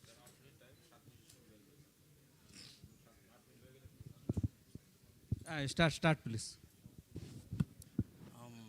Respected chairpersons, distinguished participants, Assalamu alaikum and welcome to my presentation. I am Professor Dr. Shahidul Islam. Again, welcome you to my presentation. My topic is percutaneous laser disc decompression, our early experience. This is the anatomy of the intervertebral disc. And we know the intervertebral disc comprises the three components: the inner annulus, inner nucleus pulposus, outer annulus fibrosus, and the most outer is the end plate, which anchors the disc with the vertebral body. The discs are mostly avascular, but inner part of the disc gets nutrition from by diffusion. This is annulus fibrosus. This is nucleus pulposus, and 6 to 86% of the annulus pulposus is water. The most, and it contains type 2 collagen and proteoglycans. There are 25 discs. Disc herniation. The mechanism: intervertebral disc prolapse occur when the nucleus pulposus protrudes due to weakness or rupture of the annulus fibrosus. The annulus fibrosus remains intact in disc prolapse in some cases. Causes: disc herniation usually occurs as a result of degenerative process with increasing age. Other causes including trauma, connective tissue disorder, and congenital diseases. The prevalence is 5 to 20 per 1,000 people per year. Affected people's age group is 3rd to 5th decade of life. Although disc prolapse is prevalent in elderly, it may also occur in young people. Male-female ratio is 2:1. Treatment option of disc herniation. There are conservative treatment as well as surgical treatment, and surgery is the last resort for intervertebral disc herniation. There are minimal invasive procedure like this, and laser in MIS also, open microscopic laser surgery, percutaneous endoscopic laser surgery, laser tissue modulation in spinal pain. Now come to our main topic: percutaneous laser disc decompression.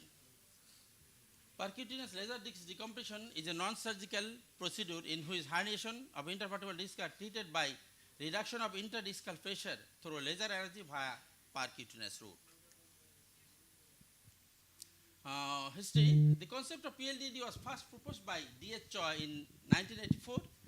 First PLDD was performed in February 1986 by neurosurgeon Professor Peter Asher and Daniel S. Choi at the Neurosurgical Department, University of Graz, Austria.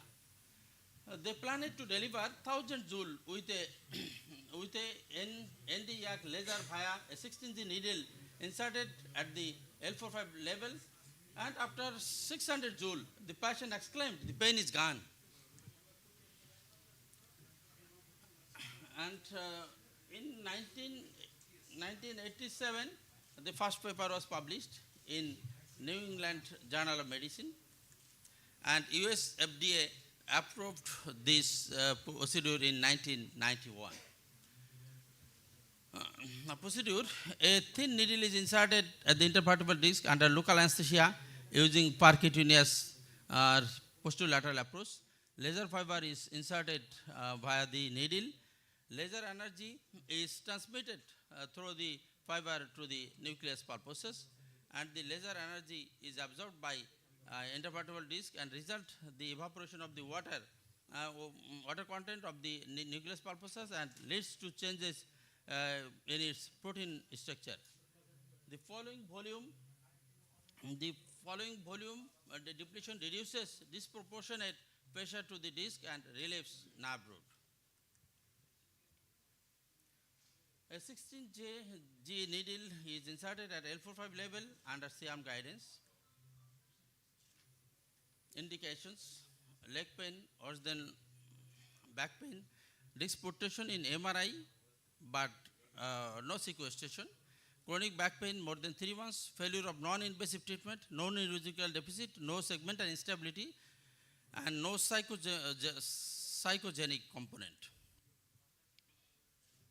Contraindication: severe spondylolisthesis, severe scoliosis, metastatic cancer, vertebral compression fracture, compression of the nerve root with the bone, the presence of disc sequestration, near disc vertebral hemangioma, multiple sclerosis, systemic infection, acute pain that has not been treated conservatively.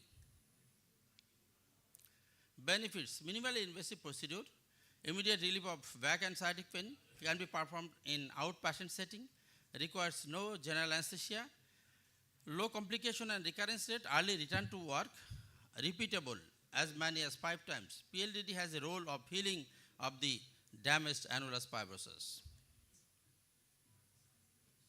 Complication: the complications are rare, but spondylodiscitis and nerve root injury, thermal injury along the neural path, thermal necrosis of the end plate may occur.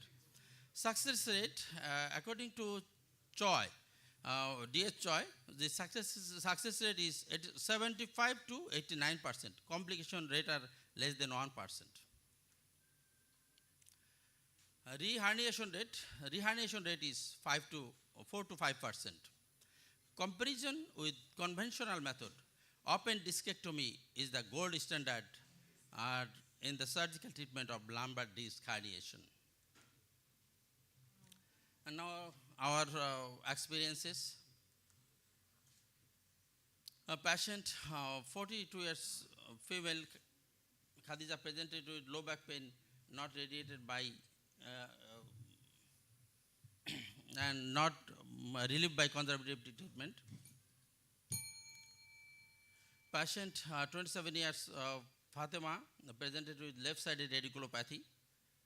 This MRI is there. We have done this operation by laser. And patient Dulal Mia, 67 years, presented with bilateral radiculopathy with low back pain. And there is a short video of our procedure. We are doing this surgery, a less invasive surgery by percutaneous laser decompression in my center in Dhanmondi.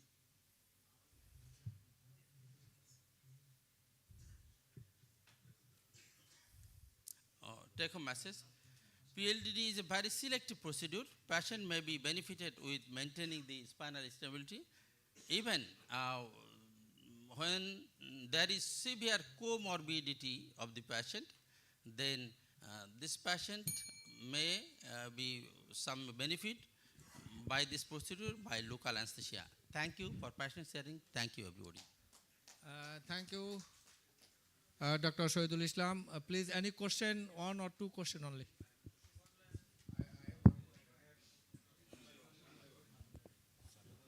Okay, Professor Shohidul Islam. Okay, thank you for your brilliant presentation. I want to know about your conservative management. Have you tried every patient conservatively, and how many days you treat conservatively before doing this procedure? Yes. We have conservative treatment by medication, by physiotherapy, even in some cases by epidural PRP. And when if we see the patient, he is visited so many doctors for a long time, 2 or 3 years, but pain is not, he is not get rid from pain. Then we decided to do this surgery and approached the patient, and the patient was agreed to do this surgery. So thank you. Very selective procedure, sir. No extrusion or sequestrated disc. I don't use this, yes. So thank you for your excellent presentation. As you have mentioned, your indication is only for disc bulging, right? So disc bulging, do you think that pain is due to mechanical compression or rather than other things? Is it the pain? Is it due to mechanical compression or any other things? I have shown the disc is central disc No. compressing the. So Any one other thing, things? one thing we must be clear that in case of bulging disc, so as per indication, your annulus is intact. That means only the disc bulging. As sir mentioned, the gold standard is you have to try it adequately for conservative treatment. Yes, of course. I have tried conservatively. Yes. Let me finish. And after that, if suppose the symptom is not relieved, then the indication is selective nerve root according to the protocol. Because it is the pain, it is not due to the mechanical compression. It is the chemical radiculitis. So in that particular case, actually, there is no role for this type of treatment. As we know. As per literature evidence. Thank you, Dr. Jonaid. Okay, next. We are short of time, so nice and big question. But chemical radiculopathy may be occur after the rupture of the annulus. That chemical is TNF alpha. No. But when the annulus is intact, is there any chance for chemical radiculopathy? Okay, Dr. Shohid. Thank you Of again course it is for your chemical nice because presentation. mechanical mediators that are released, that is caused chemical Okay, later on you talk with Dr. Shohid, please. No interrogation like this. The next presenter, I will call, that is Dr. Sarwar Jahan from Bangladesh. His paper on recurrent PLID. Operation is fusion versus non-fusion technique. Dr. Sarwar.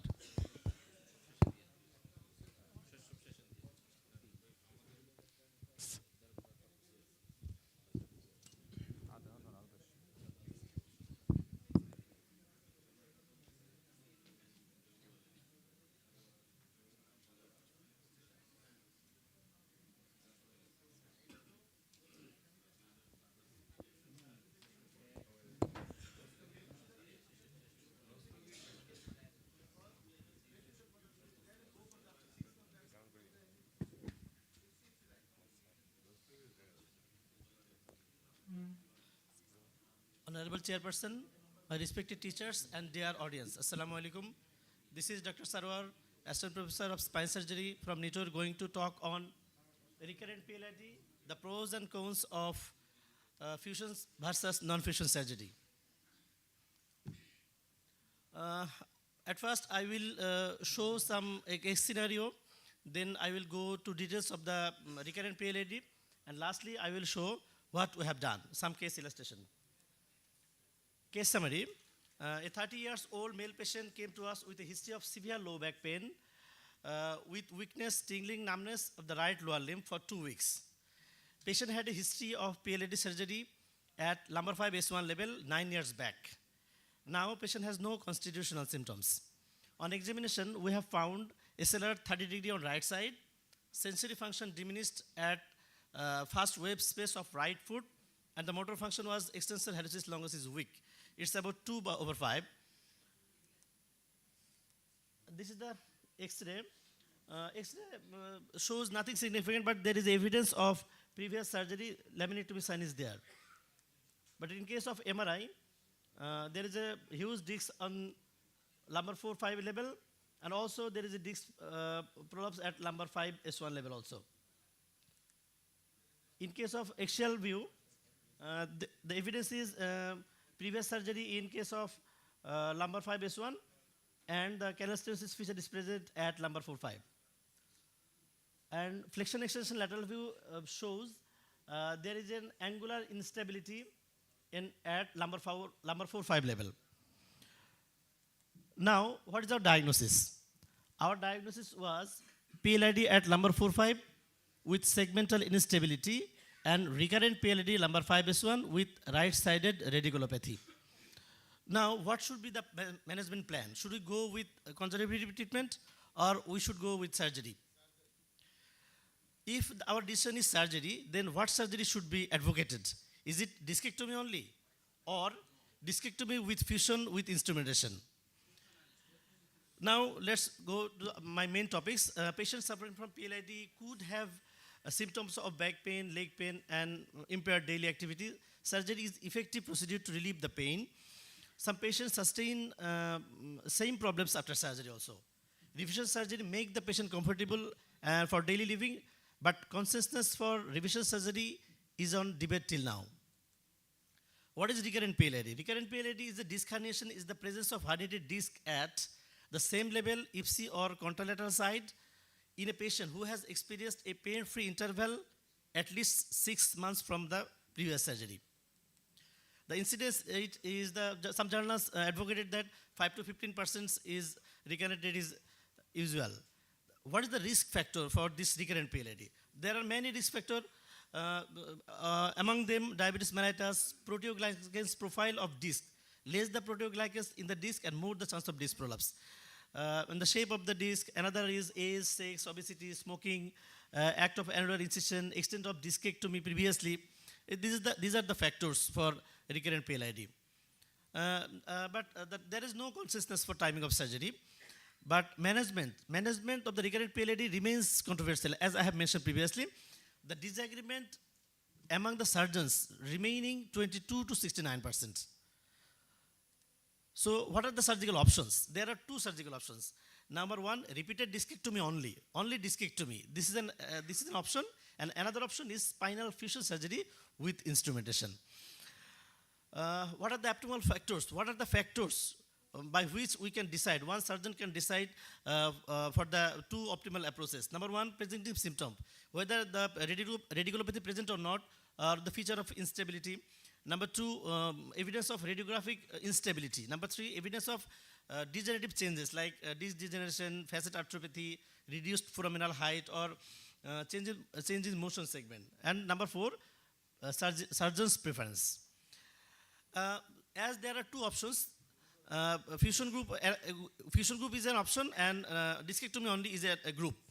Two groups has his own advantages and disadvantages. The discectomy alone group has the advantages are relatively small and effective procedure, short operation time, less hospital stay, small incision, less perioperative blood loss, cost effective. But there are some risks also, disadvantages also. Number one, relative risk of recurrence also. And number three, iatrogenic instability is a risk. But fusion group has some advantages. Number one, it provides the mechanical stability and no chance of recurrence also. And fusion group has disadvantages like large incision, large operation time, more operative blood loss, more hospital stay, higher cost, etc., etc. And we have some literature review. L. Shazley et al., they have shown no statistical difference between outcome. Few TS et al., they have shown nothing significant between these two groups. A meta-analysis showed no significant statistical difference between two groups. Another literature, they have shown the younger patient needs revision surgery with discectomy only. But in case of elderly patient, they usually needs fusion. We have found our methodology was 429 patients underwent primary PLID surgery. Among them, 6.25%.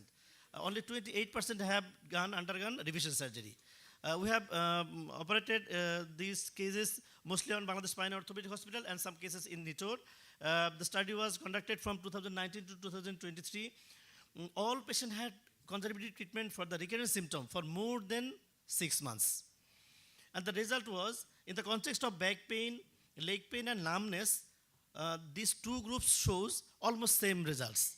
The excellent result, about 81% in case of back pain, leg pain is 92%, and leg pain in case of discectomy group. But in case of fusion group, excellent result is 83%, 93%, and 76% respectively. So, what should be the conclusion? Conclusion is that it's not a matter of debate, it's a matter of necessity. What is needed? If the recurrent PLID along with instability is there, foraminal height is less, so one surgeon should go with fusion surgery. But if there is no instability, only recurrent PLID, one can go with discectomy also. Now case illustration, the cases I have shown in my scenario. Our diagnosis was PLID at lumbar 4-5, with segmental instability and recurrent PLAD lumbar fiber base 1 level. We have done posterior decompression stabilization, pedicle screw rod by, and fusion by banana cases. And this is our preoperative MRI and postoperative X-ray. And this is the our video. Initially, the extensor helicis longus was 2/5, and after surgery, it has become 4/5. And case 2.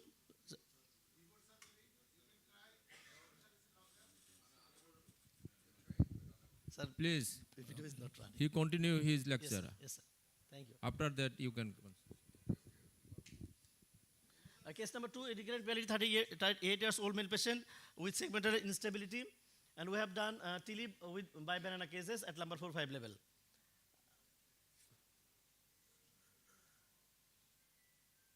And this is the preoperative and postoperative also. And now case number 3, 50 years old male patient with recurrent PLAD lumbar 5 base 1 level without instability. We have probably we can reduce the number of cases because time yes, is sir, very yes, short. Sir. Yes, yes, sir. This is the last slide.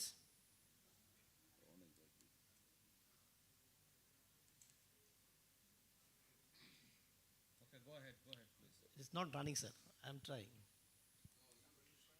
Sir, take home message: the recurrent PLAD with radicular pain, reduced foraminal height, segmental instability can be treated successfully via discectomy and instrumentation.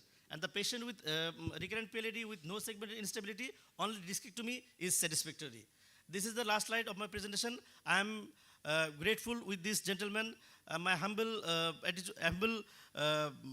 gratitude to this Professor Dr. Muhammad Shalom, sir. Thank you, everybody. Thank you, Dr. Saroj Jahan, for your nice presentation. Probably, as we are very much short of time, so if any question, please keep in your mind. After the end of all presentation, you may ask 1 or 2 questions. Our next presenter is Dr. Mahmudul Hassan. Dr. Mahmudul Hassan, please. His paper is on fusion surgery for reconstruction in resource constraint challenging and outcome is rewarding.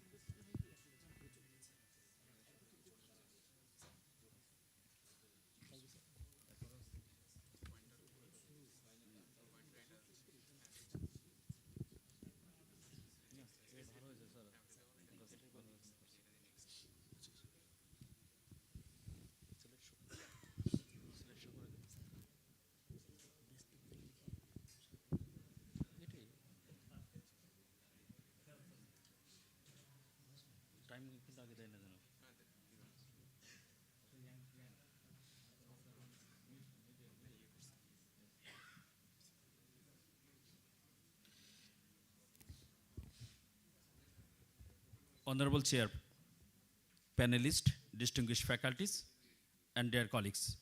This is Dr. M.D. Mahmudul Hassan, Assistant Professor Spine Surgery, is going to present today's topic, fusion surgery for spondylolisthesis in resource constraint is challenging, but outcome is rewarding. I am posted in Shatkhira Medical College, which is 327 kilometers away from Dhaka city. And when I was first posted in Shatkhira, my condition just like Columbus, who landed in ancient disorganized America. But I have a dream to convert all the disorganized situation it's organized on and to arrange all the spine surgeries in the remotest district of Bangladesh, Shatkhira, just like White House. Spondylolisthesis first reported by obstetrician, Belgian obstetrician in 1782. Spondylolisthesis is just displacement of one segment of spine on the adjacent segment. Shift nearly between L4 and 5 and L5 S1. Grading was done by Merding on the basis of the amount of degree of vertebral slippage. 0 to 25% is grade 1, 26 to 50% grade 2, 51 to 75% grade 3, 76 to 100% grade 4, and if more than 100% is known as spondyloloptosis, it is also grade 5.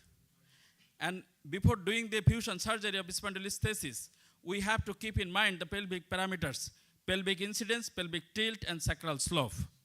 Lumbar interbody fusion is an established treatment for degenerative pathologies, trauma, infection, and neoplasia. And lumbar interbody fusion decompress the neural elements, restore the lordosis, and correct the deformity. And there are variable options for interbody fusion: P-leaf, T-leaf, MIS T-leaf, which is frequently occurs in Bangladesh at the moment, lateral interbody, lumbar interbody fusion, and anterior lumbar interbody fusion.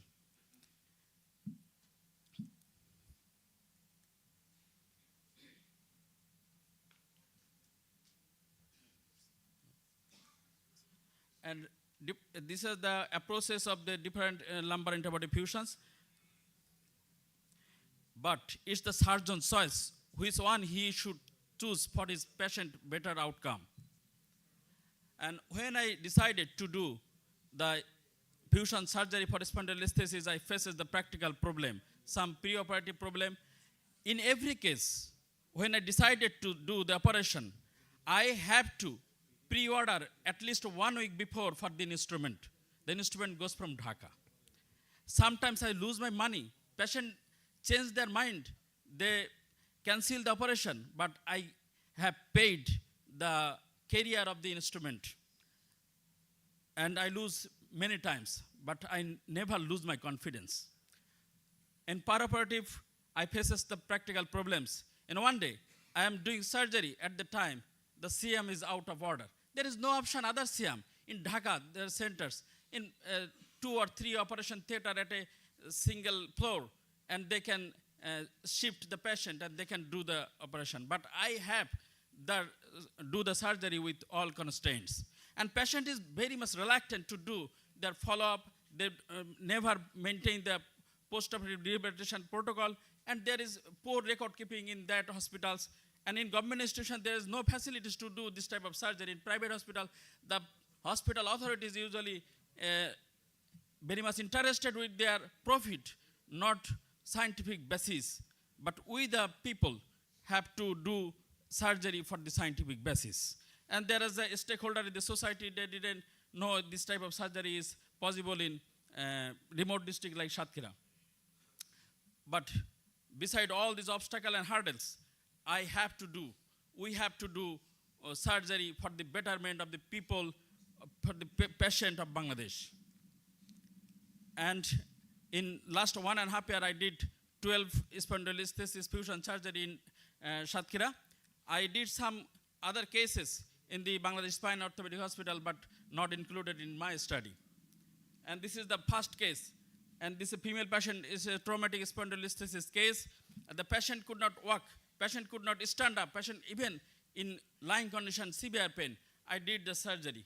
And this is the perioperative CM view, operative field, and post-operative follow-up. And this is the patient follow-up.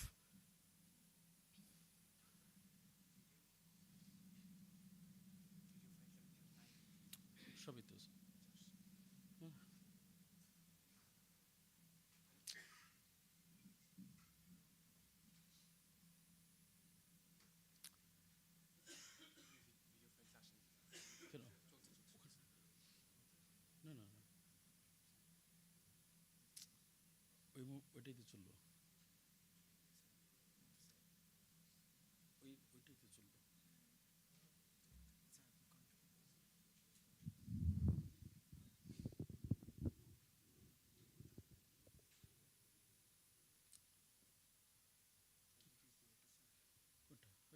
ওইটাই তো চললো কোনটাই তো চলে না না হ্যাঁ Probably you should skip the video for next slide. Next slide.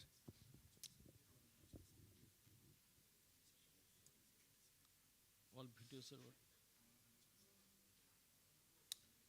আপনি দেন না আচ্ছা আপনাদের ওই ভিডিও সিরিয়ালি চালাবো হ্যাঁ and so please consider me few times for me, sir. This is the second case, and this is the perioperative CM view operative pictures, and this is the third case. degenerative spondylolisthesis, and I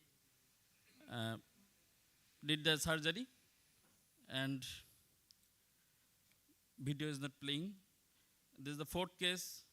This is the perioperative X-ray and MRI, and this is the perioperative CM view, and postoperative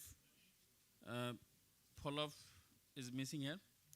And this patient has dual pathology, and burst fracture L1 as well as spondylolisthesis in L5 BOSCON, and I did surgery in the same setting.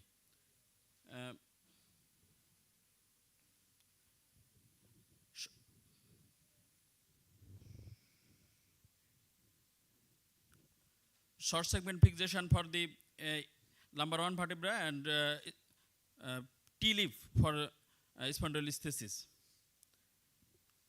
Please, video on kar please, আমি একটু দেখাতে চাই।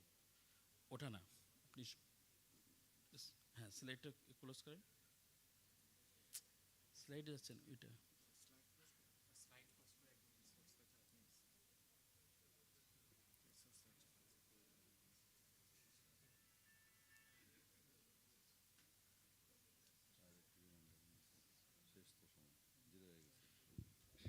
This is my first case.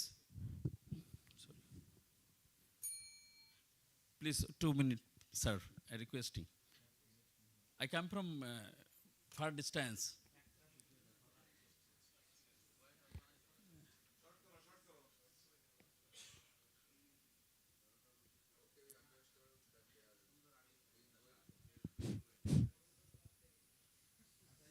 Thank you Sir, very much. Sir, this is the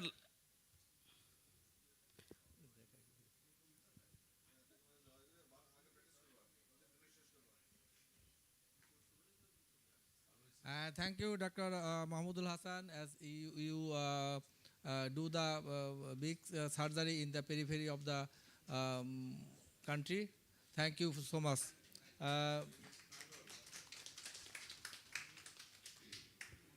Our next speaker, Dr. M.D. Alauddin, Bangladesh. His talk on post-operative discitis, a nightmare of a spine surgeon. Please.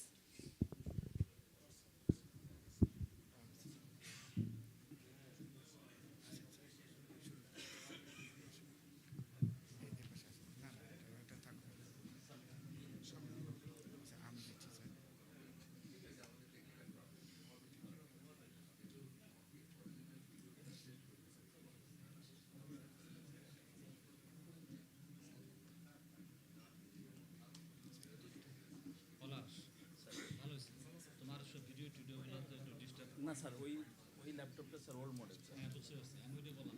Assalamu alaikum. I am Dr. Muhammad Alauddin, working as Assistant Professor, NITOR.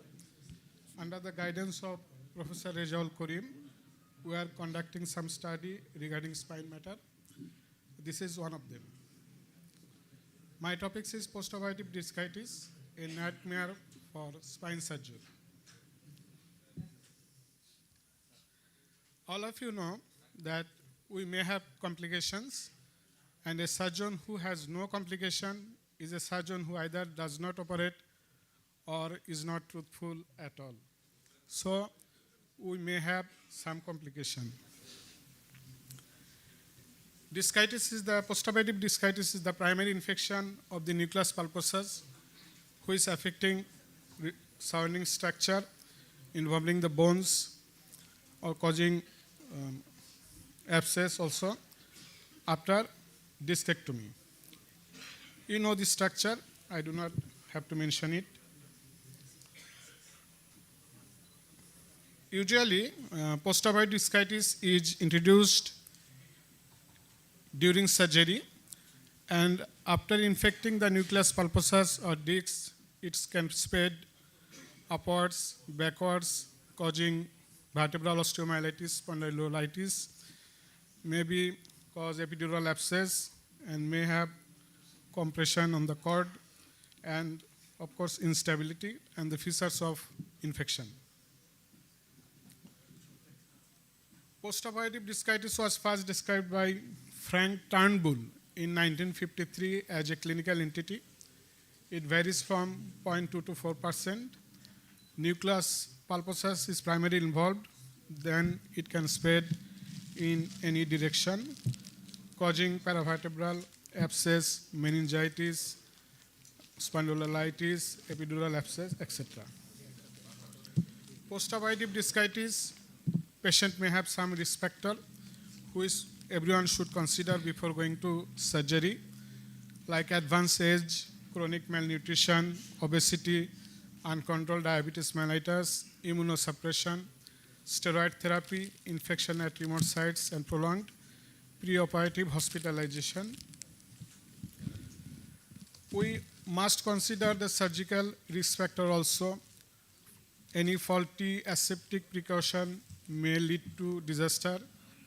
Likewise, soft tissue dissection, blood loss, keeping dead space, more the duration of surgery, and instrumentation bone graft may also the risk factor of postoperative discitis. It is better to stay out of trouble than try to get out of the trouble. Prevention, it can be preoperative, postoperative, and paraoperative. Identify the risk factor and minimize if possible. Treat other infection before elective surgery. Must have glycemic control, smoking cessation, improve nutritional status, etc. During surgery, there should be prophylactic antibiotic before surgery, reduce traffic in OT, release retraction, irrigate regularly, strict aseptic precaution. Use of vancomycin powder in the disc space can also aid in preventing disc space infection. Prevention, postoperative prophylactic antibiotic continued for 6 to 7 days. Treat concomitant infection, prevent cross-infection, maintain dressing. Reduce hospital stay as much as possible. Diagnosis of postoperative discitis is crucial. High index of suspicion is required. Persistent back pain after 1 to 8 weeks of surgery, fever with chill and rigor, unable to walk. Patient usually do not sleep due to severe complaint or psychological problem, and he compels us not to sleep well. No or little improvement after despite adequate treatment, persistent raised CRP, raised DSR, X-ray and MRI findings will help in diagnosis. But first of all, we must have clinical suspicion of postoperative discitis from clinical history after a discectomy surgery. If there is suspicion, we have to follow a logarithm. After clinical evaluation, we will go for blood examination and radiological examination. ESR, CRP, and neutrophil count may help us to guide for an infection, and X-ray, MRI may help. We will try to find out the causative organism causing the discitis by wound swab or by CT-guided FNEC. If causative organism is not found, till we will give IV antibiotic and start conservative treatment. Causative organisms are usually Staphylococcus aureus, Staphylococcus epidermidis, anaerobic organism, Streptococcus viridans, and etc. But Staphylococcus aureus is responsible in most of the cases. Treatment options remain conservative and operative. Most patients can be managed conservatively: immobilization, analgesic, sedative, and broad-spectrum antibiotic. There is debate about the antibiotic. Broad-spectrum IV antibiotic for initial 3 to 4 weeks, then oral antibiotics. But if we have cancer sensitivity, then it will be according to cancer sensitivity report. Conservative management have few challenges: medical and psychological problems, side effect of long-term antibiotic, progressive vertebral bone destruction, instability and progressive kyphosis, nerve root impingement, and persistent back pain. Whenever there is surgical conservative management is failed, worsening symptom despite adequate conservative treatment, worsening neurological feature, persistent CRP, and radiological feature determine deterioration, determine the surgical management indication. Surgery for POD, specimen thorough surgical debridement and stabilization is required for postoperative discarded surgery. Specimen must be sent for histology, culture sensitivity, and staining. There are few cases we have. Case illustration 1, male patient, diabetic, obese, presented with severe pain in the back with high ESR CRP. Patient responded primarily IV antibiotic. He was recovered slowly, but recovered with conservative treatment.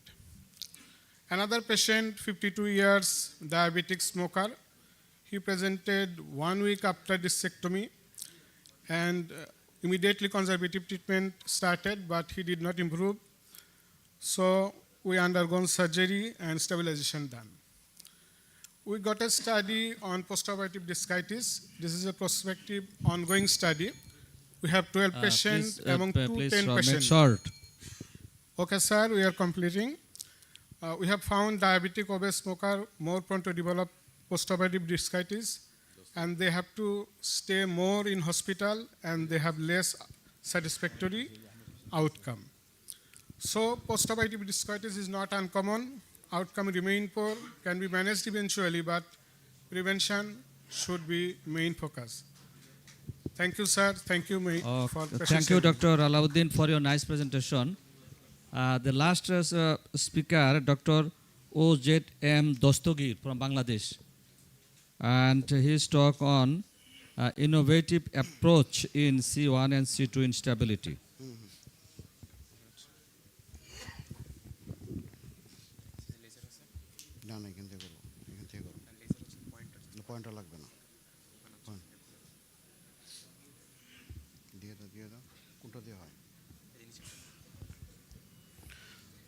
Good afternoon.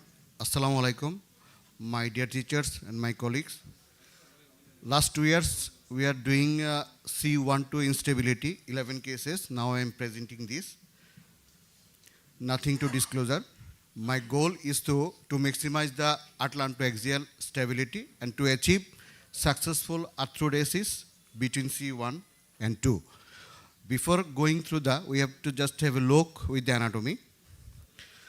And indication is atlantoaxial instability results from fracture of the odontoid, adjacent fracture of C12, rotatory subluxation, rheumatoid arthritis, os odontoidum, congenital malformation, malignancy, non-union C12 osteoarthritis. And there is a contraindication, there is a vertebral artery injury, high riding C2 transverse foramen, a lateral mass fracture of the atlas axis, severely obscured bony anatomy due to destructive erosive pathology. And if you planning for good surgery, you have to do preoperative planning and good workup. It will decrease your operative time.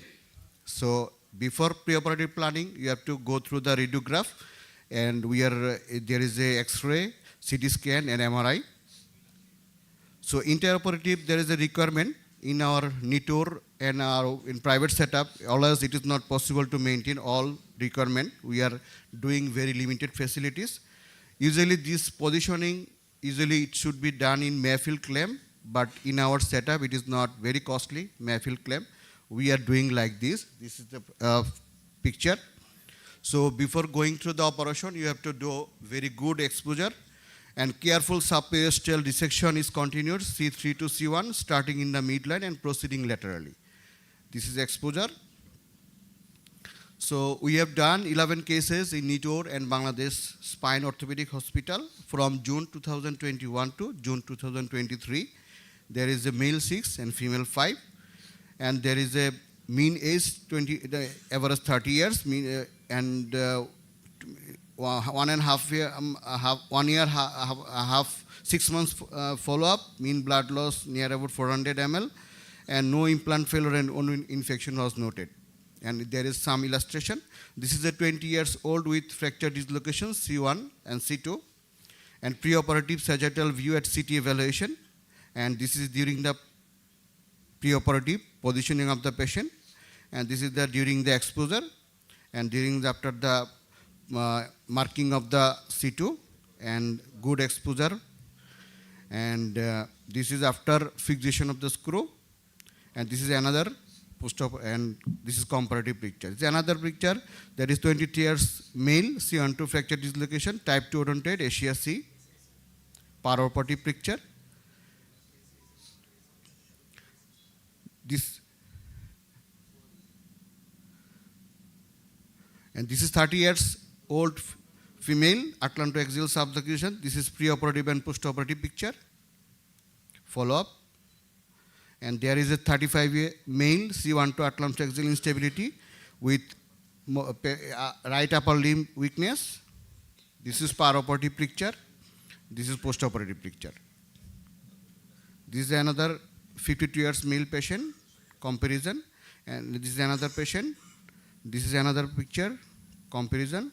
And this is 17 years male, 6-month-old, atlantoaxial subluxation.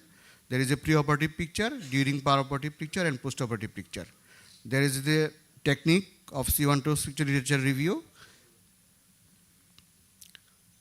So, understanding the injuries of the very important for making a good surgery in order to set the correct diagnosis and implicate the most advantageous treatment regimen, and never try to win with the enemy in this type of cases. So, be familiar with the enemy. And the strength of the team in each individual member, the strength of each member is the team. And the best teachers are those who tell you where to look, but don't tell you what to see. Thank you very much. Thank you, Dr. Daskugir. Is any question for Dr. Daskugir? 1 or 2 questions, please.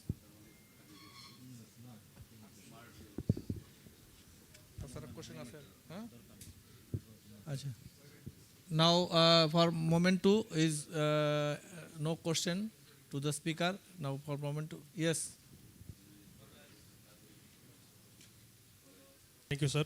So, I have one question to Dr. Sarwar Jahan.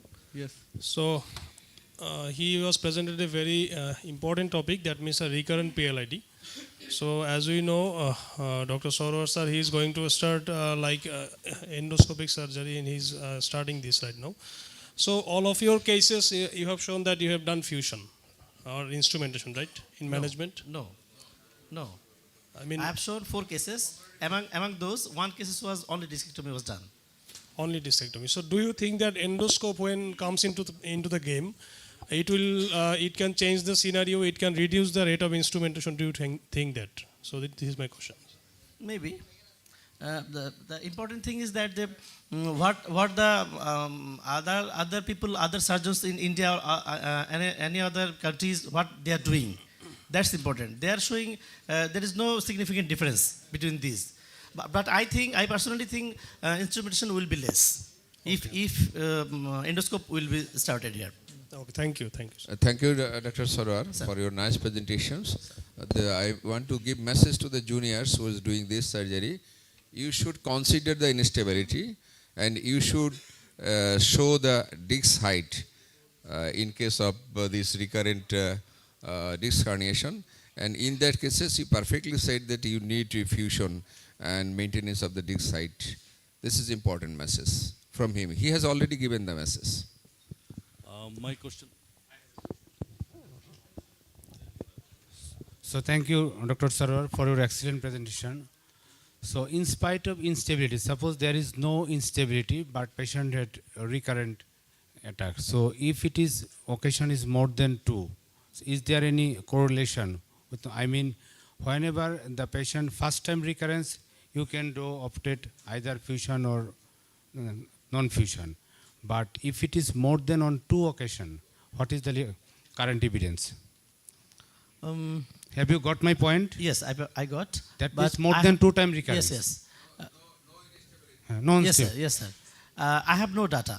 Okay. I have no article evidence. So that but is if you know, please tell us. That is the current evidence that if there is recurrences more than 2 times, irrespective, it should be fused. That is the current evidence. Thank you. Thank you, sir. Thank you, respected To- audience. oh, Now, sir, can I ask- You will mention the reference of my paper. Sir, sir. As I'm seen here. Sir. There is clearly mentioned, if there is a 2 times recurrence occurs, there is no chance of division discectomy. You'll go for division. Thank you, sir. One thing, is there any rules of conservative treatment in recurrence disc prolapse? 6 months can be 6 months. It depends upon the clinical symptoms of the patients and also the evidence of the radiology and degeneration. Now, whatever the literature says, if there is any recurrence of the disc prolapse, is there any rule of conservative treatment? I don't know, but the study I have mentioned, maximum literature mentioned that they are doing surgery. Will you prepare conservative treatment? Yes, sir. And whatever your study? Our study Will you is in try- favor of will you- surgery, sir. Will you try conservative treatment or not? Sir, we have tried for 6 months, not more 6 than months? this. Yes, sir. Then what is the result? The result is almost in favor of surgery. Okay, thank you. One more question. No, Dr. no, Dastagir? please. Time is short.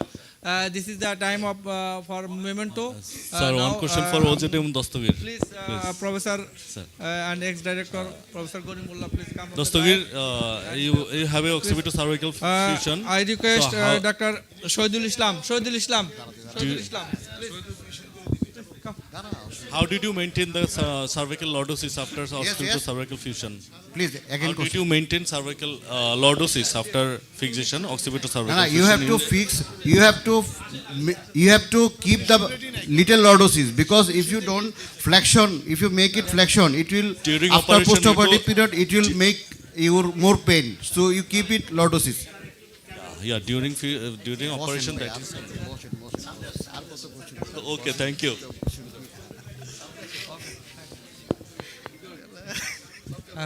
Next, Dr. Sarwar Dahan. Please.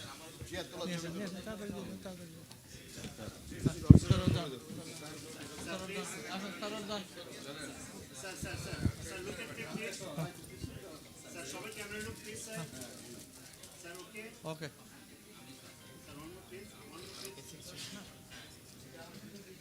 Next, Dr. Mahmudul Hassan, please. Mahmudul Hassan.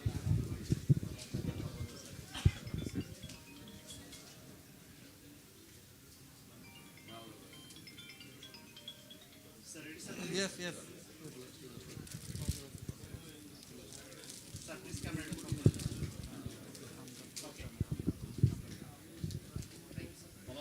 Next, Dr.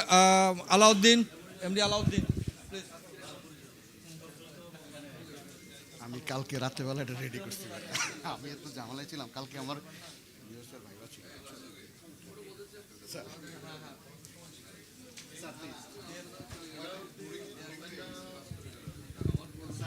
Yes. Yes. And last, Dr. OZM Dastagir, please. Dastagir, please.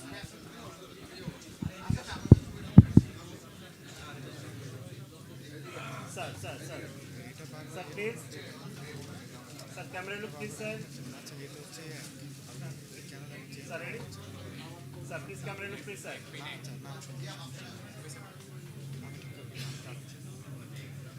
Thank you so much.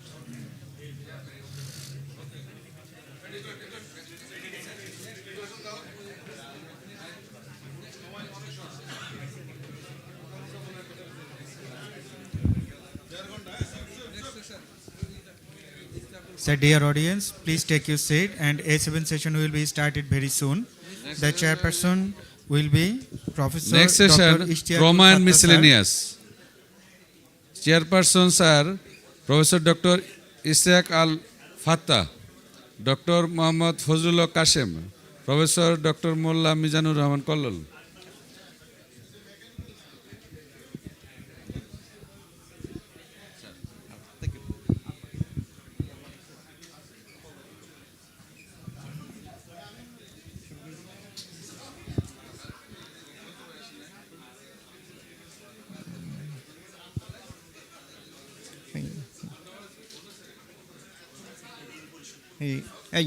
attention. We welcome you to this session of trauma and miscellaneous. There are 6 pages.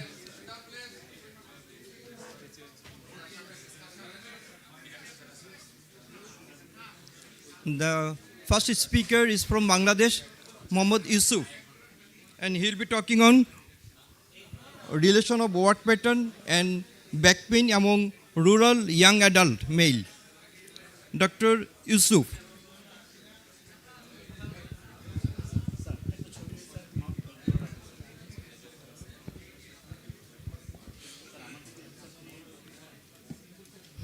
Honorable Chairperson, respected teachers and my colleagues, Assalamu alaikum. Me, I'm Dr. Yusuf, currently working in Kumila Medical College Hospital as an orthopedic surgeon. Dear audience, silence please. Welcome to my presentation. My topic is relation of work pattern and back pain among rural young adult male, a cross-sectional study. That is how we are changing our lives. This is our past, this is present, this is past, present.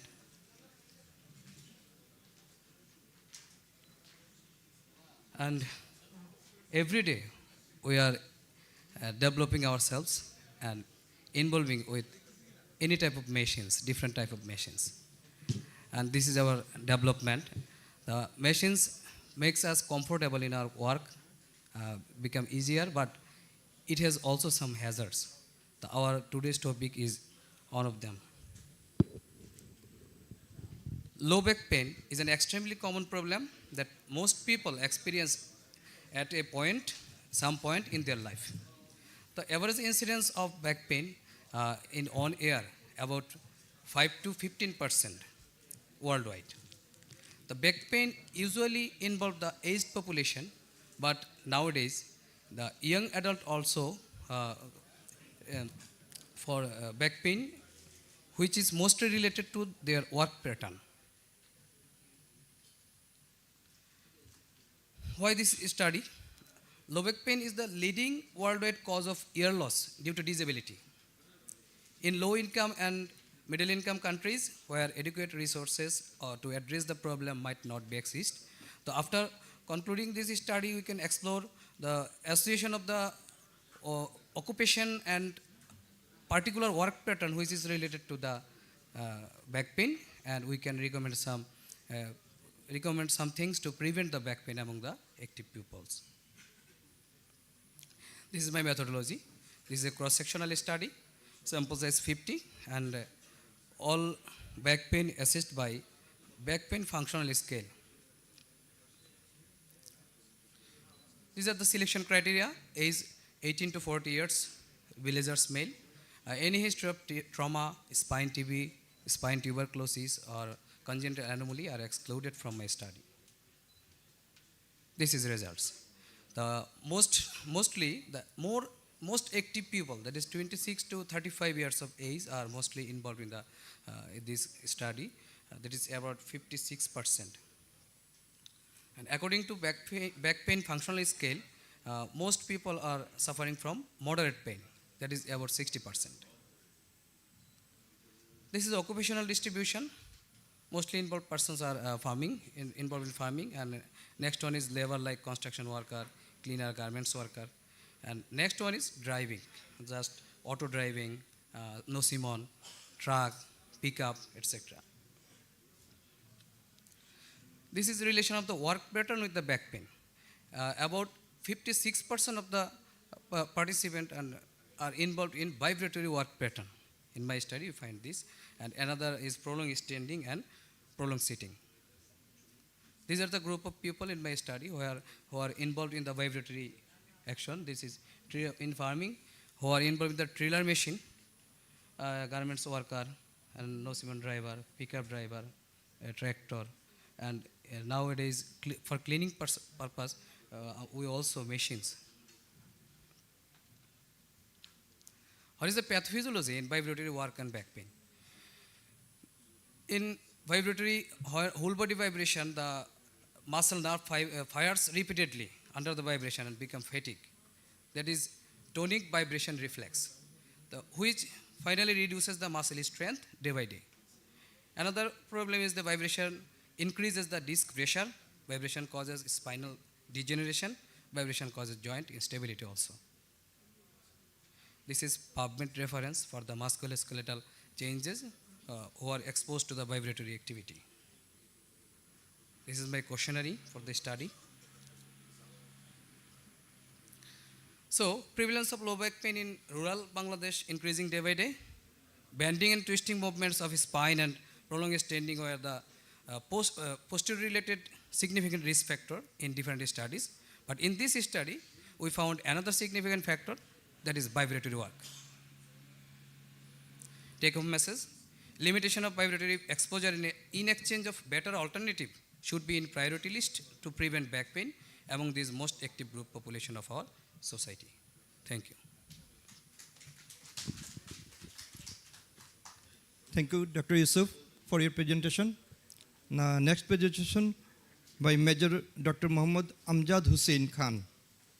And he will be talking on femoral shaft fracture, fixation with TENS in pediatric group of patients. Dr. Amjad.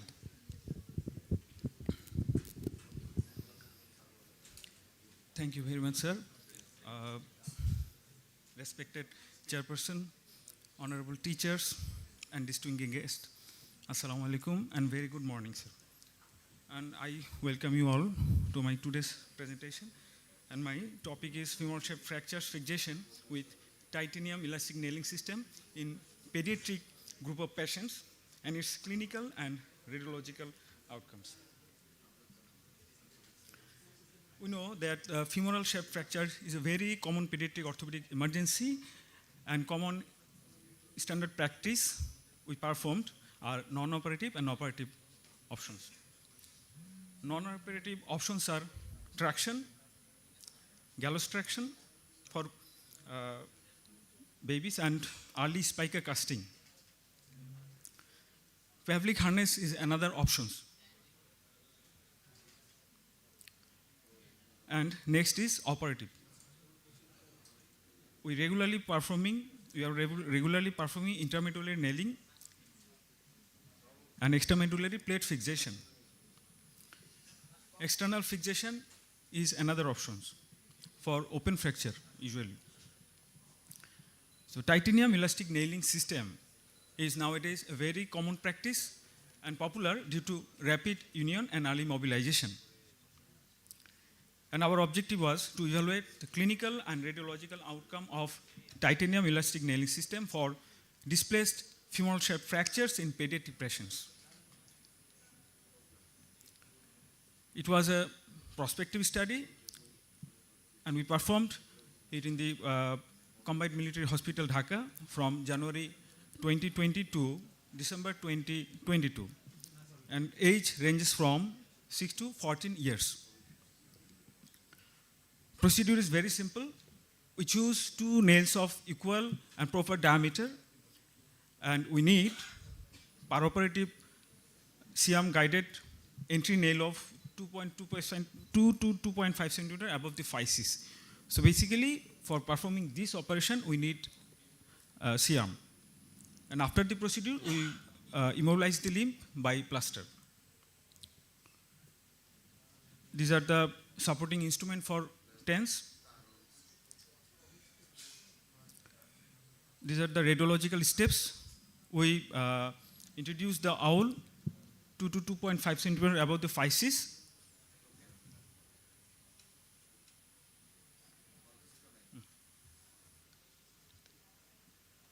And step by step, we introduce the nail towards the proximal part.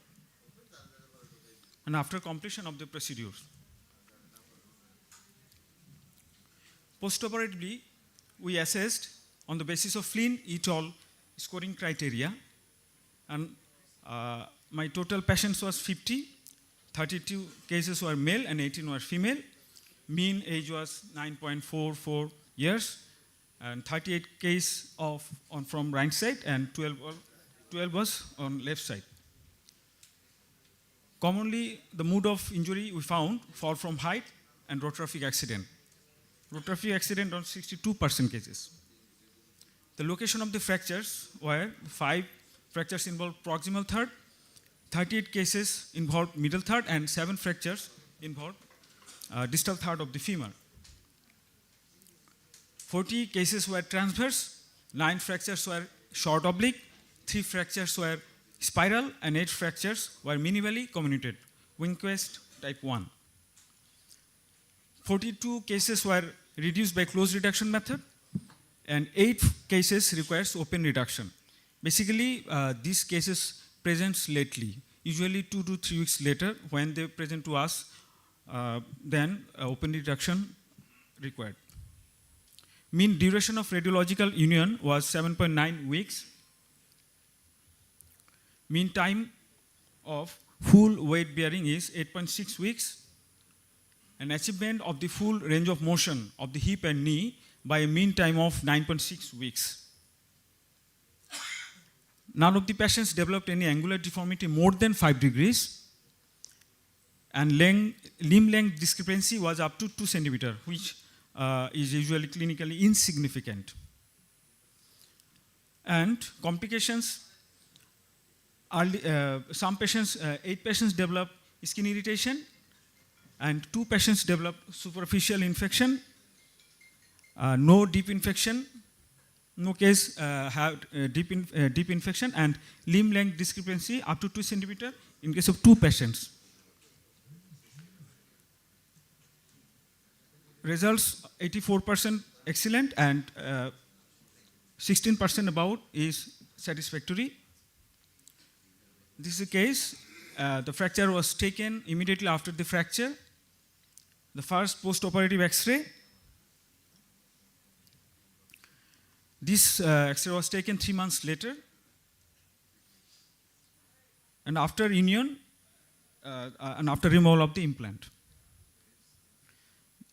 This is a case, and this boy has had no limb length discrepancy and could gain full range of motion of the hip and knee.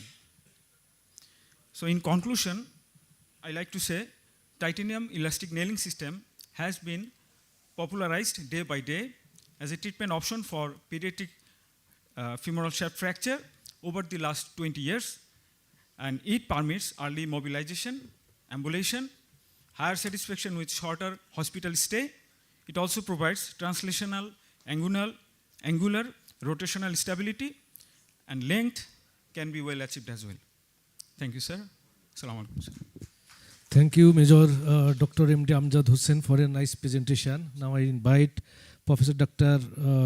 Kausar Sardar, Bangladesh. His topics is evidence-based right choice of drugs in neuropathic pain. Dr. Kausar Sardar.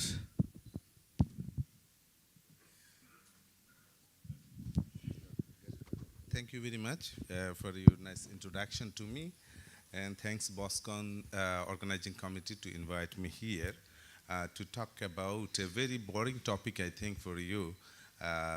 It's a very much theoretical, I think, but it will helpful for you when you want to go for the conservative treatment for your patient, when you don't want to go for any surgery furthermore. So you need a good conservative treatment for drug selections. It will be helpful, I think. So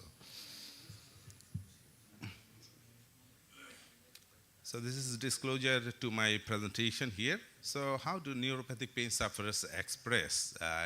Really sometimes it's a serious condition. Sometimes patient express like that death is better than the sufferings. So it's a serious issue sometimes, I think. So drug choice is very important for that situation. So prevalence is not less, actually, 7 to 10% in the developed countries. We have no data in our national level, actually. So these are the different neuropathic pain condition. So I don't want to go through this to this slide to save the time, actually. The time is very short. So this is the simple model of pain, how the pain is conducted and pain is felt by the patient. There is the transactions, there's the transmission, modulation, and the perception. But that is the simple model. But when the patient feels it converted to the neuropathic pain, so this is not actually, this is the simple. It's a very much complicated pain, different, especially peripheral sensitization, central sensitization, it happened here. So why the pain management is challenging in neuropathic pain? It's a really complex, very complex here, especially different the chemical mediators and the neurotransmitters in the presynaptic and the postsynaptic level and the descending analgesic pathway, a lot of things. So good understanding of that thing is it will raise your confidence to select your drugs and how it works actually. So these are the basis of the drug action. So when you will select one drug, so you have to understand how it works actually, what are the things you have to encounter by that drug. So your understanding is very important to select this. So glutamate reigns one thing in the presynaptic membrane. It happened in the neuropathic pain. It's like a storm, like glutamate is released from the presynaptic membrane in the synaptic cleft and it going on for the next step, that is in the postsynaptic membrane. So glutamate GABA cascade is another important. I'm not going in detail of that one because to save the time actually, because we have a very less time. Serotonin norepinephrine is another important issue for the descending analgesic pathway, how it works actually. So opioid is another important thing. It also help you in the descending analgesic pathway. And what the evidence says about the drug selection. So in the different articles like randomized control trial, meta-analysis, and systematic reviews, all the papers is the recommendation is only for these three drugs. One is the anticonvulsants, antidepressant, and opioids, but not for the NSAIDs for the neuropathic pain. So how do anticonvulsants works? I don't want to go for its actions, blocked sodium channel, blocked calcium channel, and hence GABA, etc., etc. This is another mechanism. I want to save my time. How it works? It's a calcium channel blocker, and how like pregabalin and gabapentin, how it works. And I'm talking about interested to how do antidepressants work in the neuropathic pain. I have to go a little bit hurry because of time is very short here. So how it works actually for antidepressants, inhibition of the norepinephrine and the serotonin.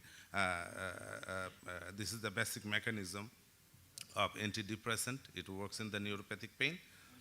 I don't want to go here. This is a systematic review of the anticonvulsants drugs. This is my article actually. It's a review article I published in 2016 in the Journal of the Recent Advances in Pain.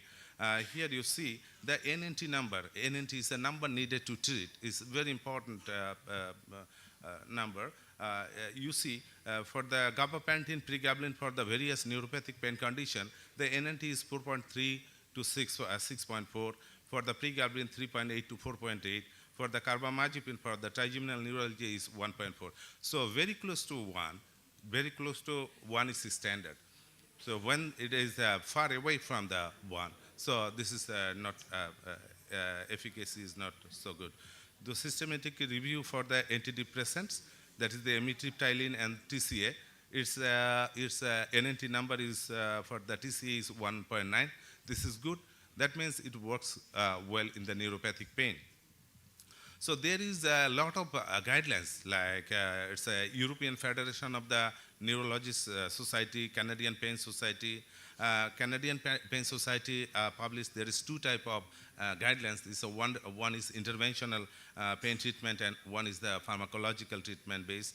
And IASP, International Association of the Study of Pain, it published their guideline, both pharmacological and interventional. There is a nice guideline also. for the right choice of the drugs.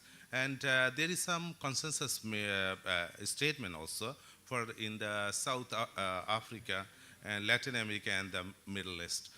So you see the first line recommendation of that guidelines are the, for the ISSB, this is the gabapentin, pregabalin, nortriptyline, desipramine, and this is the list actually. So I don't want to go through all the list. I will just conclude in this way. The conclusive recommendation for the pharmacological intervention for the neuropathic pain.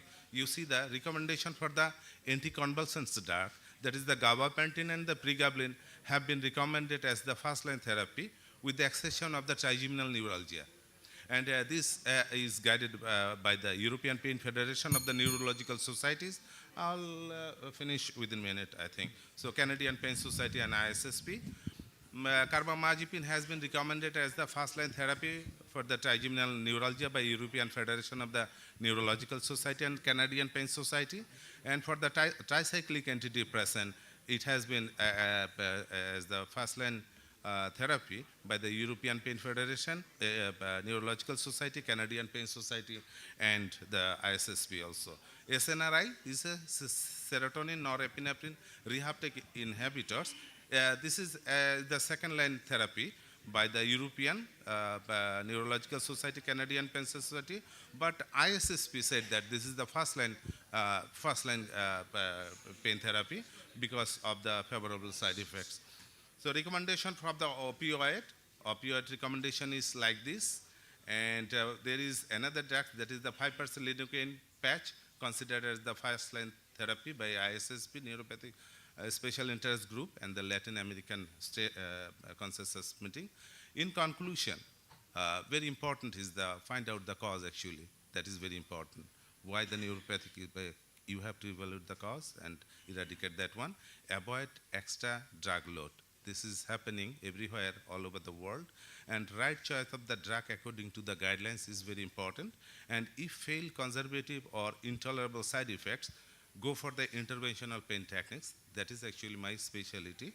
To block some nerves is very effective to control the, Thank you very much. Thank you all.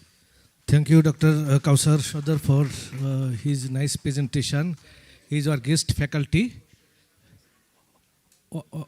One question from Professor Shahidul Islam. Where is our speaker? Sir, come in front.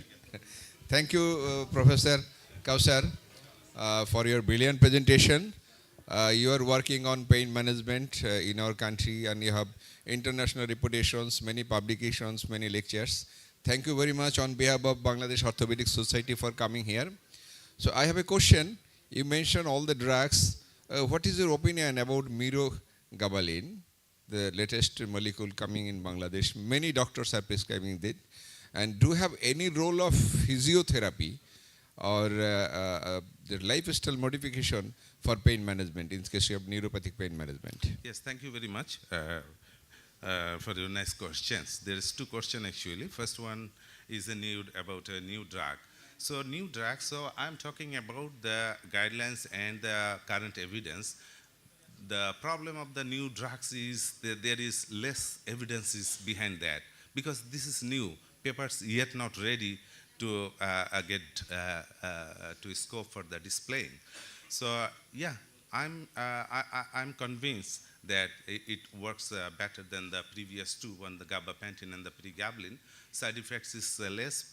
Side effects is less there, and yeah, I'm in favor of that. For your next question, I just present here for the only the pharmacological treatment. This is the pharmacotherapy only. I have not gone any other like physiotherapy and the interventional pain management. I have escaped that one. My presentation one was on that. But yes, there is a very good role for the physiotherapy and other pain modalities for the neuropathic pain. Yes, there is a good role there. Thank you very much. Thank you, Professor Kausar Shodar. Now I invite Dr. Muhammad Hasnath, Bangladesh. His topic is management of infected non-union of the forum. Please, Dr. Muhammad Hasnath. Assalamu alaikum. Assalamu alaikum. Me, Dr. Mohammad Hastad, working as assistant registrar in Newton. My topic is management of infected non-union of the forearm bones by muscular technique, a case report. We all know the surgical treatment of the diaphyseal forearm bone fracture non-union remains a therapeutic challenge for all the orthopedic surgeon, and if it is infected, it is more challenging for us. An infected non-union of the forearm is relatively uncommon. The problem is complex due to the presence of bone necrosis, segmental bone loss, and also the sinus tract formation for fracture instability and extra adhesion of the soft tissues. The most commonly methods for this infected non-union is vascular bone graft transfer, fibular bone graft transfer, and also the Elizarov technique. And the French surgeon Alain Charles Masculet first described this muscular technique in 1986 for the reconstruction of the extensive diaphyseal bone fracture non-union up to 25 centimeter in length without the need for vascularized autograft. And my patient was 26 years old, which was this patient was operated 6 weeks back for diaphyseal both bone fracture, and that was initially treated by the plate fixation. 6 weeks later, this patient presented with me with the features of osteomyelitis, and I applied the muscular techniques in the involved stress procedure was done in this case. We all know the indications of the muscular techniques is the indications of the chronic osteomyelitis, traumatic bone loss, septic bone non-union, and aseptic non-union, and the tremor excision. The contraindication is the LLD, soft tissue coverage if not possible, and the graft unavailability. The two stages of the muscular technique. The first stage is the radical infected soft tissue and the bone debridement, cement spacer with or without antibiotics at bone defect, and limb stabilized with external and internal fixator and the soft tissue coverage. The main keys for the better outcomes in stage 1 are the thorough debridement and irrigation. Edges of the bones should be healthy with viable bleeding. Appropriate fixation of the bone defect. Cement should be placed inside the canal or over edges. Cement spacer loaded with or without antibiotics. And the soft tissue envelope should have adequate blood supply, good soft tissue coverage. The wound closure must not be under tension. And the interval between the first and second stage is 6 weeks. In second stage, we do the cement spacer is very carefully removed, and the most important thing is the pseudomembrane, which is incised very carefully with number 11 blade, which give a sharp incision over the pseudomembrane. And the defect is fixed with morcellized cancellous bone graft, autogenous bone graft. Usually we take it from the iliac crest, and the final is the fixation. And the keys for the better outcomes in the stage 2 is the culture prior to administration of the antibiotics intraoperatively. Membrane must be incised with caution. Cement spacer removal with osteotome. Intramedullary canal is prepared with hand remote or curate. All non-viable tissues must be removed. Depending on the size of adequate volume of the graft material should be available. You should per-operative it should be ensured that the whole gap is filled with autograft. And sometimes autograft bone graft from also allograft is applied. For larger bone defect, we also apply bone substitute. And graft material must be enclosed within the pseudomembrane. This is the very key stage for that all the bones should be enclosed, all the autograft and allograft should be enclosed within the pseudomembrane. And adequate mechanical stability, adequate soft tissue coverage, wound closure must not be under tension. And here is the first operation was done elsewhere on 7th February 2023. This patient presented with me on 18 months 23 with the infected operative site infected with. This is the first stage of the muscular technique was done on 22nd March 2023. We have removed all the implant, the previous implant. Then we have debrided the whole all the soft tissues and removed the necrosed bone up to punctate bleeding. That is the paprika sign. After the paprika sign, then we have given 2K wire, 1.8 millimeter 2K wire, then a cement spacer with antibiotics, antibiotic bit is cement bit. This is the final operation. The second stage operation was done on 3rd May 2023. A long plate was applied with autogenous cancellar bone graft from iliac crest. And this is the follow-up 2 months later. This is the follow-up on 3rd July 2023. And this is the final follow-up 26 November 2023. Here is the final picture. These patients have, this is the final follow-up. These patients have range of all having the full range of movement except with some restriction in the pronation. So the take-home message, though infected non-union of the forearm bones is a difficult problem, muscular technique is a frontline approach for the management of infected non-union of the forearm bones. Thank you, sir.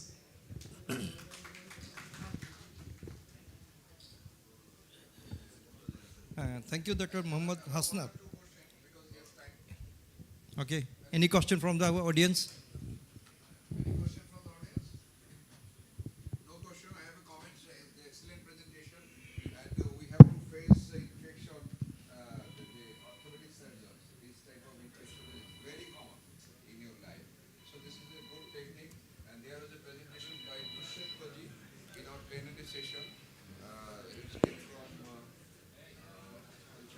So last year, Suvir sir also presented this case, best presentation. So you can follow this. You can follow this technique. It's a very good technique for management of infected non-union. Thank you very much. Thank you. Thank you, sir.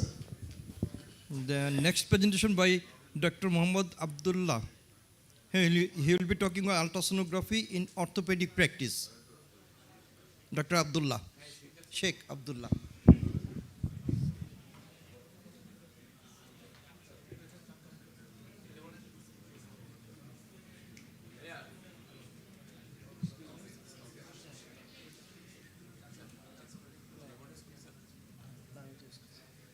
Assalamualaikum.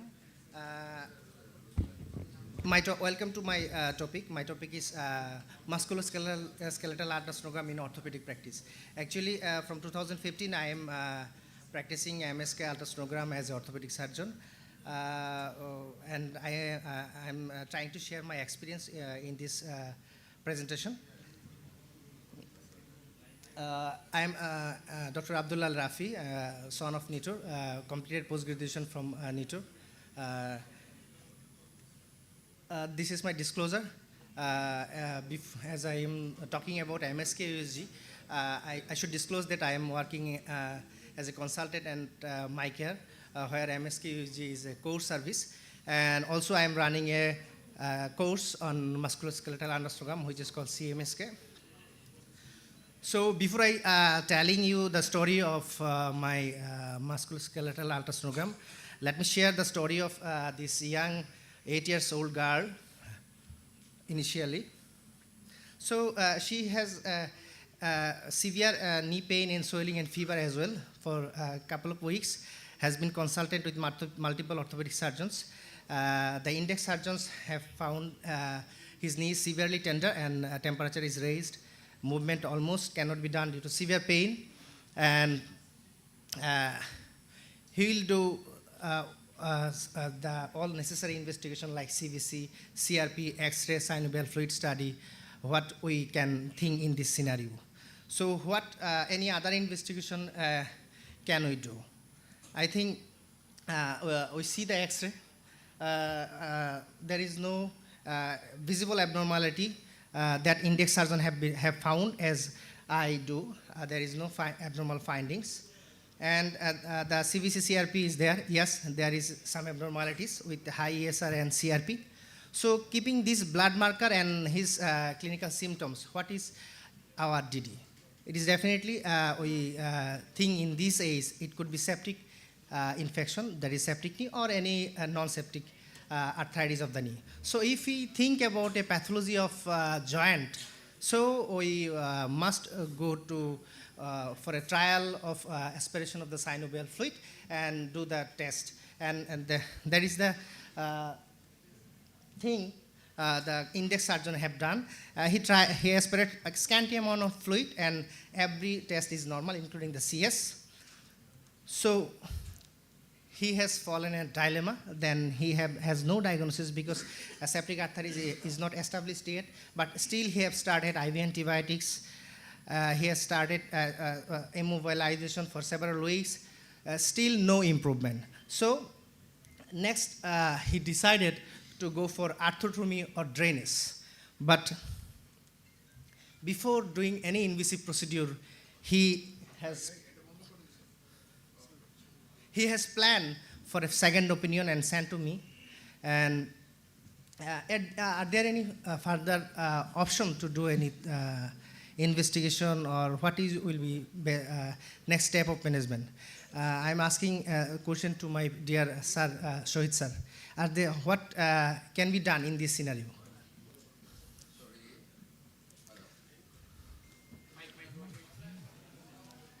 Thank you very much.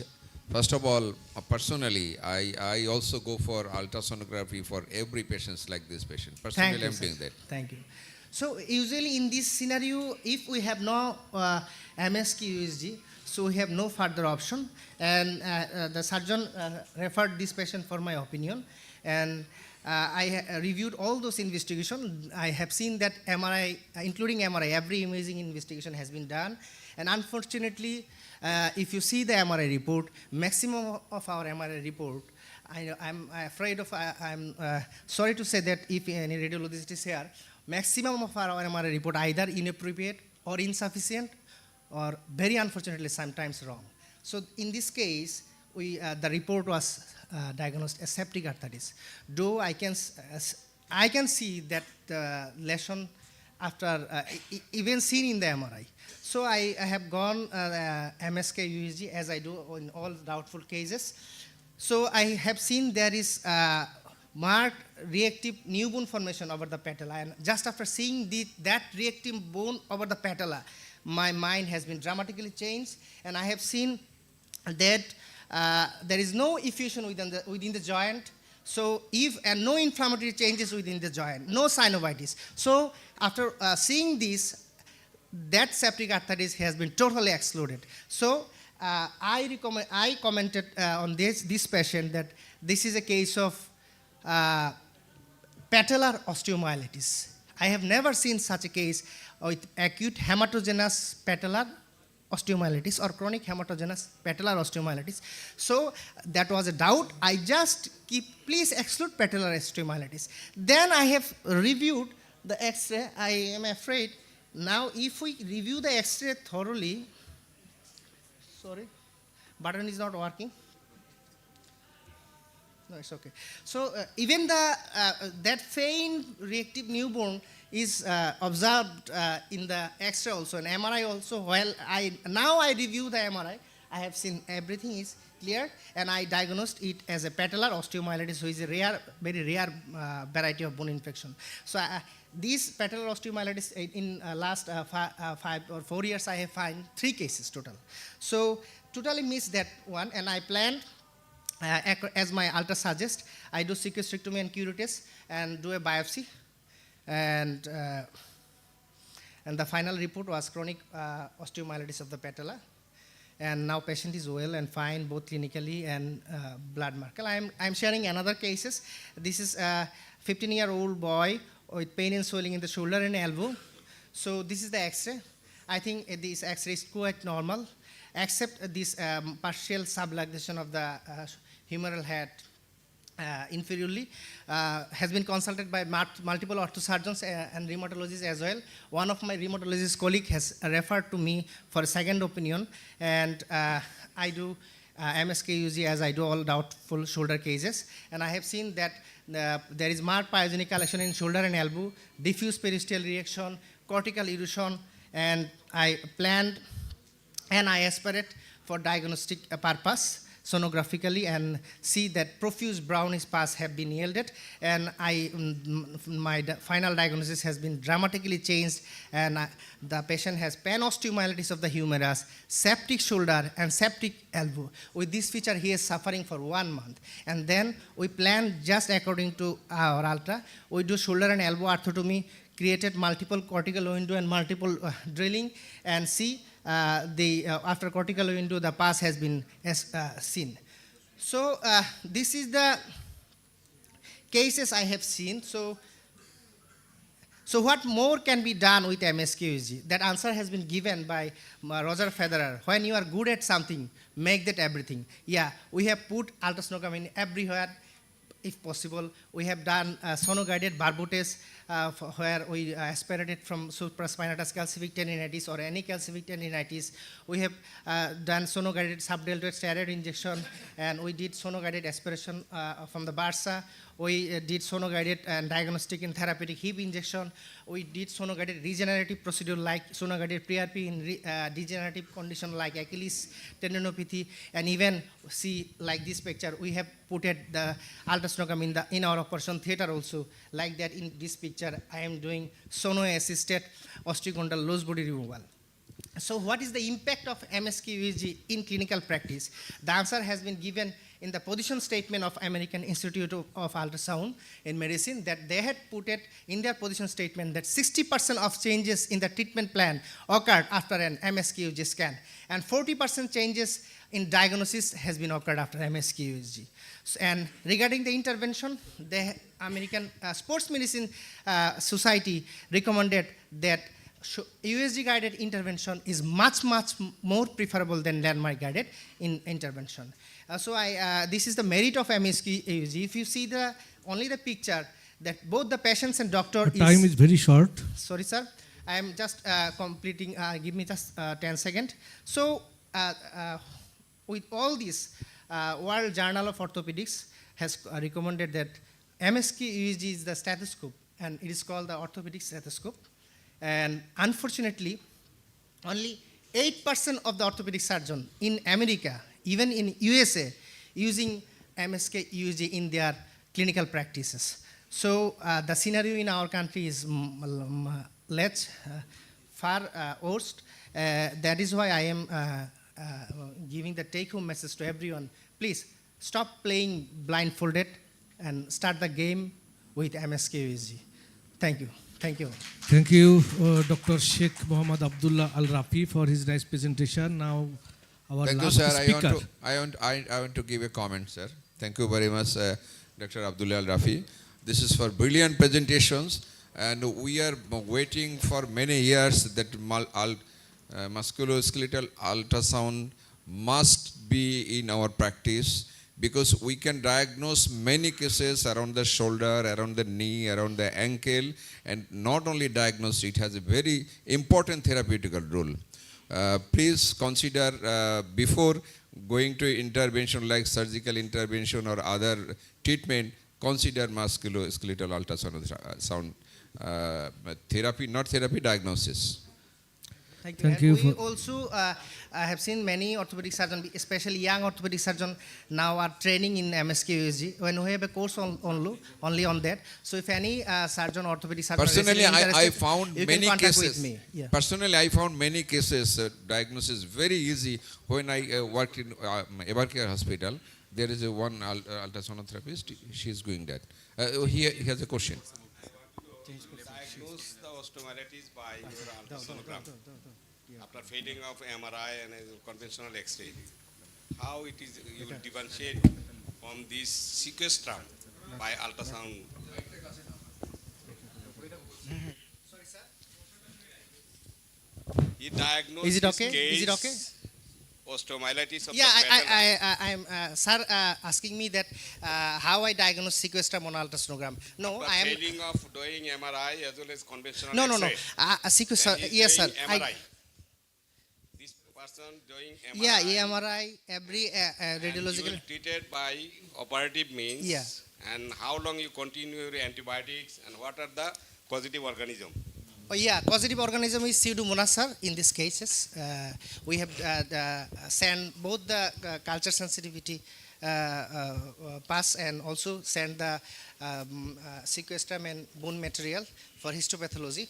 I have not shown you the pseudo because time is very less. I cannot show you every details. And your question is sequestrum. No, sequestrum cannot be confirmed by ultrasonogram, but periosteal new bone formation can be confirmed and very well visualized. And subperiosteal abscess, fantastically visualized. Next, any cortical window or sinus can be fantastically visualized.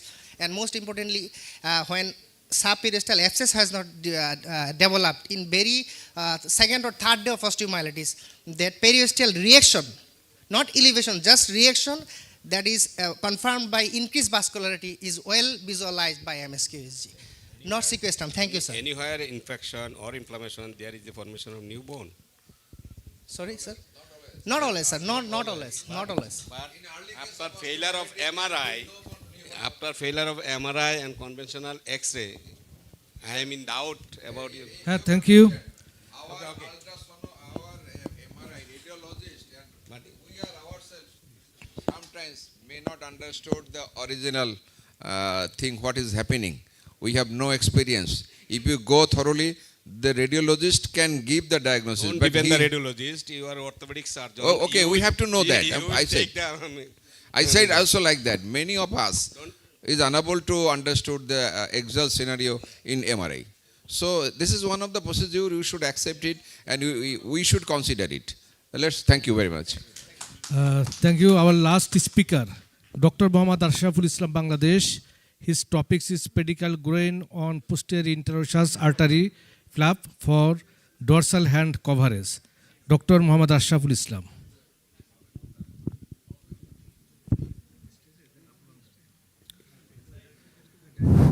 Respected chairpersons, learned audience, I am Dr. Ashraful Islam, Associate Professor, working as in Bangabandhu Sheikh Mujib Medical University in the Hand and Reconstructive Surgery Division.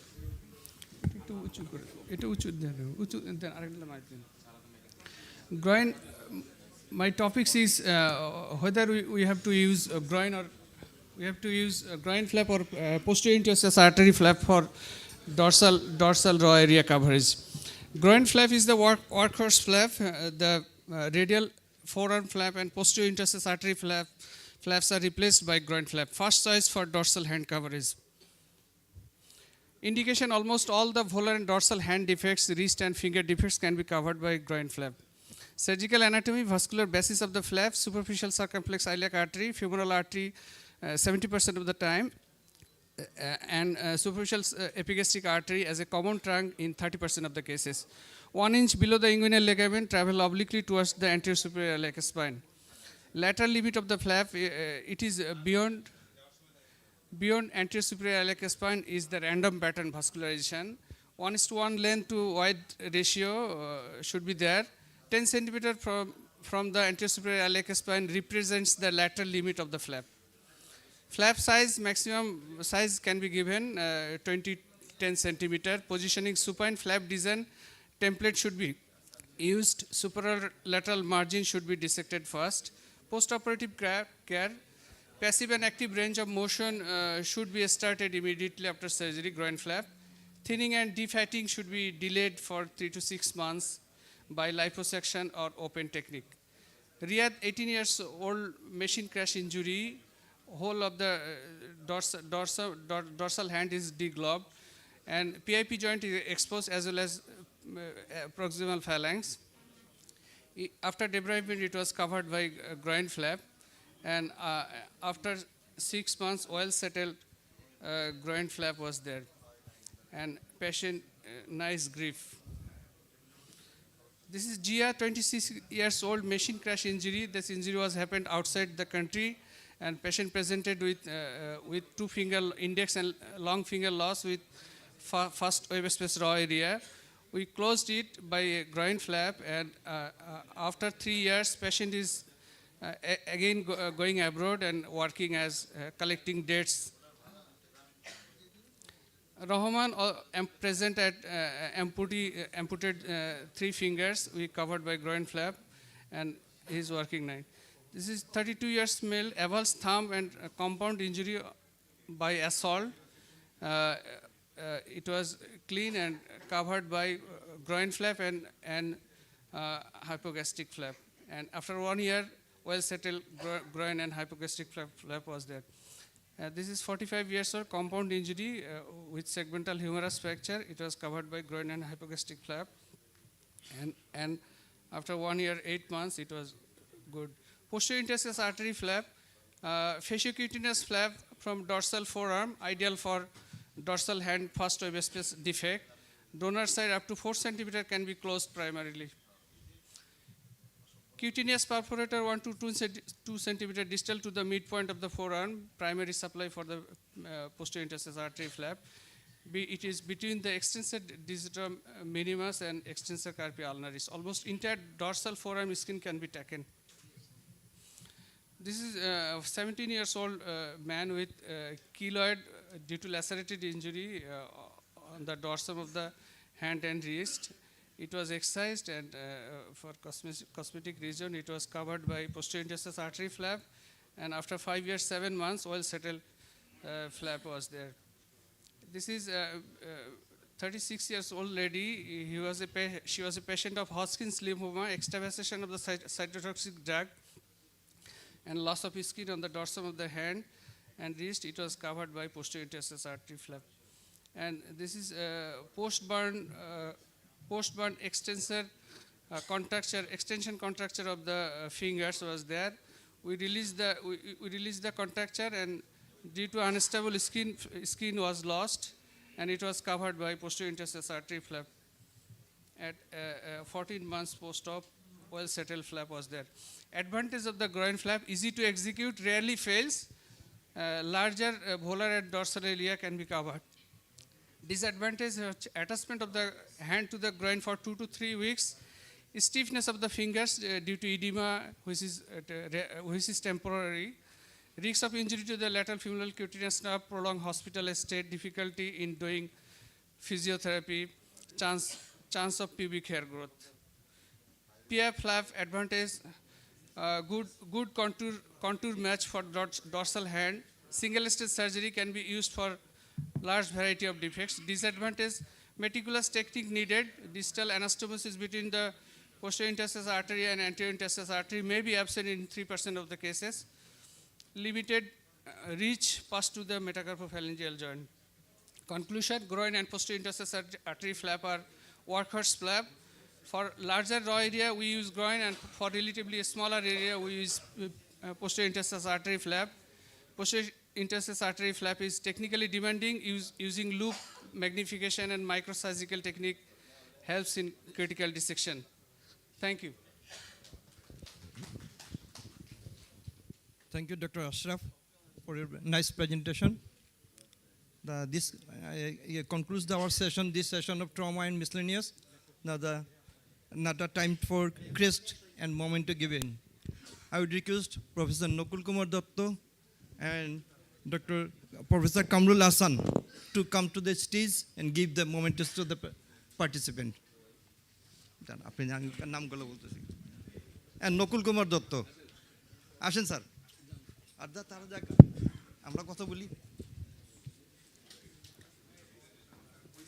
First, there is an announcement. Next session will be resident session, where the residents of NITOR, BSMMU, and other institution will perform here. There is a change of venue. Previously, it was supposed to held on conference room 2. Now it will happen here. So I will request all the visitors to stay over. First, Dr. Yusuf. Dr. Mohammad Yusuf.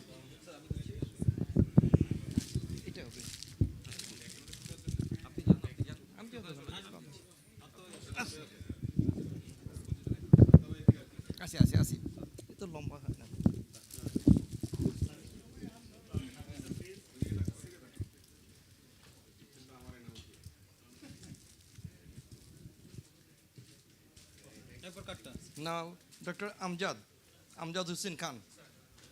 Once he was my resident.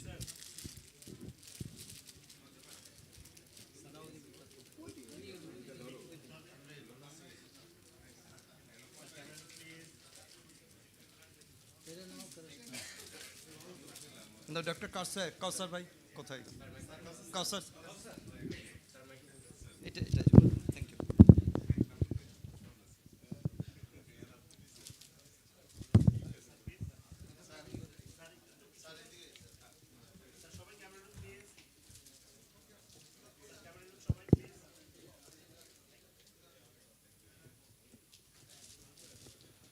Thank you.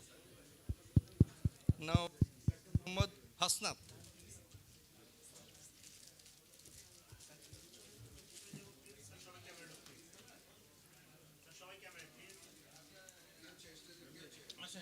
শহীদ ভাই আসেন।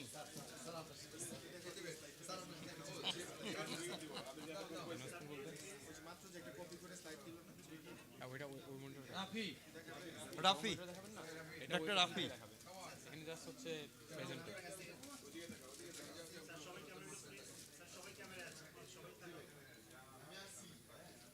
And last presenter, Dr. Ashraf.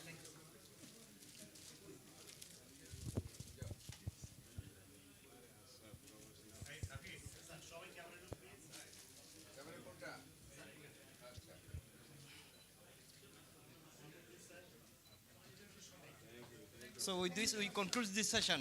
Thank you very much for patience hearing and participation. Hello. Next session is resident session. We change the venue. Please stay here. This session will be started very soon. Thank you.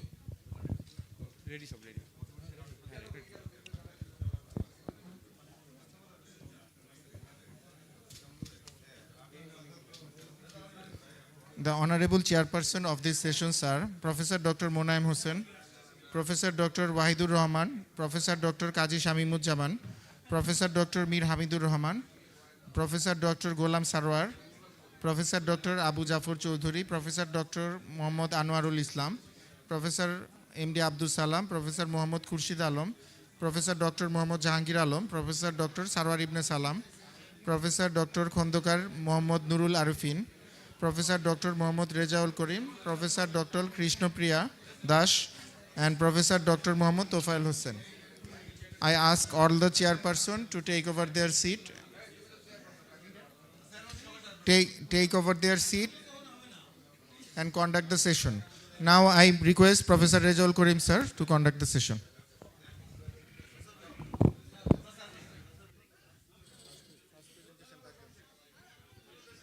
Welcome you all in the another interesting session, resident session. It has been started from last year. So now the time of resident session. This session is chair all the professor of NETOR and BSMO and DMCs. So our first speaker, Dr. M.D. Mahfuzur Rahman, he will talk on evaluation of the functional outcome of minimally invasive transforaminal lumbar intravascular for the treatment of spondylolisthesis. BSMO na? The name utai diso keno? Sobgular. Cheers.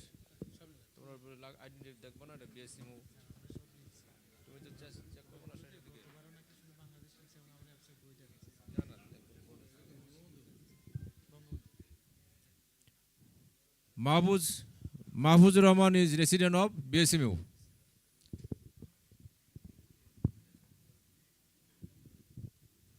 तुम्हारे thesis case ना? Thesis case.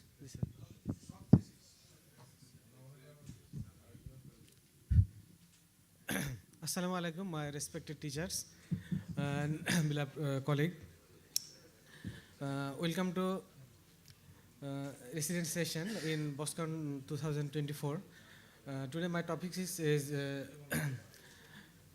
evaluation of the functional outcome of minimally invasive transfer lumbar intravascular for the treatment of low-grade spondylolisthesis, which is my thesis. My super guide is Professor Anwarul Islam. Spondylolisthesis is defined as the slippage of the one vertebra above the another. It is mainly due to the defect in the locking measurement, which is include facet joint, disc, and the lamina. It occurs any side of the spine, but both common site is mid lumbar spine and lumbosacral junction. There is an etiopathological classification which is described by the Western Human and McNabb classification. Type 1 to 3, type 1 dysplastic, type 2 ischemic, and type 3 degenerative. Another important classification by Dr. Mearding, it's a radiological classification where sleep is less than 50 regarded as low grade. And most of the low-grade spondylolisthesis is treatment by the non-operative treatment, but only 10 to 50% is treatment is surgical. And most of the surgeries are done by T-leaf, P-leaf, anterolumbar intravascular fusion, and the X-leaf. In that TLIP, we reach in the disc space by the posterior lateral approach in the intervertebral transforaminal approach. Recently, with the advent of the modern image guidance and the sophisticated instrument, we do MIS TLIP, and we have the experienced surgical team, so we prefer MIS TLIP for the low-grade spondylolisthesis. Our objective is to evaluation of the functional outcome, and specific objective is to assess the back pain and the leg pain by the VASI score, and also a functional outcome by the ODI index. And my study place is BSMMU. Study designed as the prospective observational study and sample technique purposive non-randomized sampling. Sample size was 12. Inclusion criteria, all gender, age between 20 to 80, single level involvement, and low grade spondylolisthesis. Statistical analysis, qualitative data will be accessed by the frequency and the percentage, analyzed by the chi-square test, and quantitative data will be accessed by the mean and standard deviation. And operative technique, by patient with the prone position, with at first we locate the site with 22 gauge pin under CM guidance, then incision over the facet, and then guide wire. Finally, we reach the facet by tubular retractor, sequential tubular retractor, then remove the inferior facet of the upper vertebra, and finally lower facet, and disc space, ligamentum flava, and remove the disc as well as the end plate, and bone graft will be then.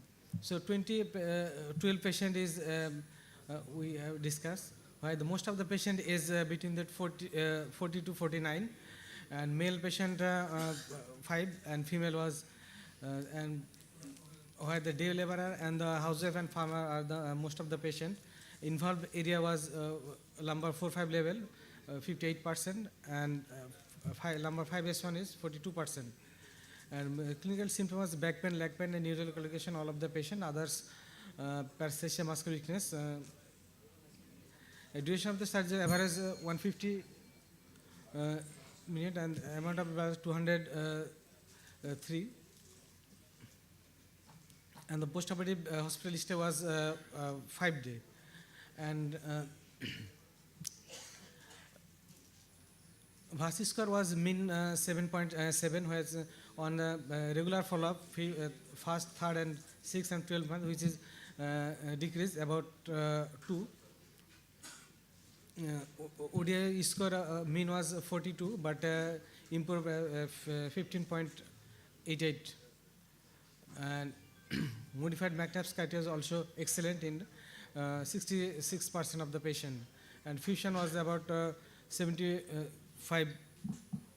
So MIS TLIP is a safe, efficient, cost-effective procedure when correctly and carefully performed. Reduced surgical invasiveness, short hospital stay, and early return to the work, they represent the most of the advantage. However, there is more radiation exposure and requires longer surgical time.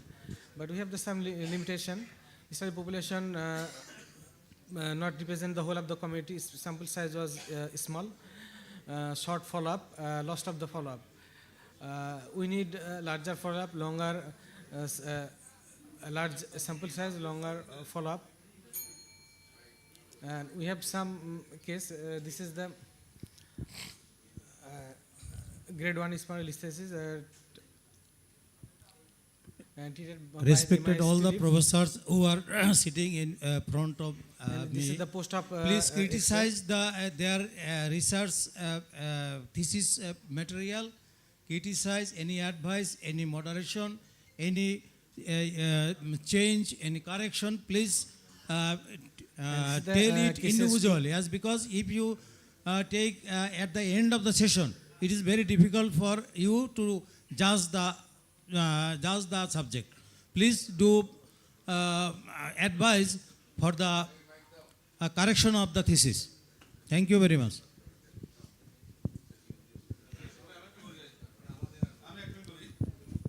আপনার side দেখানোতে side দেখান একটা সাইডে থাকার কথা আমরা 2 line 3 line মানে 104 line প্রথম থেকে আসেন একটা সাইডে আপনি অনেক অনেক অক্ষর রেখেছেন অনেক লাইন রেখেছেন আমার মনে এত কিছু করা যাবে না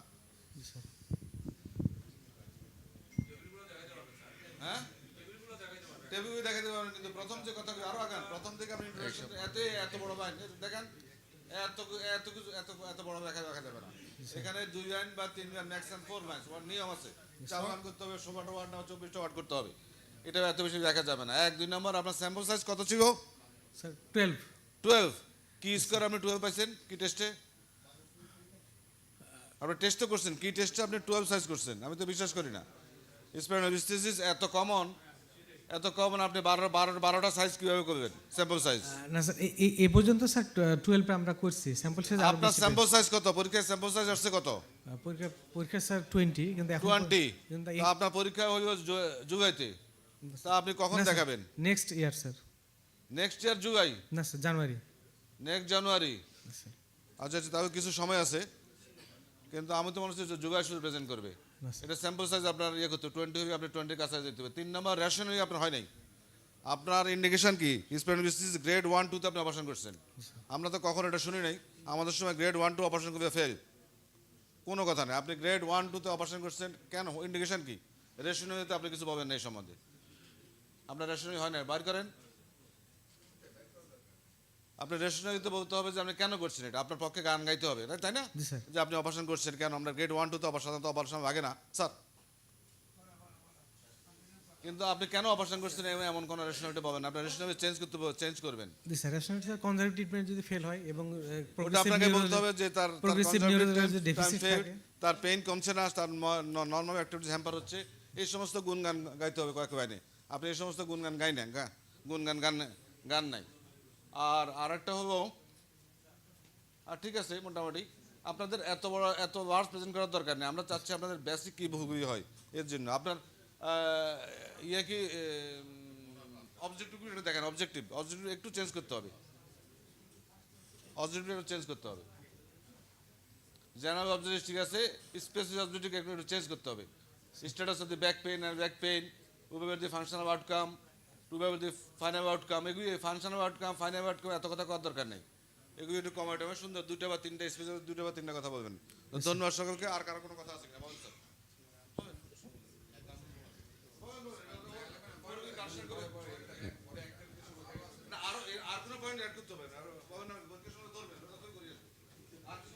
Actually, I want to know what is the aim of this presenting this thesis.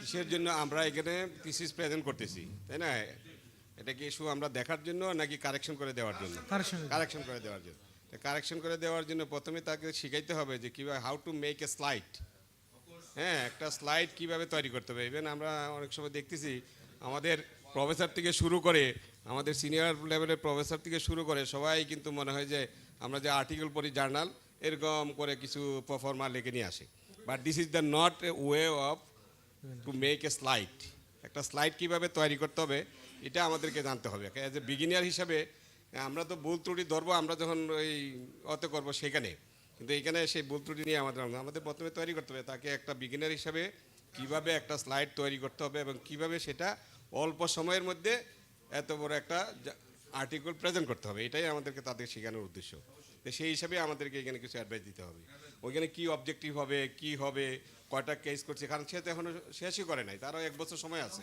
সে 12টা আছে তাই না সেই হিসাবে সে ওটা পরবর্তীতে সেটা কারেকশন করে নেবে কিন্তু অ্যাজ এ বিগিনার হিসেবে কীভাবে সে এখানে প্রেজেন্ট করবে সেটাই আমাদেরকে এখানে ওকে প্রেজেন্টেশন এটা খুব সুন্দর ওয়াকিলের সাথে আপনারা একটু কনসাল্ট করে নেবেন হ্যাঁ একটু আগে তার একটা প্রেজেন্টেশন ছিল খুবই সুন্দর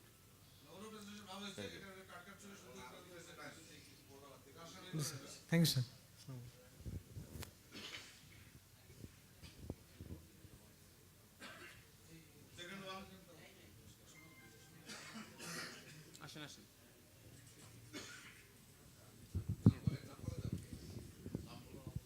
Assalamu alaikum. Honorable Chairperson, respected teachers, and my dear colleagues. Welcome you all to today's resident session. Me, Dr. Muhammad Rajiv Mahamud, Phase B resident, MS Orthopedic Surgery, Department of Orthopedic Surgery, BSM. My mentor, renowned professor, Professor Dr. Arnold Islam, Professor and Division Head of Spine Surgery, Chairman of Orthopedic Surgery Department, BSM. My thesis title, Outcome of Axial Transitional Technique for the Treatment of Adolescent Idiopathic Scoliosis. Introduction. Scoliosis comes from Greek word scoliosis, meaning crooked. It's a complex three-dimensional deformity. It may be congenital, neuromuscular, syndromic, and idiopathic, and so on. Approximately, it presents with back pain. It occurs 3 times more frequently in children whose parents are affected, and physical examination is evaluated by the back-shaped deformity. Scoliogram is the main stream of investigation, including X-ray whole spine from C2 to S2, anterior, posterior, and lateral view, push and pull film, and right and left bending film, MRI scan, CT with 3D reconstruction, pulmonary function test. The treatment option of AIS including 3 O's: observation, orthosis, and operation. Rationale of study.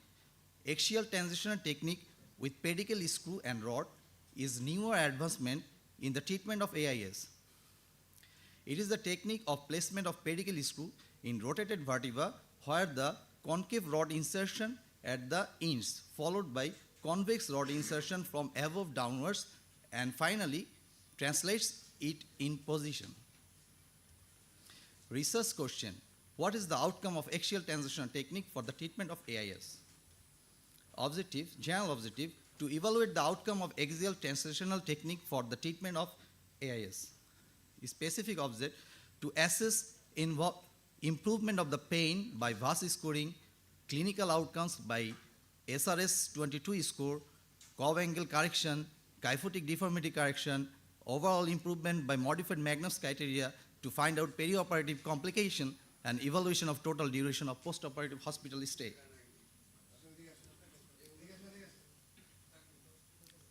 It's a prospective observational study conducted in Spine Division of Department of Orthopedic Surgery, BSMMU, and Popular Medical College Hospital, Dhaka, from September 2021 to March 2024, is still going on, by purposive non-randomized sampling, and the sample size was 15.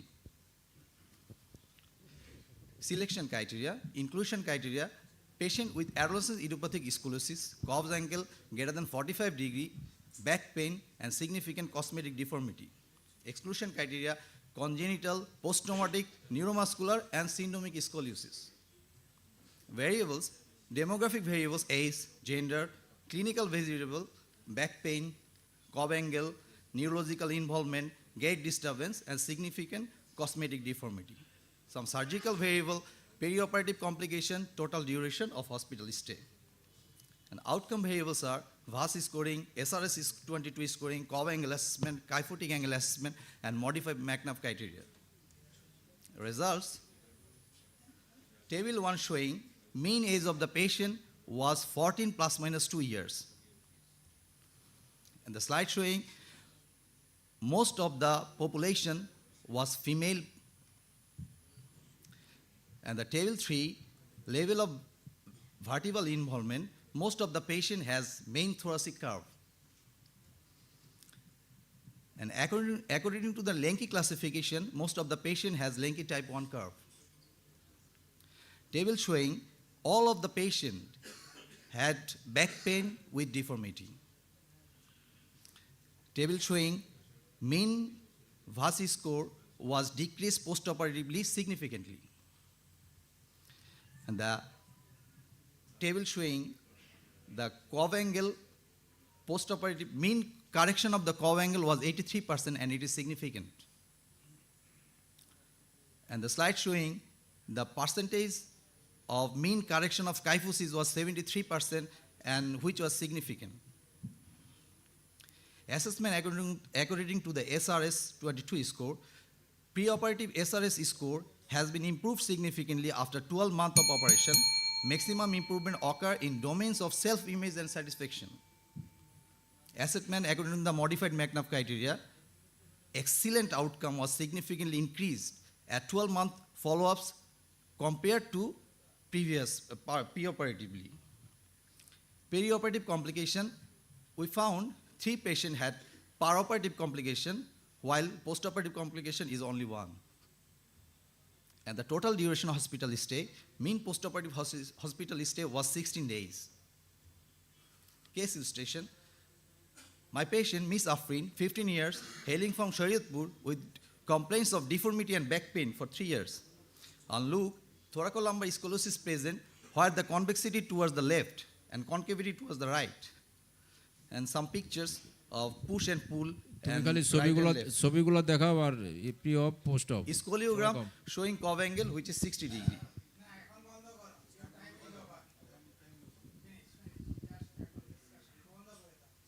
Sir or correction criticization So at post-operative 10, post-operative না না বন্ধ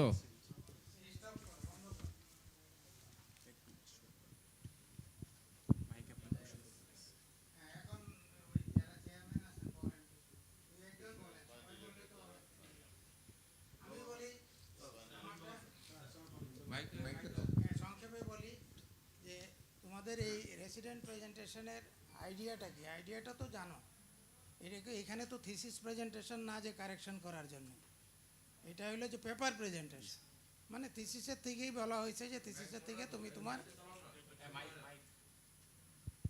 পেপারটা present করবা 6 মিনিটের মধ্যে। কাজেই 6 মিনিটে কয়টা স্লাইড প্রেজেন্ট করা যায়? Sir, আইডিয়া কি তোমার? 24 থেকে 26।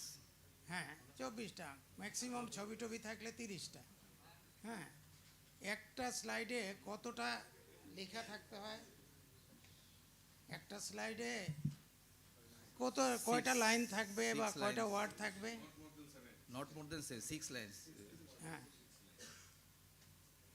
16 to 20 ওয়ার্ডসের বেশি থাকবে না। ওয়ার্ড একটা স্লাইডে, জি স্যার, যাতে চট করে স্লাইডটা যতক্ষণ থাকে এতক্ষণে সব লোকটা পড়তে পারে ওইটা।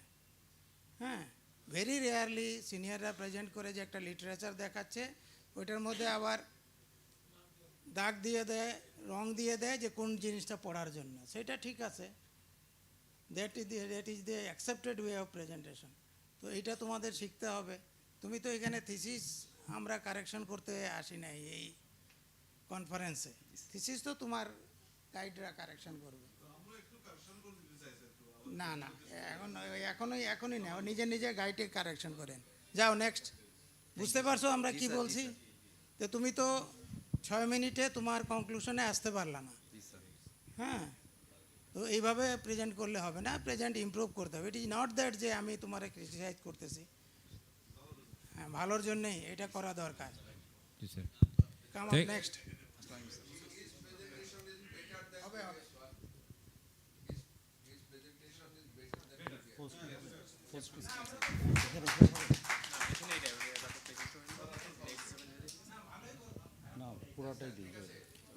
Thank you, MD Rajiv Mahmood.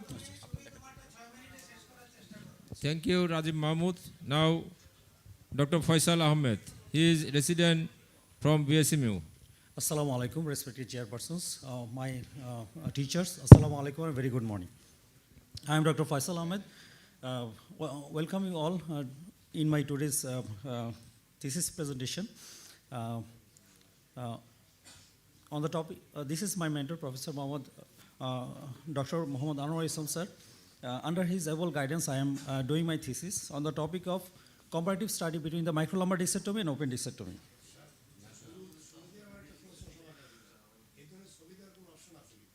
Lumbar disc herniation possesses significant burden on the individual worldwide.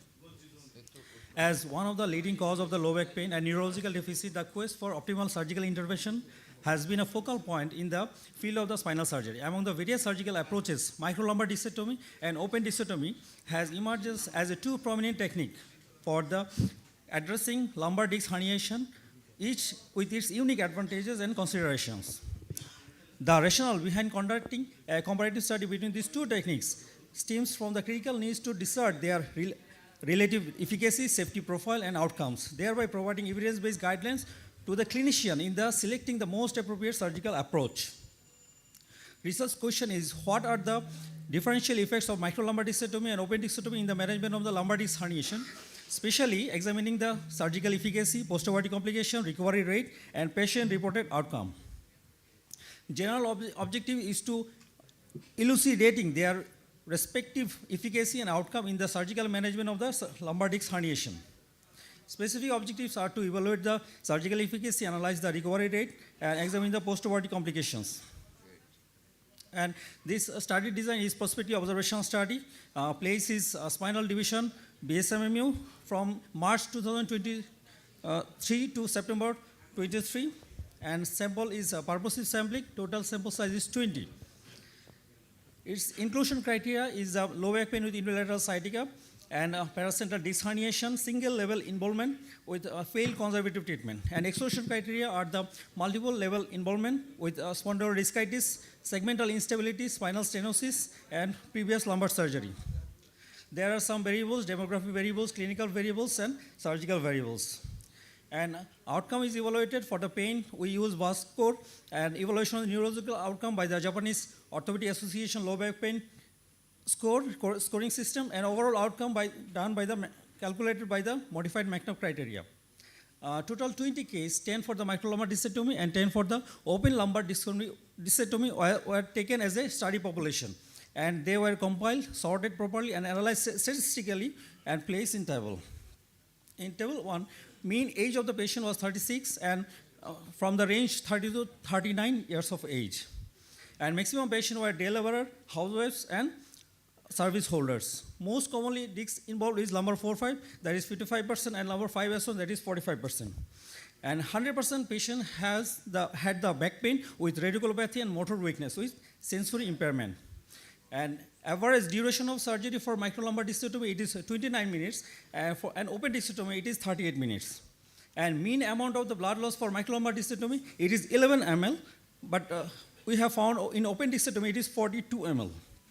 The post-operative complication for microlumbar discectomy is seen in one patient, that is seroma, and two patients for open discectomy, it is dural tear, which is repaired immediately perioperatively, and wound infection.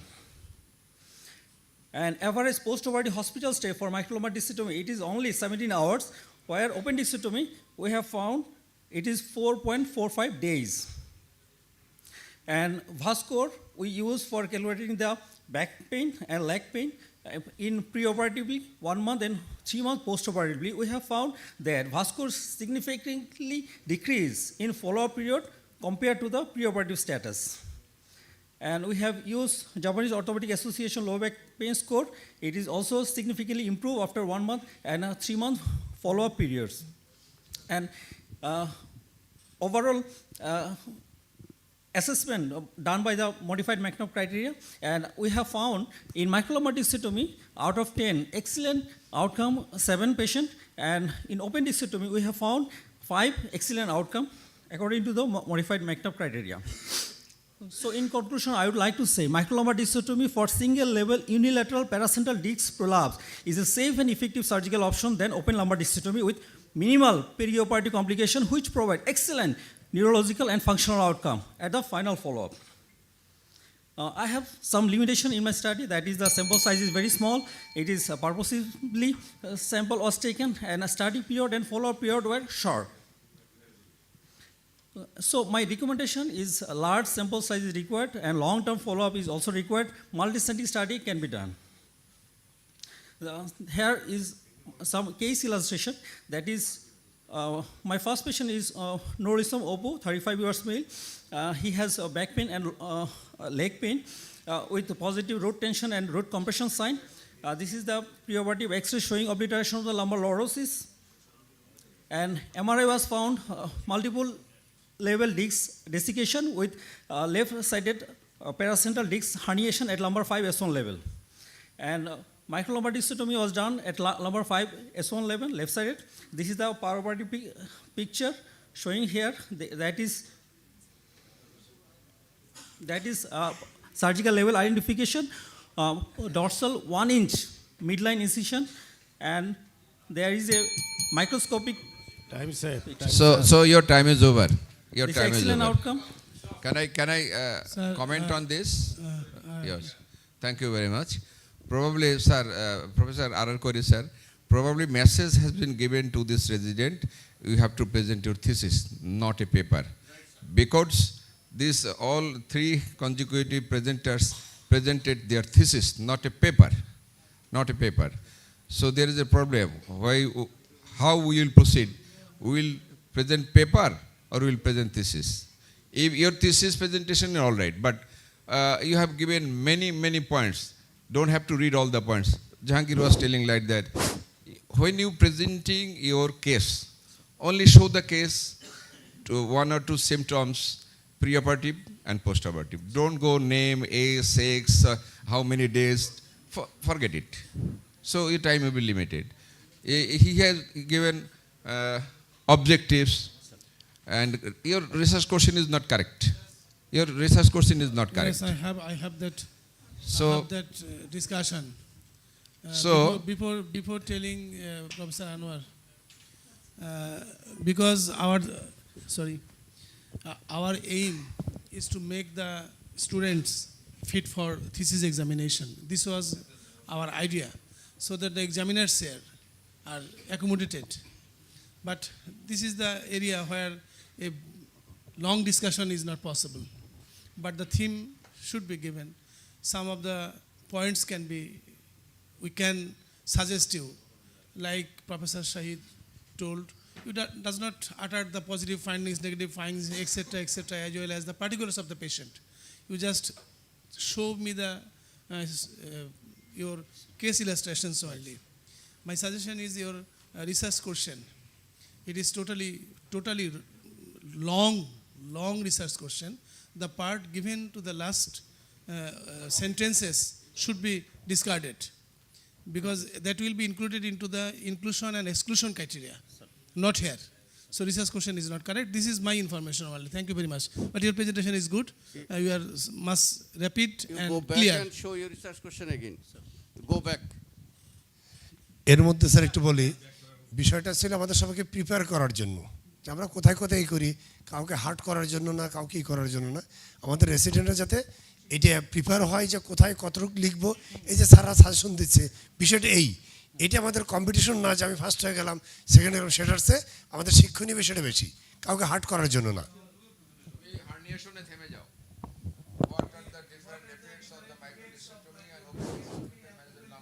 The problem is that one teacher says that is not correct, but other teacher says that this is correct. When he was going to be passing his protocol, at that time the biostatistician says that you should mention the every points which is compared with the in between these two. So this is the problem. This is the problem. Professor Anwar, this last portion is the objective. Now I am not supporting him. I am not supporting him. But the problem is that the different teacher, different examiner, yes, giving the different opinion. So the students are in a problem, in a troublesome condition. Which was right in your protocol, that should be included. You modified this thing, I think. You modify this thing. You just write what is your research question in your protocol, that should be included in your thesis. Yes. And before that, the first part of this discussion is, probably the message ventilated to the, again I repeat to the Professor Soyed's talk, that the message was given to the student that you just make shorten of your thesis and that should be produced or reproduced here. That was the message.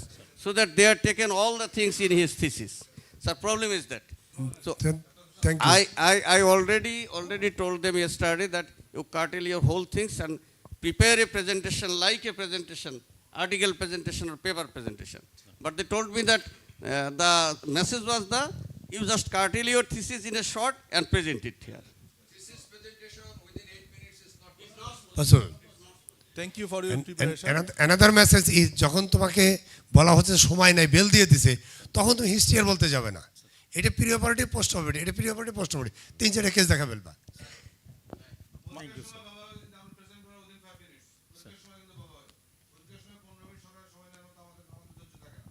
My question to you, how you calculate the sample size? How you calculate the sample size and how you divide them in 10 and 10?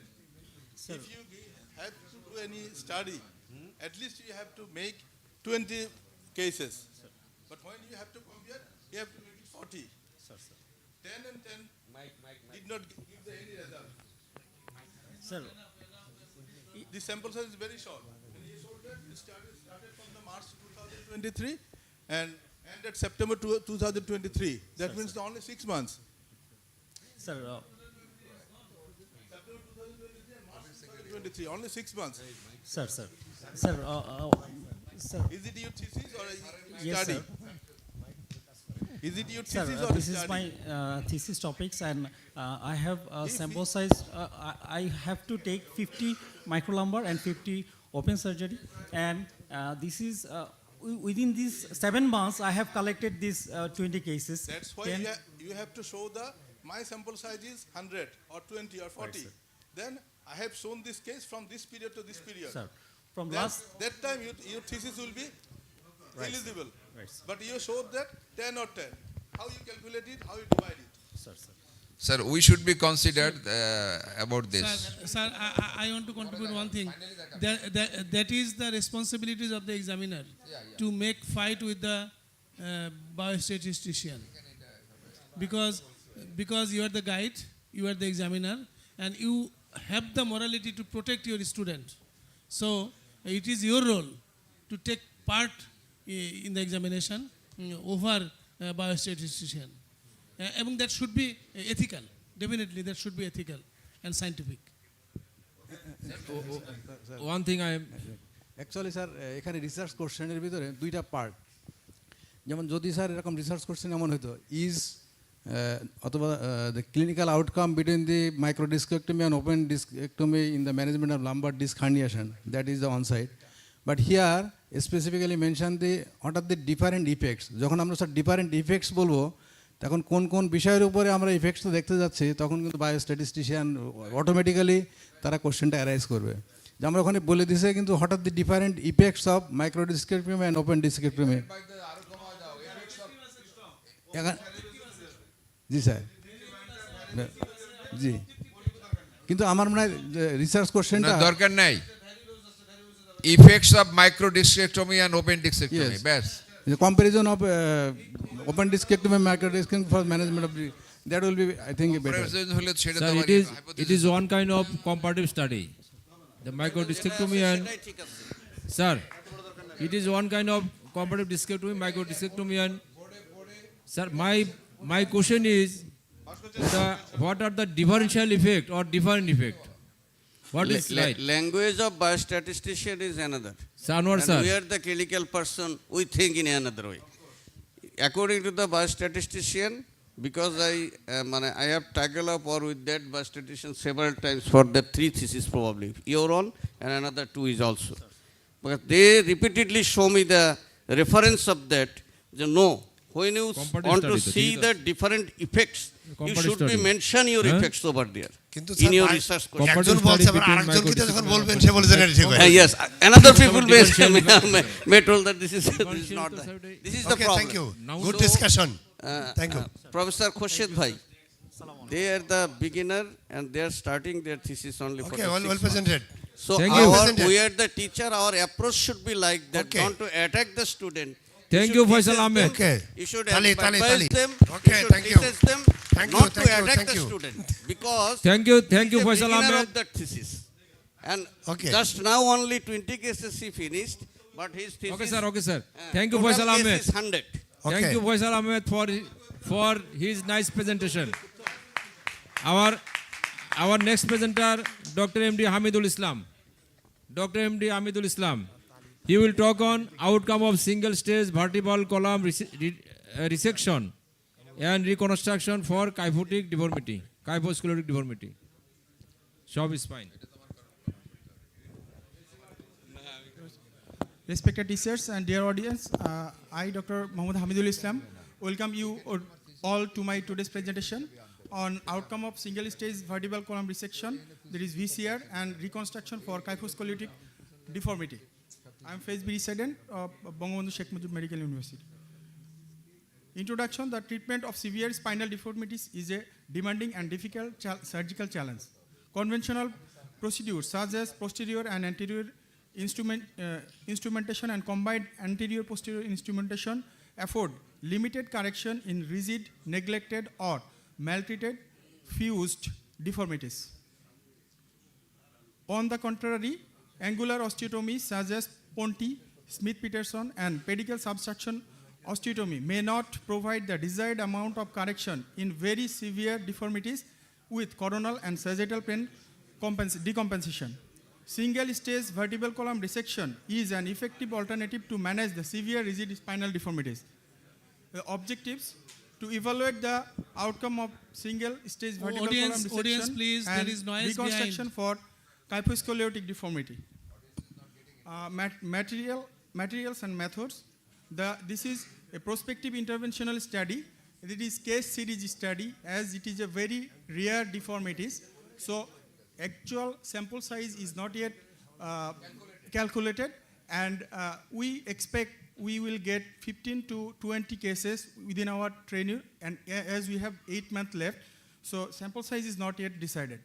And it is carried from March 2022 to December 23. Out of 10 patients, 2 patients had traumatic kyphotic deformity, 4 patients had congenital hemivertebra, and 4 patients had post-tubercular kyphotic deformity included this study. And all the patients had neurological impairment. All the patients underwent single-stage vertebral column resection and reconstruction. Pre- and post-operatively, neurological assessment was done by modified NARIC grading system, Scoliosis Research Society 22, and spinal appearance questionnaires. Pain control was assessed by VAS score. Scoliosis and kyphosis angle was measured by Cobb angle measurement method, and overall functional assessment. So, this is a review. So, this is a review article. Here, 7 articles has been reviewed and 395 cases was analysis. And on the basis of this review article, we have proceeded our study to evaluate the postoperative outcomes. And this is another study we have reviewed for our direction. And results: the total number of patients was 10, average age was 25 years, range was 9 to 40. Of the 10 patients, the preoperative gait disturbance was 7 improved to normal gait, 2 remained same, and 1 showed deterioration of their walking ability to non-ambulating level. Total SRS 22 score improved from 3.18 to 3.54. The average kyphotic correction was 15 plus minus 3.25 degree, and scoliosis correction was 14 plus minus 3.5 degree. Overall, 55% has excellent, 28% has good, 10% had fair, and 8% has had poor outcome. And this is the slideshow of our cases. There is 2 patients had traumatic kyphotic deformity, 4 patients had congenital hemivertebra, 4 patients had post-tubercular kyphotic deformity. And results: out of 10, 7 improved to normal gait, 2 remained the same, and 1 showed the deterioration. And the SRS score improved, as I shown before. And this is the pie chart showing the excellent outcome, 54% cases, good outcome, 28% cases, for fair outcome, 10% cases, and poor outcome was 8% cases.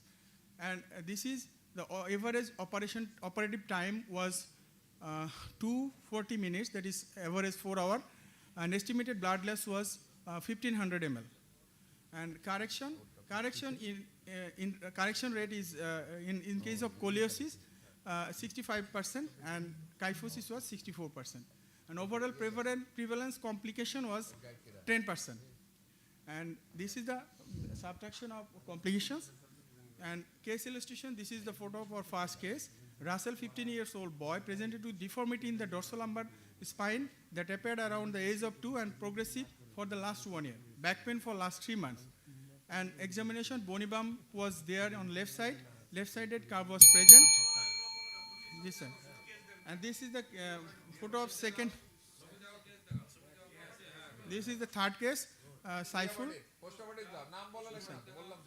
And this is the.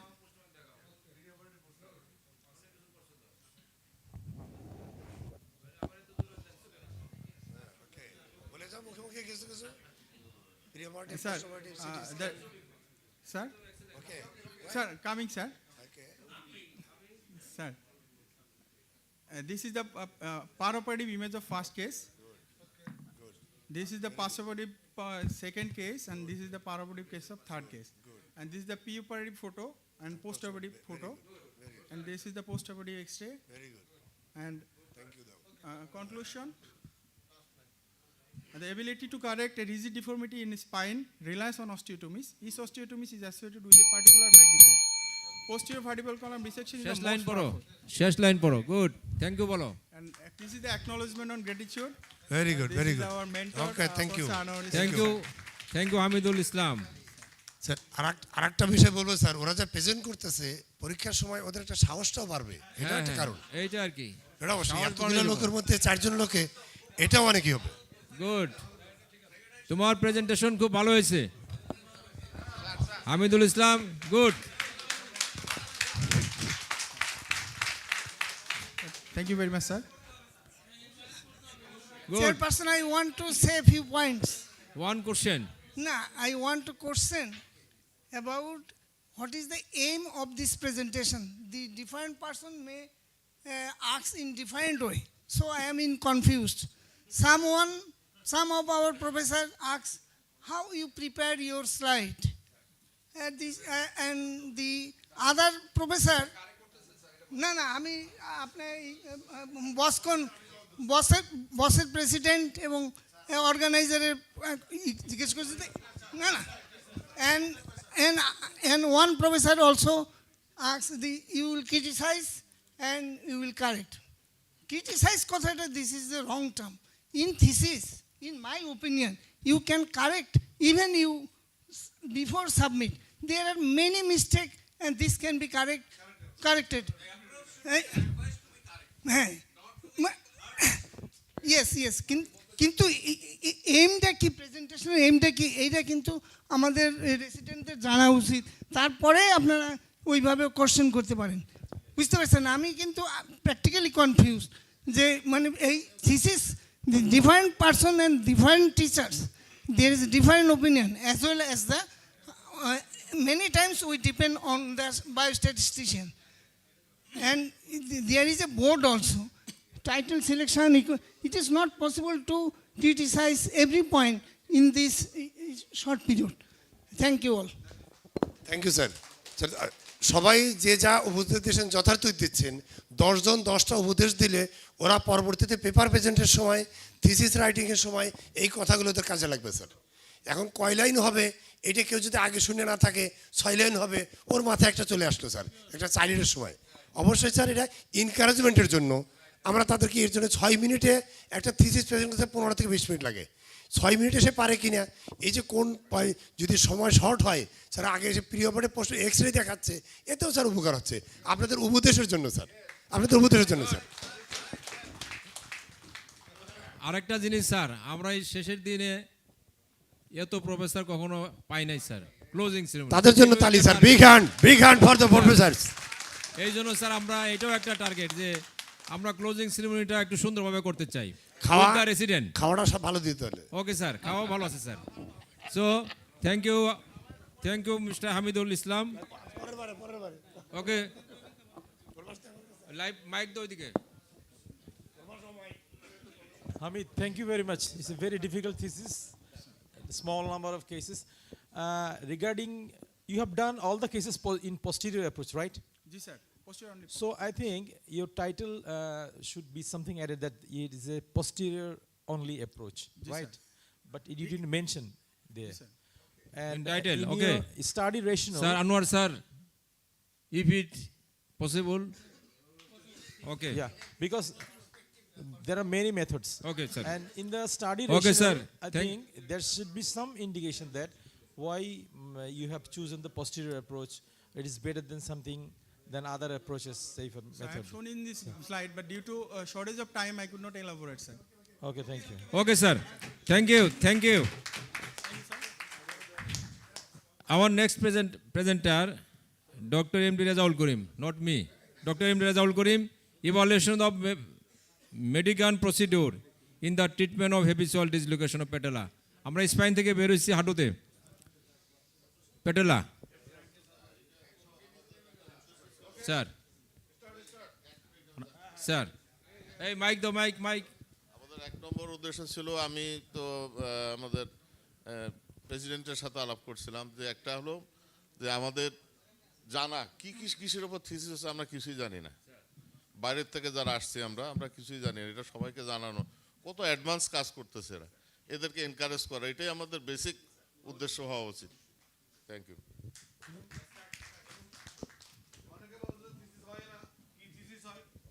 সবাই জানেন, বাইরে জানেন, এটা thesis হচ্ছে কিনা, কি advancement, thesis মানে তো অ্যাডভান্সমেন্ট। অনেক আমাদের শিক্ষক আছেন যারা রিটায়ারমেন্ট চলে গেছেন, ওনারা বলেন যে থিসিস হচ্ছে না, আপনি এমনি ডিগ্রি দিচ্ছেন। তো আসলে যে থিসিস হচ্ছে বা আমাদের অ্যাডভান্সমেন্ট যে হচ্ছে, আমাদের যারা এখন ইনস্টিটিউট বা মেডিকেল কলেজ সাথে জড়িত নাই, তারা জানতে পারবে না আসলে থিসিস হচ্ছে, আমাদের অ্যাডভান্সমেন্ট হচ্ছে। আর একটা কথা যে পরীক্ষার সময় যে ছেলেরা ঘামাইতে শেষ, সাহসটা বাড়বে, কারণ এখন তার পরীক্ষার আগে কেউ ছেলেরা প্রেজেন্ট করে না। আমাদের টার্গেট হবে সে প্রেজেন্ট করা শিখুক। থার্ড টার্গেট হবে আমরা পরীক্ষা হবে যে যাই বলি থিসিস 15 মিনিট 20 মিনিট যাই হোক, পরীক্ষার হবে যখন যায় তখন যায় প্রেজেন্ট দিস উইদিন 5 মিনিটস। সব টিচার একই কথা পাবে, কারণ একদিন পরীক্ষা থাকে 2-3টা। আমরা যাই, আমার কথা হচ্ছে আমি যখন বলি যে উইদিন 5 মিনিটস, এটা 6 মিনিট 7 মিনিট 8 মিনিট। তো ওরা যদি এটাকে প্রেজেন্ট করতে এখন শিখে 6 মিনিট 7 মিনিট 8 মিনিট প্রেজেন্ট করতে শিখে, পরীক্ষার সময় এটা 20-15 মিনিটে বা 10 মিনিটে প্রেজেন্ট করতে পারবে। নয় এটা পরীক্ষার সময় আমরা 1 ঘন্টা বাসায় বসে প্রেজেন্ট করতে পারবে, অ্যানোড হয়ে যাবো, পরীক্ষা শেষ খারাপ হয়ে যাবে। এটা এক্সামিনার টু শুনেন স্যার, এটা এক্সামিনার টু এক্সামিনার ভিন্ন করে। এক্সামিনার ভিন্ন করে কেউ 10 মিনিট শুনবে, কেউ আধা ঘন্টা শুনবে। আমার শুনতে এত ভালো লাগে না, আমি বলি দিই এক্সামিনেশন যখন যাই তখন আমি বলি যে প্রেজেন্ট দিস উইদিন 5 মিনিটস বা 6 মিনিটস। এটা আপনার ভ্যারি করে, আপনি এটা অত পর্যন্ত আধা ঘন্টা প্রেজেন্ট করেন।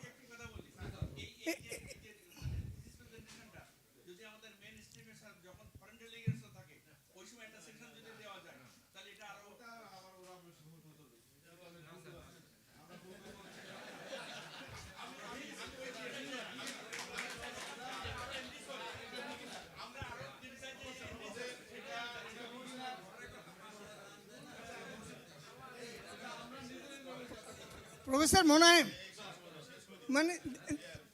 there is a rule for the university how you take the thesis exam, but you cannot say 5 minutes, you cannot say 10 minutes. No.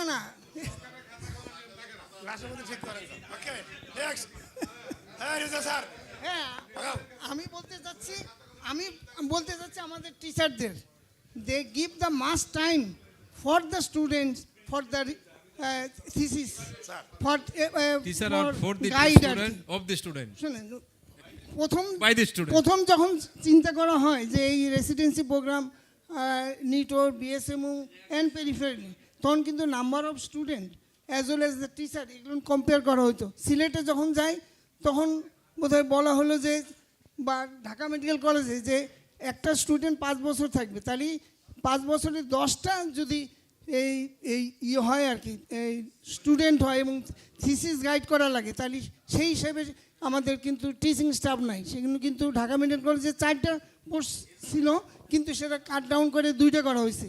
সিলেটেও এরকমভাবে করা হয়েছে, কিন্তু আমার ধারণা আমরা যারা গাইড করি তারা ম্যাক্সিমাম টাইম দেই না, বুঝতে পারছেন? এই জন্যে আমি এদের চাইতে বাস্তবতা, মানে এখন থিসিস গাইড হতে গেলে বুঝতে পারছেন টিচারদেরকে অনেক সময় দিতে হবে। স্যার এটা আমরা আবার পরে আলোচনা করবো স্যার, ওর স্যার আবার প্রেজেন্ট করুক sir.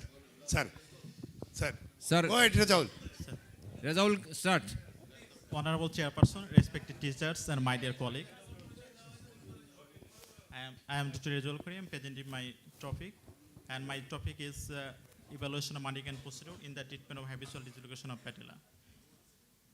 And habitual dislocation of patella is a condition where the patella dislocates whenever knee is flexed and spontaneously dislocates with the extension of the knee. It is also termed as obligatory dislocation. Sir, of the patella, Chairman, sir, as please. dislocate completely with this flexion and extension cycle of the knee, and patient has no control over the patella dislocating as well he moves the knee. Sir. তুমি তোমার Next. Main পার্টে চলে যাও, background চলে যাও। Definition দরকার নাই। Sir. And there are several causes for the habitual dislocation. Some are bony causes and some are soft tissue causes. Okay, Among the next. bony causes like shallow or flattened lateral femoral condyle, genovalgum, increase in femoral anteperson, and etc. And some are soft tissue causes like contracture of the vastus lateralis, atrophic and destroying vastus medialis, tight lateral reticulum, more laterally insertion of the patellar tendon. And so both static and dynamic factors tends to displace the patella laterally. And for this, I have already mentioned that there are several causes, and for this, there are 100 different surgical techniques for the treatment of patellar instability has been described during the past 100 years. And this can be grouped broadly into soft tissue procedures and bony procedure. Among the soft tissue procedures, Marigan is one of them. Although Marigan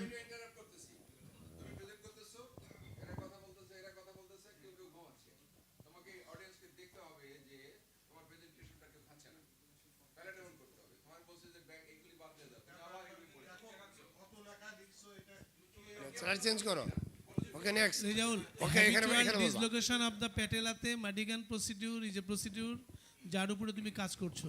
সেখানে তুমি তোমার selection criteria, তোমার research question, তোমার result এই পর্যন্ত দিলে আপাতত আমরা বুঝতে পারবো।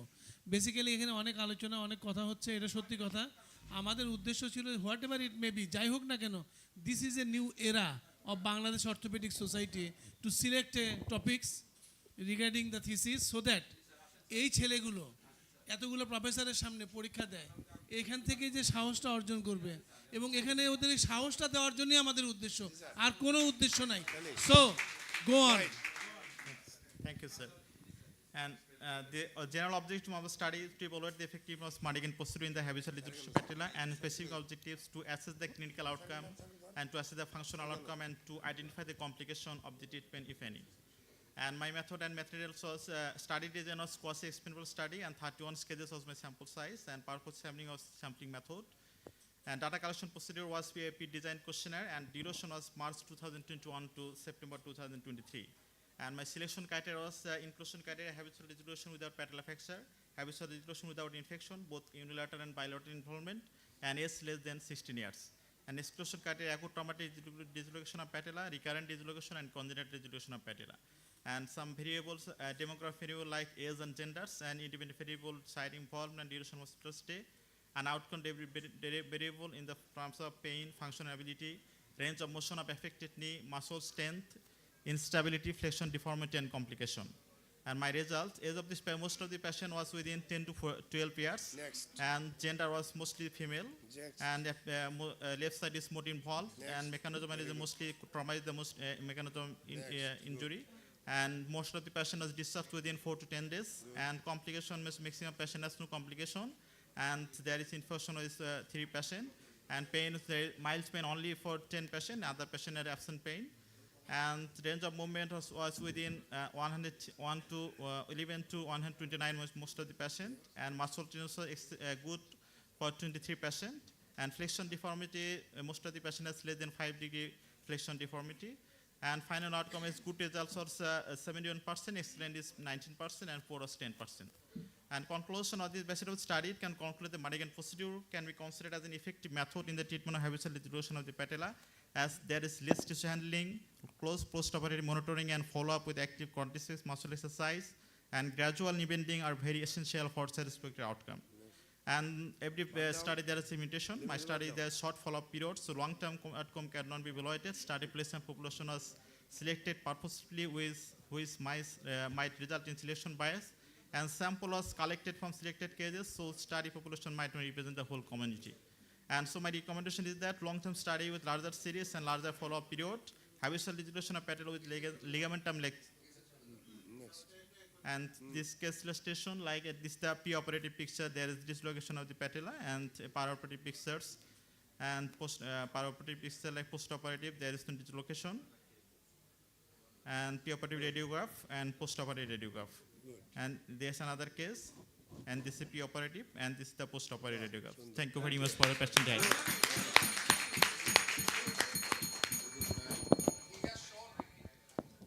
He has shown all the slide, and we can understood what he's saying. This is very important. Your presentation style is very important. Thank you very much for presentation. Thank you. Thank you, Rajol Karim, for your nice and brilliant presentation. So, our next presenter, Dr. Bhabatosh Kumar. Bhabatosh Kumar Mondal. His thesis is outcome of adolescent diaphyseal fracture of femur treated by Concernel.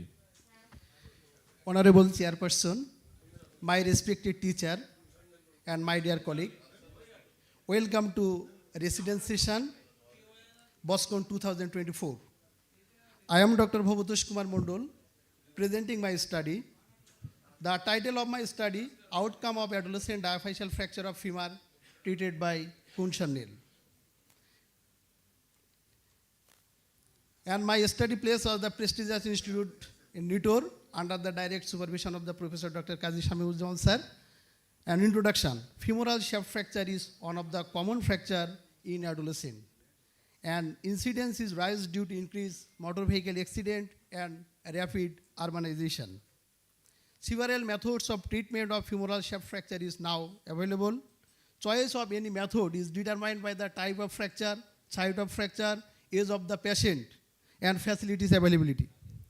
Close intermedullary interlocking nail is one of the gold standard treatment for fracture shaft of the femur, which helps in maintain the length, alignment, and rotation. 1 minute, back to the slide. Shudu, okay, I counter the reba. Close interlocking nail is a good gold standard treatment modalities. Shesh, পরের লাইনটুকু তোমার লেখার দরকার নেই। Okay, sir. ঠিক আছে, তুমি যদি sentence কমাইতে চাও। The standard treatment for fracture shaft of femur is the use of intermedullary nail, and Kunshan nail is considered one of the top choice for treating diaphyseal fracture of femur in adolescent, where the facilities is not available like fracture table and image intensifier. In developing country, Kunshan nail remains a viable option for addressing the femoral diaphyseal fracture. And my objective, general objective, to assess the outcome of Kunshan nail in the management of adolescent diaphyseal fracture of femur, and specific objective to assess clinical outcome, evaluate the union, and to see the movement of the adjacent joint. And this is a quasi-experimental study which was conducted at Nitor, and my sample size was 35. Selection criteria, inclusion criteria, age of the patient is within 12 to 16 years. Both male and female was included, and only the close transverse fracture and oblique fracture of shaft of femur. Exclusion criteria was open, contaminated, and comminuted fracture, patient with associated neck of femur fracture, and polytrauma patient. Result, during this study, a total number of 35 patients was participated, and the study was conducted at Nitor. Most of the patient age was 14 years, and most of the patient was male, which was 88.6%, and mechanism of injury was motor vehicle accident, which is speaking, and 85.7%. And mean duration of injury to operation was 15 days, and associated injury only present in case 25% patient. Regarding radiological union, mean duration was 20 weeks, and duration of follow-up was 28 weeks. And infection, only 5% patient developed infection, which was superficial surgical site infection, and treated by sending the wounds of work ulcer sensitivity and managed accordingly. Regarding complication, external rotation, only 5% developed the external rotation, and 8% patient developed the femoral shortening up to 3 centimeter. Knee flexion is 88% patient more than 120 degree. Extension deficit, only 8% patient, and 77% patient having no pain, only 22% patient having sporadic pain. So regarding my final outcome, 74% was the excellent outcome, and 25% was the good outcome. Conclusion, on the basis of the result in present study, it can be stated that Kunshan nail is a relevant option for the adolescent diaphyseal fracture in developing country, and good results seen in transverse and short oblique fracture. But it is not recommended for severely comminuted fracture and fracture in the distal third of the femur. And my limitation of the study, sample size was relatively small, and duration of the study was short. Sample randomization could not be done. So my recommendation, the result of a study can be utilized for future large study, and randomized control trial would provide a more valid result. Regarding case illustration, this is the radiograph before operation, and this is the radiograph immediate after operation. This is the radiograph after 12 weeks and 24 weeks. This is the pictogram, functional outcome, regarding functional outcome. So thank you so much for your patient hearing.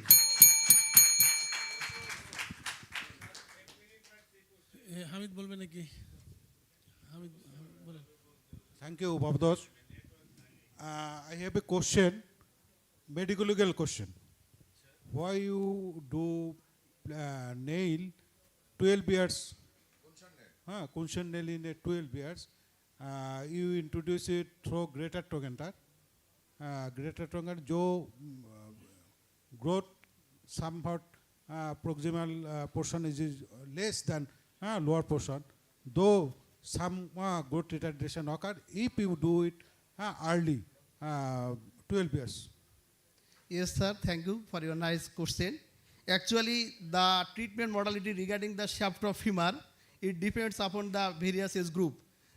Because before the 10 years, the most applicable choice of diaphyseal fracture is titanium elastic nail, intermedullary device, before 10 years. But after 10 years, we cannot use the intermedullary interlocking nail. So it is a fallacy, which type of implant we choose here. So in case of canal and the trochanteric entity, there is less chance of growth arrest after 10 years.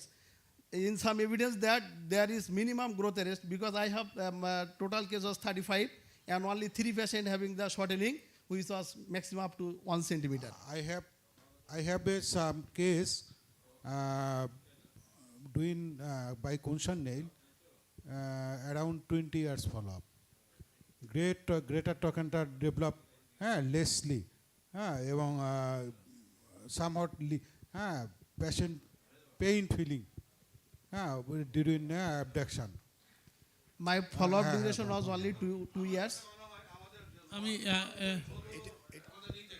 Yes, sir. Growth হবে আমাদের নি থেকে, আমার মনে হয় এটা বেশি, আমার পার্সোনালি আমার এক্সপেরিয়েন্স এটা মনে হয় খুব বেশি এফেক্ট করে না। আমি একটু কথা বলতে চাচ্ছিলাম। আমি স্যার বলেন sir. So thank you, sir. The different person has different opinion, different complication, different advantage. Yes. And below, some surgeon choose plating, and there is some disadvantage. Some surgeon plays Kunshan nail, some may have disadvantage.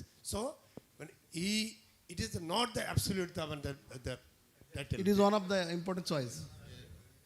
Thank you for Thank your nice presentation. Actually, there is a internationally accepted research Yes. in Science Center for pediatric nail, and initially they have started on sheep, and I was one of the member. Yes, sir. And they found that there is no difference, no growth hamper. Yes, sir. So you can continue. Thank you, So sir. I have a question to Bhabatosh. Because the age group is 12 to 16 years and they are very adolescent. And adolescent shaft femur fracture union is very rapid. Yes, sir. And it is very short durated. Even 3 months, after 3 months, patient can walk, patient can play. This is our experience. Yes, sir. But your limitation of the study shows it is a very short period of follow-up. It is a very small number of the group. 35 patient, 12 to 16 years is not at all a small group. It's an enough group. Yes, sir. And the time duration for follow-up for 2 years is enough. So when you will appear in the exam, this will be a question against your limitation. Yes, so sir, I will please, correct it, sir. please I will make it correct a it. bit cautious. Thank you very much. Okay, And sir. thank you for nice presentation. Thank you, sir. No, sir. Yes, sir.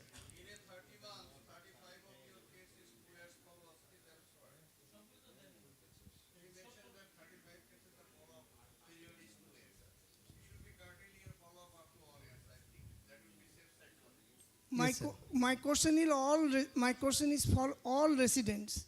When you select a title of the thesis, is there any previous study report in this title? This is more important. And Yes, sir. when you write down the references, or this is most important, is there any study for this type of title? Sir, Or anywhere? yes, sir. Before passing the thesis protocol, we have faced to the IRB board. Yes. And from IRB board, we have to submit the journal regarding point favor of this case. So we have already submitted it, and the thesis protocol has passed from the IRB board. And this is actually. important.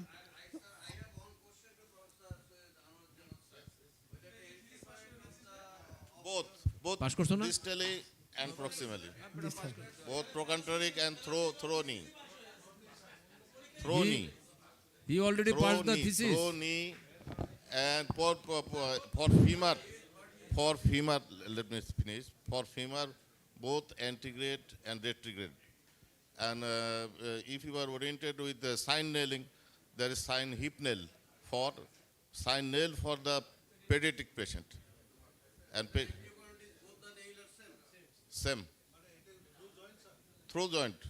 And there is no hampering of the growth. Growth develops not throughout the same rate at the throughout the growth plate. If we injure the central part of the growth plate and peripheral part maintain the total growth. Yes, sir. So can I proceed, sir? 1 minute. For one information, what is short-term follow-up, what is long-term follow-up? For internationally accepted paper, short-term follow-up more than 1 year up to 2 years. But more than 2 years, it is considered as a long-term follow-up. Thank you, sir. Thank you for your information. And এই ধরনের সবার ছোট ছোট ইনফরমেশনে কাজে লাগবে সবার জন্য sir. আমরা সবাই জানলাম যে 2 বছরের পরে হলে লং কাজে টার্ম লাগবে, মাস্টারদেরও কাজে লাগবে sir. So, okay. Thank you, Bhabatosh, for your nice presentation. But you have already passed the thesis.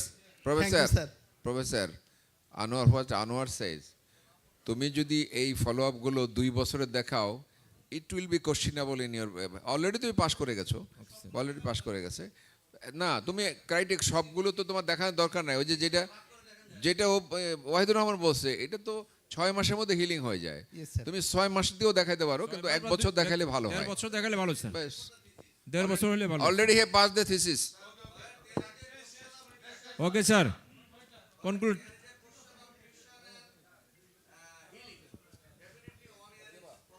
Okay, sir. Thank you, sir. Thank you so much. Sir, no, sir. আরো 4টা আছে sir, 4টা। Sir আমরা discussion একটু কম করলে sir আমরা তাড়াতাড়ি বাড়ি যেতে পারবো স্যার। না, আপনারা বলছেন যে আপনারা একটু কারেক্ট করে দেন, আবার কথা বলতে দেবেন না। না স্যার, তো চলে যাই স্যার। না, আমাদের কোনো সমস্যা নাই স্যার। স্যার আমাদের কোনো সমস্যা, আপনারা বেশি থাকলে আমরা বেশি খুশি। Okay, sir. Our next presenter, Dr. M.D. Din Islam. He is a student of NITOR. Outcome of single posterior approach for unstable thoracolumbar burst fracture with incomplete neurologic injury, treated with anterior reconstruction and posterior instrumentation. Go fast. Honorable Chairperson, respected teachers, and my dear colleagues, Assalamu alaikum. I am Dr. Mohammad Din Islam, MS PhD resident from NITOR, presenting my thesis on the topic of outcome of single posterior approach for the unstable thoracolumbar burst fracture with incomplete neurologic injury treated with anterior reconstruction and posterior instrumentation. My guide was Professor Dr. Mir Hamid Rahman, sir. Sir, this is share. Sir, thoracolumbar junction or region represents a zone of transition between rigid thoracic and flexible lumbar spine. Subject to great biomechanical stress, commonly involved in traumatic spine injuries. 90% of spine injuries involve thoracolumbar junction, occur in young males after high energy injuries. Burst fracture results from axial compression, retropulsion of bone fragment into spinal canal. It accounts for 14% of all spinal injuries. Neurological deficit occurs in 20 to 40% of the cases. Burst fractures with PLC injury are considered as unstable. Unstable burst fractures require surgical intervention irrespective of the neurological status. Goal of surgical treatment is to maintain spinal stability, reduce kyphosis and decompression where necessary.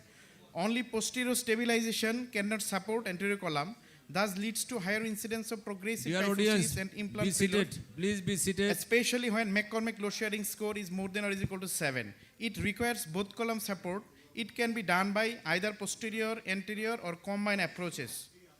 Anterior approaches provides direct and more complete spinal canal decompression. However, the surgery is extensive, risk of intra-abdominal organ and major vessel injuries may lead to development of incisional hernias.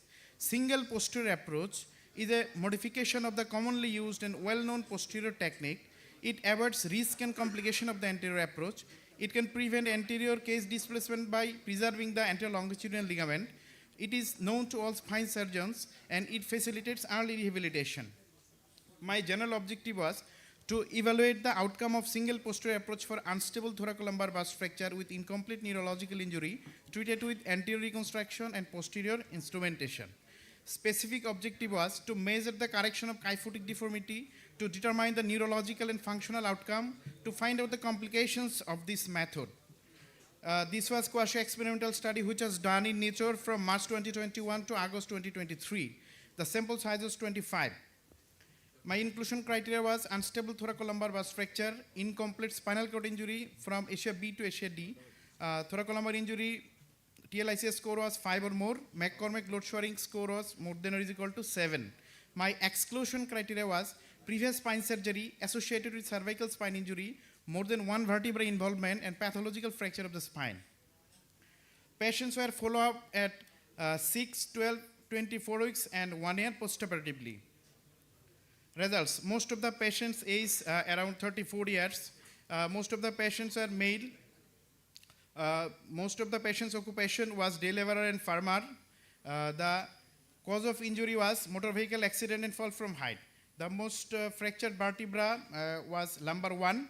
The time interval between the injury and operation was 9 days, around 9 days. The distribution of case by neurological involvement. We have done 25 cases. Among them, 5 cases was Asia B and 20 cases was Asia C. The neurological improvement we found is Asia E 10 patient, Asia D 15 patient. Cops kyphotic angle improvement. We have shown that there is significant improvement in the Cops kyphotic angle. The BOSCON score was also significantly improved after operation. The osteoarthritis disability index also improved postoperatively. That is significant. Modified McNabb criteria, we found excellent outcome in 40% of the patient and good outcome in 48% of the patient. Duration of the distribution of Bridwell fusion criteria, we have found grade 1 fusion criteria in 17 patients and grade 2 criteria in 8 patients. Distribution of the postoperative complication, we have found implant failure in 1 patient and he was operated in our institution, and surgical site infection was 2 patients. Conclusion, single posterior approach for decompression, anterior reconstruction by using mesh case and posterior instrumentation provide a safe and effective surgical option for management of unstable thoracolumbar burst fracture. Neurological recovery is satisfactory with low rate of postoperative complications. My limitation was modern operative facilities like intraoperative use of neuromonitor and high-speed bar was not available in our settings. This is a case, 18 years female with burst fracture lumbar 1, Asia C. This is MRI and this is postoperative X-ray. Immediate after operation, after 6 weeks, after 12 weeks and after 1 year. This is Bridwell fusion criteria after 1 year. This is functional outcome. Case number 2, 25 years old male patient, burst fracture lumbar 1, Asia B. How many days old fracture? Sir, this is 2 weeks. 2 weeks, sir. So this CT scan, this is postoperative X-ray immediately after 6 weeks and after 1 year. This is Bridwell fusion criteria after 1 year. This is functional outcome, and thank you all for patience hearing. Thank you, Din Islam, for timely finished. ভালো হয়েছে। Thank you, sir. Sir সেদিনে পরীক্ষা experience হয়েছে, ওই experience দিয়ে আজকে কাজে লাগাই sir. Sir thank you, Din Islam, Thank you, for sir. your nice presentation. Sir, any comment or any? No, I want to given advice to this institute. Okay, sir. You have shown that anterior fusion is needed, anterior stabilization is needed. You can give a comparative study thesis using, you have given long segment fixation with anterior procedure in all cases, I see. No. No, Long segment now or anterior reconstruction. No, with long segment posterior fixation. With long segment posterior fixation. You see? All the case long segment? Sir, we have done all the cases. All the cases. তোমার ছিল তো শুধু anterior reconstruction. Anterior reconstruction, but sir, আমার thesis guide এবং co-guide বলেছে যে long segment posterior করার জন্য স্যার। So, okay, sir.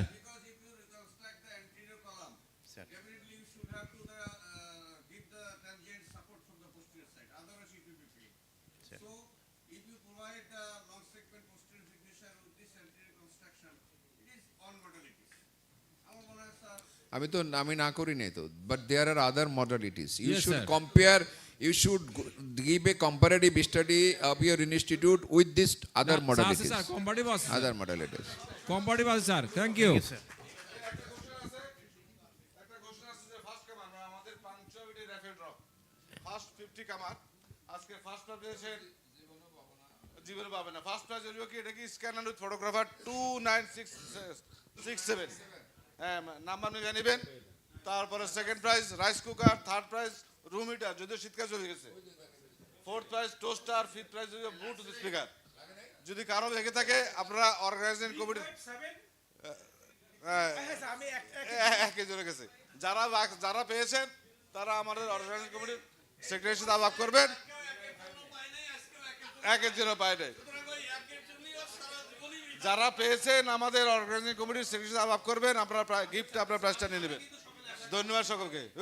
800 কই আছে তোমার নাই তো স্যার? ওকে, কিন্তু আমার ওকে টিকিট আছে কিনা?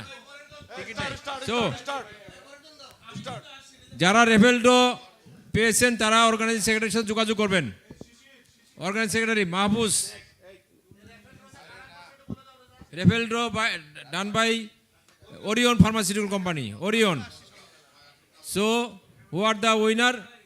You will communicate with our organizing secretary, Dr. Mahfuz Rahman. Assalamu alaikum, honorable chairperson. Sir? My respect. না, organizing secretary হলো আমাদের বসের organizing secretary. And scientific organizing committee secretary Rajiv Ahmed. So, next presenter, Dr. M.D. Tarek Anwar Shishir. Assalamu alaikum, honorable chairperson, my respected teachers and learned audience. Welcome to BOSCON 2024. I'm Mohammad Tarek Anwar Shishir, Phase B resident, NITOR, presenting my topic, which is outcome of medial gastromyocutaneous flap for coverage of post-traumatic wound in upper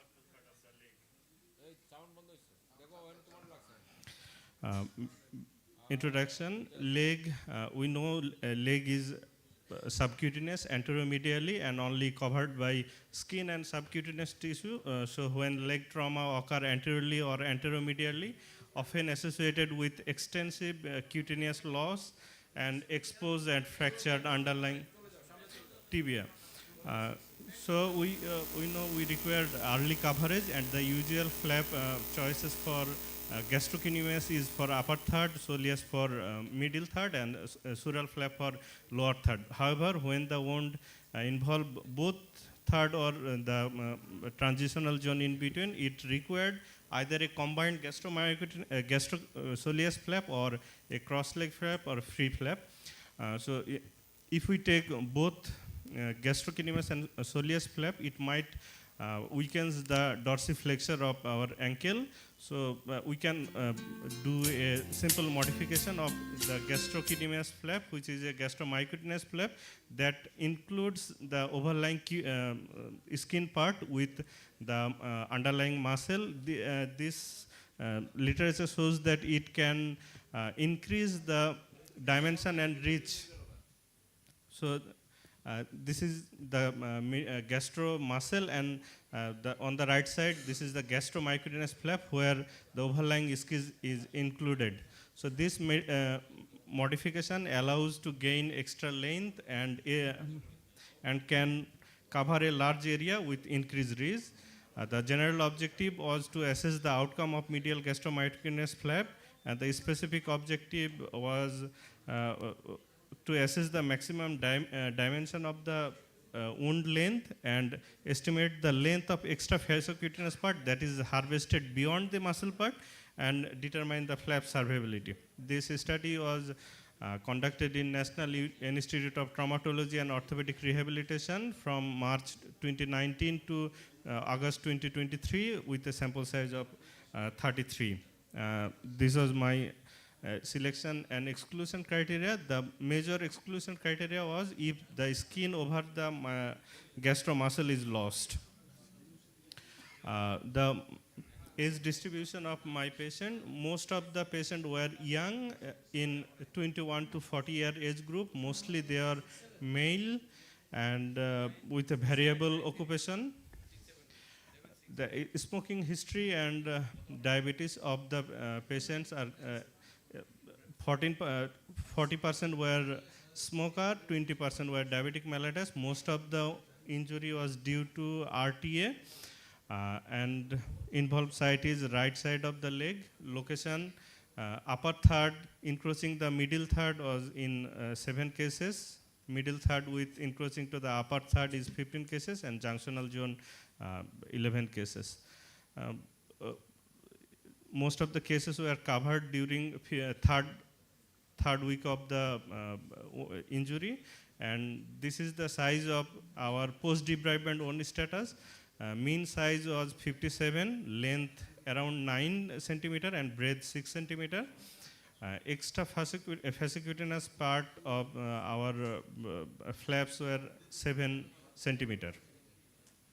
Wound infection present in most of the cases. We found that most patients had wound infections, and most flap, that is around 90% flap, survived completely. And this shows that diabetes and flap survivability is positively associated, and we found that wound infection and flap survivability has no relation. However, most of the flap loss occur when present with the wound infection, and complications were, there is no complication in the most of the cases. So in conclusion, we can say that medial gastromyoclonus flap can effectively cover the leg wound involving upper 2/3 of the leg or junctional zone in between. It has reliable flap survivability, and complications were minor in nature. So this is the case. This case shows that patient has wound in junctional zone between upper and middle third. It was covered by medial gastromyoclonus flap, and this is the paraoperative photograph after flap insert, and this is at 4-week follow-up, and this is after the patient fracture was treated with Ilizarob, and this is the flap condition after removal of the Ilizarob. This is the bone status, and this patient took 1 year to heal completely with the bony. So thank you, sir, for. Thank you, Shishir. So giving us the opportunity during. শেষ হবে না, বা তুমি তো আগে শেষ করছো timely. Sir, thank you all of you to giving us the opportunity during our residency period to present in a prestigious conference like BOSCON. Thank you, sir. Okay. Thank you, Shishir, Tarek Shishir. Any question or any suggestion? Oh no. So our next presenter, Jafri Ahmed. He is from BSMU. He will talk on, is reduction always necessary for high grade spondylolisthesis? So our observation is, sir, Anwar sir, all the residents submitted their papers from BSMU spine, no any other. 5 presenter from BSMU. So you go ahead. Thank you, sir. Honorable Chairperson, respected teachers, and my dear colleagues, Assalamu alaikum. I am Dr. Jafri Ahmed, Phase B resident from BSMU. My topic is reduction always necessary in high-grade spondylolisthesis? As we all know, high-grade listhesis is defined as more than 50% slippage of a spinal vertebral body relative to the caudal vertebral body as per Myering grading, and according to spine deformity study group, it's classified as grade 4 and above. And the joint between the L5 and S1 is the single most common site for the problem. The treatment protocol of high-grade lumbosacral spondylolisthesis differs from that of low-grade slips. In high-grade slips, which are more prone to produce changes in the regional lumbosacral and pelvic anatomy that result in a global sagittal deformity. The grossly misaligned spinopelvic parameters also need to be addressed to improve patient outcomes. So it has been widely accepted that the primary goal of surgery for lumbar spondylolisthesis is neurological decompression and stability reconstruction. While it is still controversial whether it is essential to reduce the slippage of vertebra or not, posterolateral fusion in situ has been advocated by many investigators.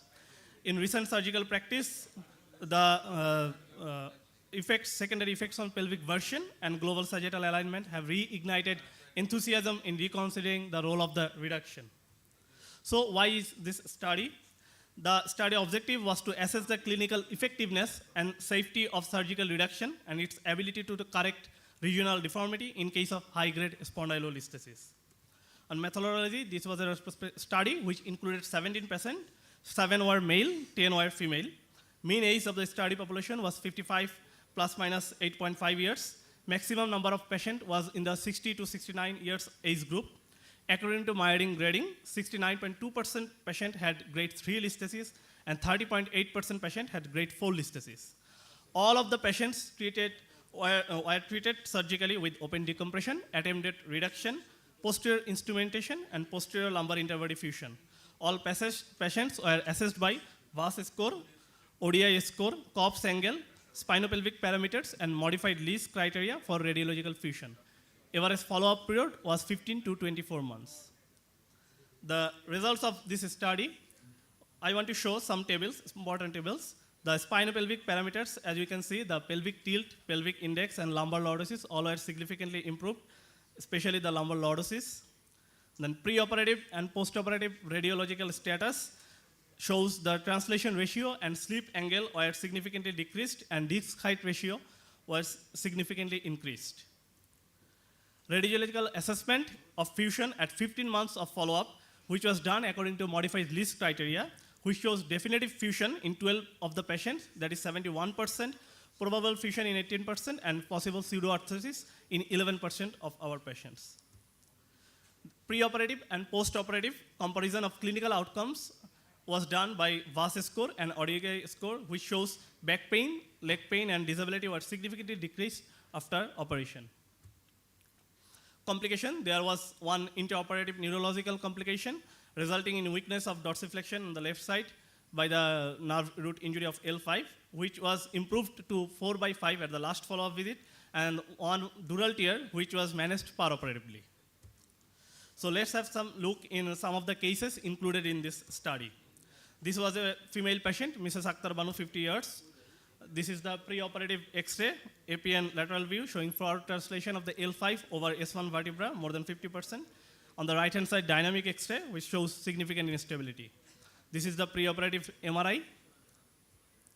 And this is the perioperative image showing banana case, pectoris autogenous bone, cancellous bone graft. And this is the, on the left side, this is the immediate postoperative X-ray, APN lateral view. And on the right-hand side, 18 months postoperative X-ray, which shows a good correction of the lumbar lordosis around 23 degree with good bony fusion. And this is case 2, a male patient, Mr. Abdul Salam, 62 years old. This is the preoperative X-ray. This patient also had spondylolisthesis of L5 over S1. On the right-hand side, this is the dynamic X-ray, which shows significant instability. And this is the preoperative MRI scan, sagittal and axial section, shows significant canal stenosis. And these are the perioperative images showing banana case filled with autogenous bone graft. Reduction was attempted with persuader and after adequate decompression and pedicle screw with rod fixation. And this is 15 months old postoperative X-ray of lumbosacral spine with correction of lumbar lordosis of 25 degree and good bony fusion. So reduction of high-grade slips can be technically demanding. and its role is still controversial because of its potential complications like neurological deficits, prolonged operative time, and loss of reduction. I want to show some journals which supports the findings related to our study. This is a journal which shows that neurological deficit is not a constant finding after reduction, and it is typically transient. Whenever it occurs, permanent neurological deficit after reduction is average 5%. And the primary rationale behind a reduction maneuver is to correct the lumbosacral kyphotic deformity, which may help to improve the sagittal malalignment, with secondary advantage to improvement in the fusion rate. And this is a journal which shows that in situ fusion, which is done by many surgeons, is subjected to significant shear forces. So conclusion, reduction when accomplished in conjunction with wide neural element compression and instrument fusion is safe, effective, and durable. I want to thank my mentor, Professor Dr. Mohammad Anwar Islam sir. Thank you. Thank you, Jafri Ahmed. হ্যাঁ লাল কালি তুমি colour লাল কালি magenta English কি Thanks. লাল কালি magenta কালি so our next presenter Dr. Ghulam Mahmood, he is from DMCs. We cover all the institute. Okay sir, go ahead. He will talk on effect of proximal fibular osteotomy in the management of medial compartment osteoarthritis of the knee joint.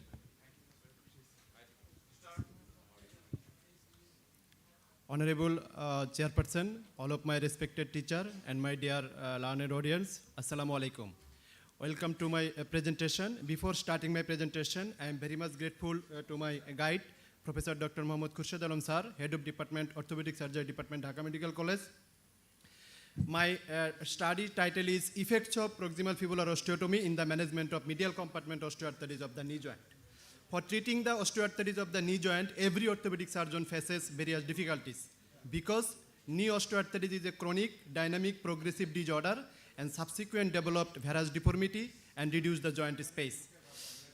Knee joint is a tricompartmental joint. We all know that. Patellofemoral compartment and medial and lateral tibiofemoral compartment. Medial compartment is mostly involved because medial compartment bears 60 to 80% load. And we all know that the mechanical axis, our lower limb from center of the femoral head to center of the knee is medially deviated. There are a lot of treatment options regarding the treating knee osteoarthritis. There are some conservative options and also surgical options.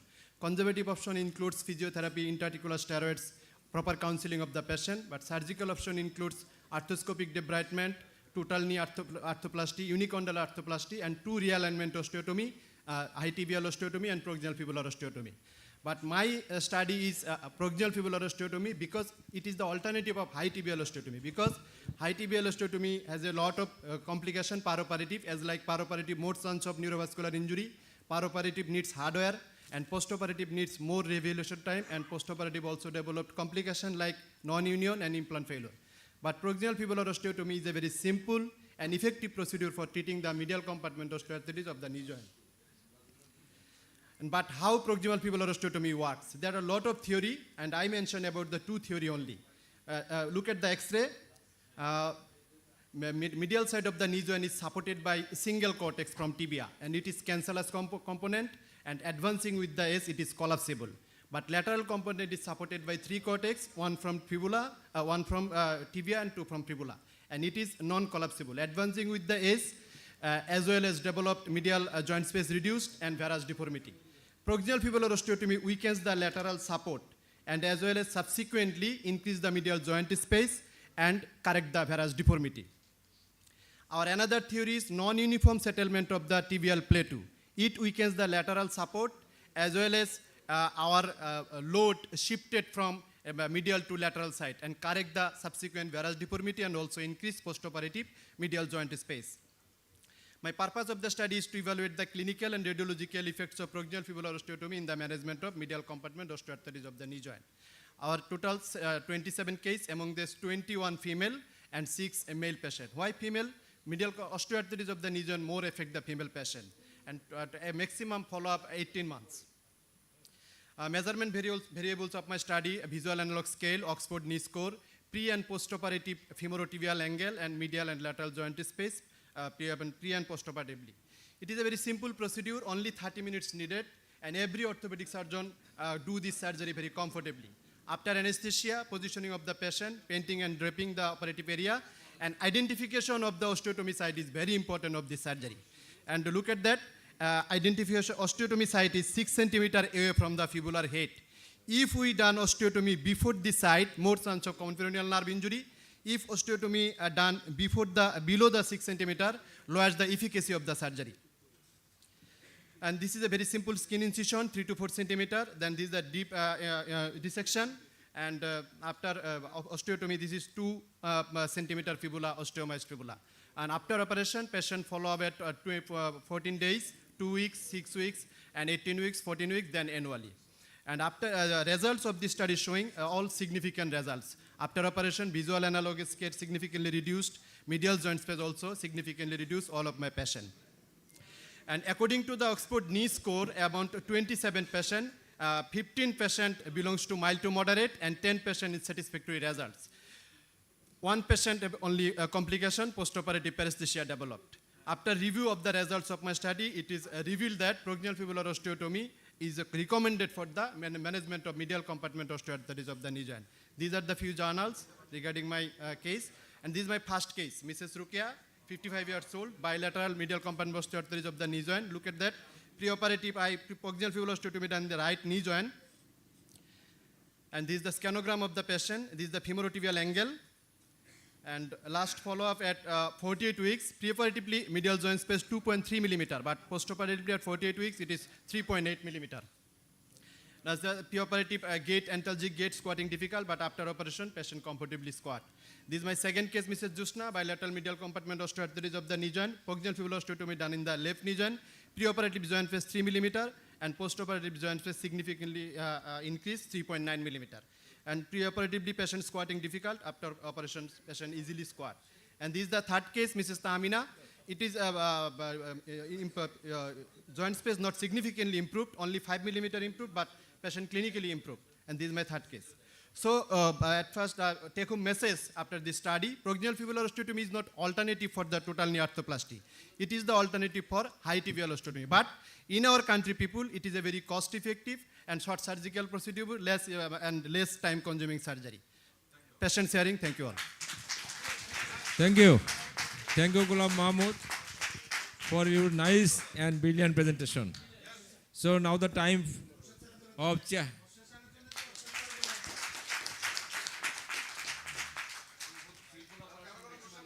Okay, sir. So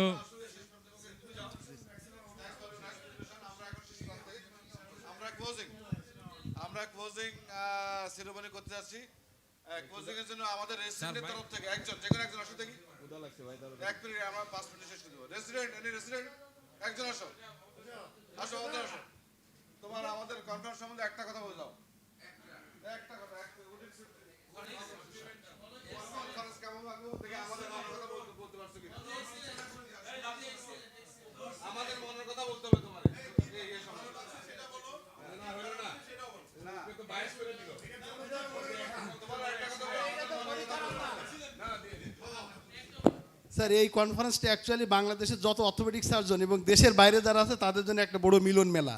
আমি মনে করি আমরা সবাই অনেক ব্যস্ত থাকি, বিশেষ করে স্যারেরা যারা আছেন, কিন্তু এই কনফারেন্সের মাধ্যমে আমরা সবাই এক জায়গায় হওয়ার সুযোগ পাই এবং আমাদের অনুভূতি ব্যক্ত করার সুযোগ পাই। আর আমার ব্যক্তিগত অভিমত হচ্ছে, যদিও পরীক্ষার কারণে আমি থাকতে পারি না সবগুলি ইসে, কিন্তু ওভারঅল আমি মনে করি এবারের যে বসকন 2024 ইজ এক্সিলেন্ট, আউটস্ট্যান্ডিং।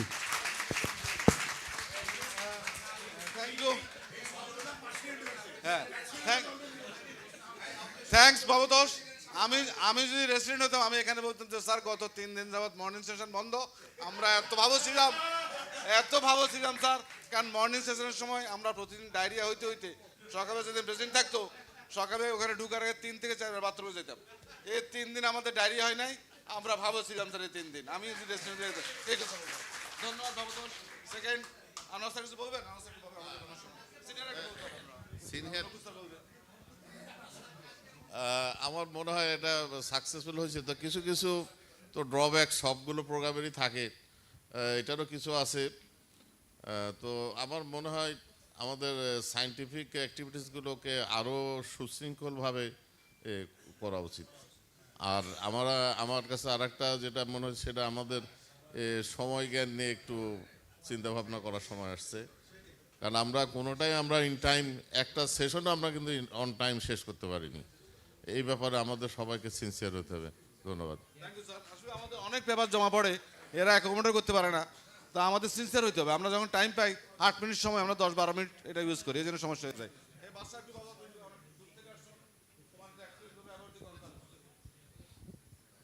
সায়েন্টিফিক ইয়াগুলি আমি doctor Mohammad Badshah Miah, assistant professor, Sheikh Shahra একাত্তর medical college Gopalganj. Sir scientific সেমিনারগুলি খুব সুন্দর হয়েছে, খুব ভালো লাগছে, কিন্তু কিছু কিছু টাইম কিলিং হয়েছে, ড্রব্যাক তো থাকবেই। সবচেয়ে বেশি সমস্যা স্যার খাওয়ার সমস্যা নিয়ে। গতকাল ইয়াতে 1.5 থেকে 1.5 ঘন্টা আমার খাওয়া লাইন ধরে থাকতেছে, অনেক কনফারেন্স শেষ হয়ে গেছে গা। আরেকটা সমস্যা আছে আমাদের তো ওয়াশরুমগুলি তো একটা ওয়াশরুম আমাদের লাইন ধরে দাঁড়ায় থাকতে হয়। নাইস। তোমার আসলে আমরা একসময় একজন ছিলাম না, আমি যখন আসছি 2001-এ তখন অর্থ ছিল মনে হয় 200-250, কিন্তু আজকে এখন আমরা প্রায় 2000-এর কাছাকাছি। সেই একই বিল্ডিং, একই বাথরুম, একই খাওয়া দাওয়া, তো এটা সমস্যা একটু হবে। আসলে আমরা দুঃখিত এই সমস্যার জন্য। আবার অন্যখানে করতে গেলেও অনেক টাকা দরকার হয়। আমরা 1 কোটি 1.5 কোটি 1.5 কোটি টাকা দিয়ে আসতে হয়। আর আবার তোমরা যারা বাইরে থেকে আসো ওরা বলবে যে আমরা এখানে আসলাম নিটর দেখে যাব না, এটা হয় কিনা। আমরা সেশন বাইরে করবো, দেখবো যে কেউ নাই, সবাই বলবে যে আমরা নিটর দেখতে গেছি, ওটা একটা সমস্যা। সবাই আসতে চায় যে আমার যেখানে প্রতিষ্ঠান আমরা দেখতে চাই, এই জন্য আমরা একদিন কষ্ট করে হবো, শত কষ্টের মাঝে আমরা নিটরে একটা অনুষ্ঠান রাখতে চাই। তো এটা সবাইকে এই কষ্টটা আমার মনে মেনে নিতে হবে। আরও 5-7-10 বছর বাথরুমের সমস্যা, খাওয়ার সমস্যা, কারণ সবাই এখানে নিটর করে দেখতে আসতে চাই। যেখান থেকে আমি আজকে আমেজ, যেখান থেকে আমার রুজি রোজগার, যেখান থেকে আমি প্রতিষ্ঠিত, সেখানে এই প্রতিষ্ঠান সবাই দেখতে চাই। তো আমরা এটাকে ক্ষমা সুন্দর দেখবেন। আমাদের সমস্যার সমাধান মনে বেশি করা যাবে না, এটাকে মেনে নিতে হবে। ধন্যবাদ সকলকে। আমি একটু কুমার স্যার বলবেন 1 মিনিট।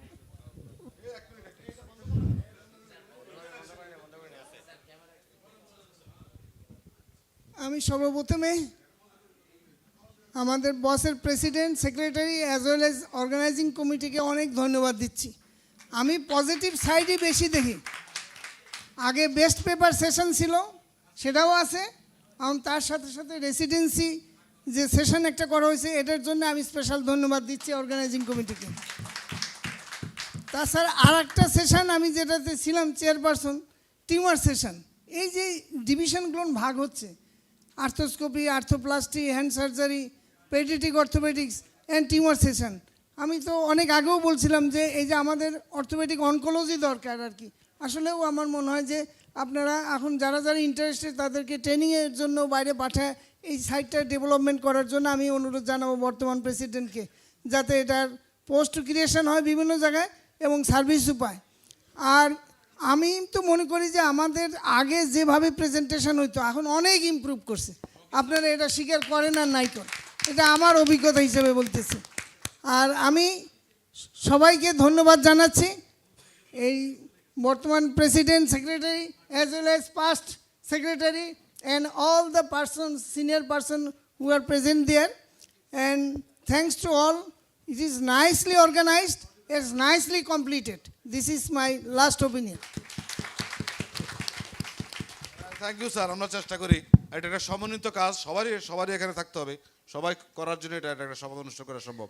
আমরা এক্সিকিউটিভ কমিটি যারা আছে আমরা কিছু বলবো না, এক্সিকিউটিভ কমিটি যারা আমরা তো ভালো বলবোই, খারাপ হবে যে ভালো বলবো, তা মনে কামরুল স্যার একটু বলবেন, যারা এক্সিকিউটিভ কমিটি থেকে তারা একটু। আসলে আমাদের সোসাইটি ডে বাই ডে অনেক বড় হয়ে যাচ্ছে, এবং আমরা প্রথম দিকে আমাদের দিকে যদি চিন্তা করি, আমরা হয়তো ম্যাক্সিমাম আমার টাইমে 200 জন ছিলাম, এখন সেখানে মোর দেন 2000 অর্গানিজম হয়েছে। বাট আমাদের আজকে এই পর্যায়ে এসে আমি বলবো যে আমরা খুব সুন্দরভাবে আগাইছি, কিন্তু আমরা কিছু আগের যে কিছু সমস্যা ছিল যেগুলো থেকে আমরা এখনও বের হয়ে আসতে পারি নাই। যেমন যখন আমরা একটা ইনগ্রেশন সেশন করি, আমরা প্রথমে চিন্তা করি আমাদের স্বাস্থ্যমন্ত্রীকে আনবো কিনা, বা আমাদের নেতাকে আনবো কিনা, আনে যে জিনিসটাকে আমরা আরও হাইলাইট করতে পারতাম, কারণ আমার ব্যক্তিগত অপিনিয়ন হলো, কদিন আগে আমরা মুম্বাইতে গেছিলাম একটা আসিকন প্রোগ্রামে। আমার কাছে এত ভালো লাগছে যে আমরা একটা ইনগ্রাল সেশন, ওই দেশের কথাই বলি, একজন মহিলাকে নিয়ে আসলো, মহিলা টোটালি কোয়াড্রিপ্যারেসিস ছিল, কোয়াড্রিপ্লেজিয়া, এবং এত সুন্দর, তাকে এত সুন্দরভাবে সম্মান দেওয়া হলো। এবং বিশ্বাস করেন, তার কথা শুনে আমার মনে হয় আমি তো কান্দাকান্দি করছি, এবং যারা স্টেজে ছিল সবার চোখ দিয়ে পানি আসছে, সবার চোখ দিয়ে পানি আসছে। সে নিজে একজন মহিলা, সে ইন্ডিয়ার মতো একটা কান্ট্রিতে সে গোল্ড মেডালিস্ট হিসেবে ছিল, ক্রীড়াবিদ, এবং সে শোনা যাচ্ছে, এবং সে অ্যাক্সিডেন্টে তার সমস্ত কোয়াড্রিপ্লেজিয়া হয়ে যায়, প্যারাপ্যারালাইসিস হয়ে যায়, এবং সে সেখান থেকে স্ট্রাগল করে হুইল চেয়ার বাউন্ড অবস্থায় তাকে ওইখানে প্রধান অতিথি হিসাবে নিয়ে আসা হলো হুইল চেয়ারে, এবং সাথে তার মা ছিল। দুইজনকে স্টেজে বসানো হলো, আর কেউ কিন্তু বসলো না, দু একজন যারা অর্গানাইজিং কমিটি ছিল তারা বসলো। এবং তার বক্তব্য শুনে এবং প্রেজেন্টেশন শুনে সে যে স্লাইড শোগুলা করছে, বিশ্বাস করেন আমি কাঁদছি, কিন্তু আমার মতো অনেকেই দেখলাম, আমি তার চোখ দিয়ে পানি পড়তেছি। হ্যাঁ, অরিজিনাল পিস। আর আমরা সময় কাটাই, আমরা কেরা কী করছি না করছি, আমরা এগুলোতে যদি একটু বের হয়ে আসতে পারি, 1 নম্বর। 2 নম্বর হলো, আমরা আমাদের এই কুট নিয়ে এবং এই ব্যাগ নিয়ে এত দৌড়াদৌড়ি করি যে কুটটা ভালো হয় নাই, এটা হয় নাই, সেটা হয় নাই।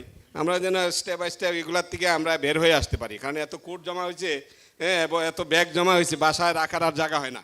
তাই আমার সাজেশন হলো এগুলোর থেকে যেন আমরা বের হয়ে আসতে পারি। 3 নম্বর হলো, এই যে দেখেন টেবিলে কতগুলা ক্রেস জমা আছে।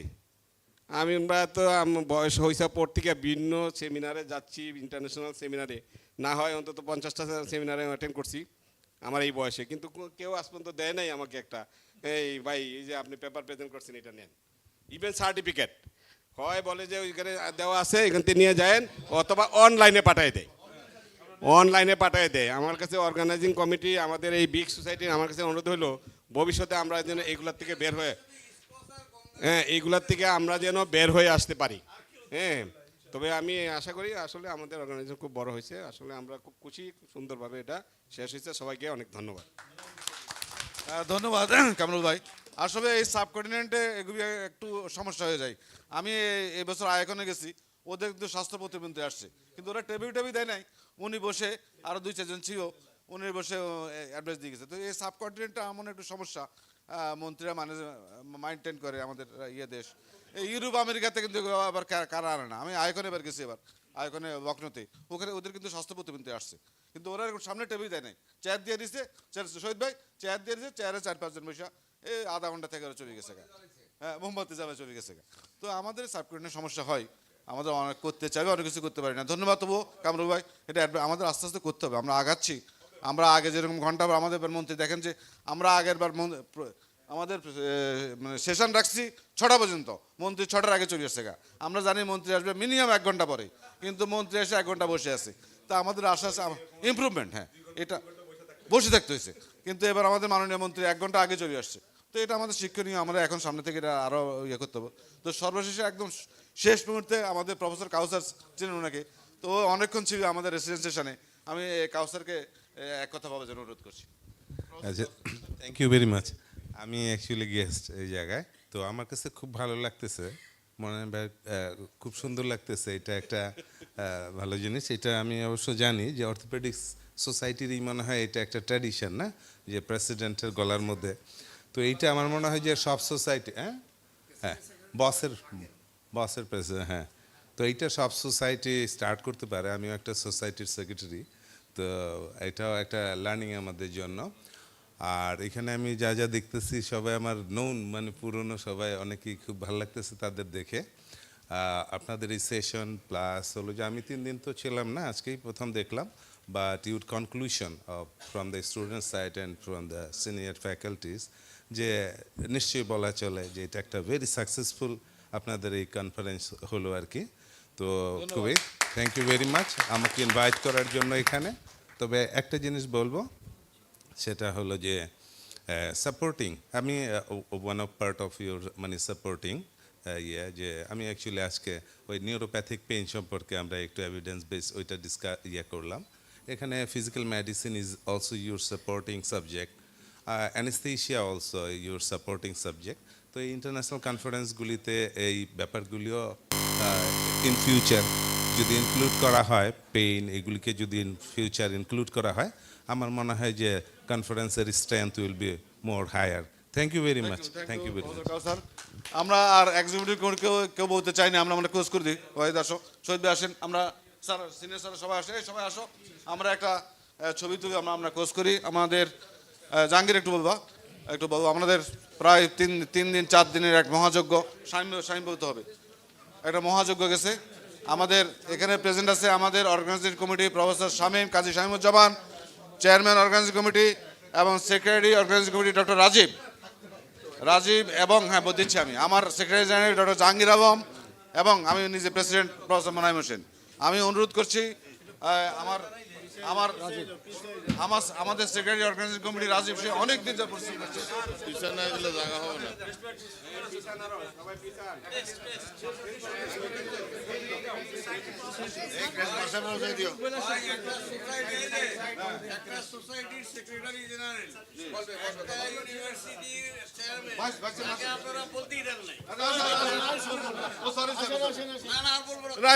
এক মিনিট বল, প্রশ্নই আসছে না, বলতে হবে, বলতে হবে।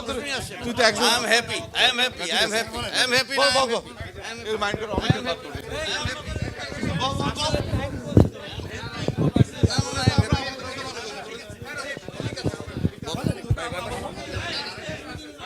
এটুকুই বল যে আই এম হ্যাপি।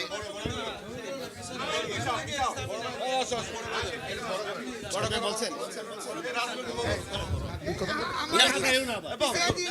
আগে রাজীব বলুক না, এই আগে রাজীব বলুক।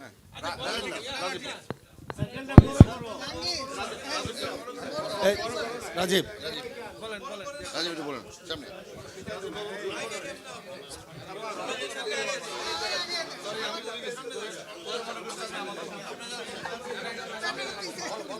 আসসালামু আলাইকুম।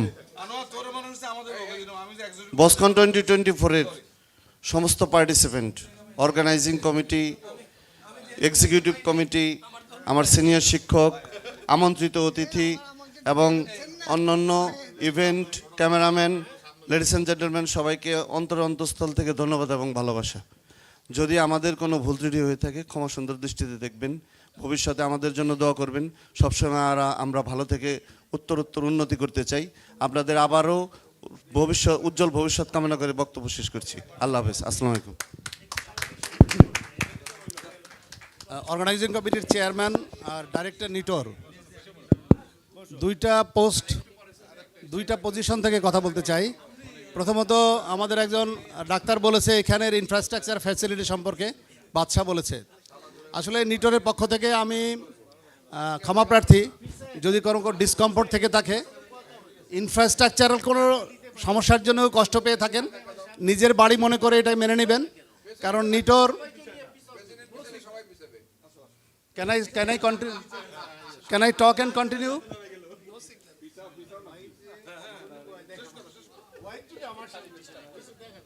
Sir, can I continue? So নিটোরের পক্ষ থেকে আমি সবাইকে ধন্যবাদ জানাতে চাই।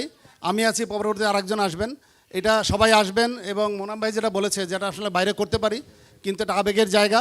অতএব যদি কারো কষ্ট হয়ে থাকে, এটা আমার সাপোর্টিং স্টাফ যারা ছিল নিটোরের, তাদের প্রতি নির্দেশনা ছিল, সবাই মিলে চেষ্টা করেছে। কিন্তু তারপরে তো কিছু থাকেই যেগুলো আপনাদের চোখে পড়েছে, আমি সেজন্য ক্ষমা প্রার্থী। হয়তো ভবিষ্যতে এগুলো আমরা ঠিক করে ফেলতে চেষ্টা করবো ইনশাআল্লাহ। আর এজ এ অর্গানাইজিং কমিটির চেয়ারম্যান আমি আমার রানিং মেট যেটা রাজীব ট্রেমেন্ডাসলি পরিশ্রম করেছে। সায়েন্টিফিক কমিটি প্রফেসর বন্ধু সরওয়ার, রেজা, ওরা অনেক কাজ করেছে, যেটা নিয়ে আমি গত 12 বছর কাজ করেছি। দে আর ওয়ার্কিং ভেরি নাইসলি। এবং আমি মনে হয় ছোটোখাটো ভুল ত্রুটি বাদ দিয়ে কিছু বাদ দিলে আর মনে হয় ভালোই হয়েছে। তারপরে আমাদের যে পিটফলগুলো আছে, আমরা পিছনের দিকে না থেকে সামনের দিকে এগোতে চাই, so that we can advance ourselves regarding the this is scientific program, scientific sessions, by which our new generation can develop their scientific knowledge and the publications and the subjects. So আমি আশাবাদী যে আমার পরবর্তী generation যারা youngster আছে they will continue with the scientific knowledge and development with the active participations, যেটা নিয়ে আমাদের সিনিয়র স্যারদের একটা অবজারভেশন যে এখানে 1600 মানুষ রেজিস্ট্রেশন করে, সেশনের সময় 100 জনও থাকে না। আমি এই পয়েন্টটা বলতে চাই যে আমাদের রেজিস্ট্রেশন 1600 থেকে 1500 কোনো সেশনে 100 জনের বেশি পাওয়া যায় না। এই জিনিসটা সিনিয়র স্যারদের অবজারভেশন আমাকে জানিয়ে গেছে। আমিও অনুরোধ করব যে এখানে যারা আমরা থাকি অন্যগুলোর সাথে এখানেও সায়েন্টিফিক জিনিসটাকে আমরা যেন এনরিচ করি, তাহলে পেপার বাড়বে। এবার গতবার থেকে পেপার বেড়েছে, আগেও পরবর্তীতেও বাড়বে, এবং এটা আমাদের মূল টার্গেট হোক। সবাইকে ধন্যবাদ জানাই, এবং যদি কোনো ভুলভ্রান্তি থাকে ক্ষমা সুন্দর দৃষ্টিতে দেখার জন্য অনুরোধ করছি। ধন্যবাদ। শেষ হয়েও হইল না শেষ। আমি সায়েন্টিফিক কমিটির চেয়ারম্যান হিসেবে বলছি যে আসলে এবছর এত পেপার জমা পড়ছে যে আমাদের এত পেপার দেওয়ার মতো আমরা কোনো স্লট পাই নাই। অনেককেই ইচ্ছাকৃতভাবে বাদ দিয়েছি, এবং সবচেয়ে বাদ দিয়েছি নিটোরের প্রফেসরদের সবচেয়ে বেশি বাদ দিয়েছি, এবং একটার বেশি কারো পেপার রাখতে আমরা পারি না, এই জন্য অত্যন্ত দুঃখিত।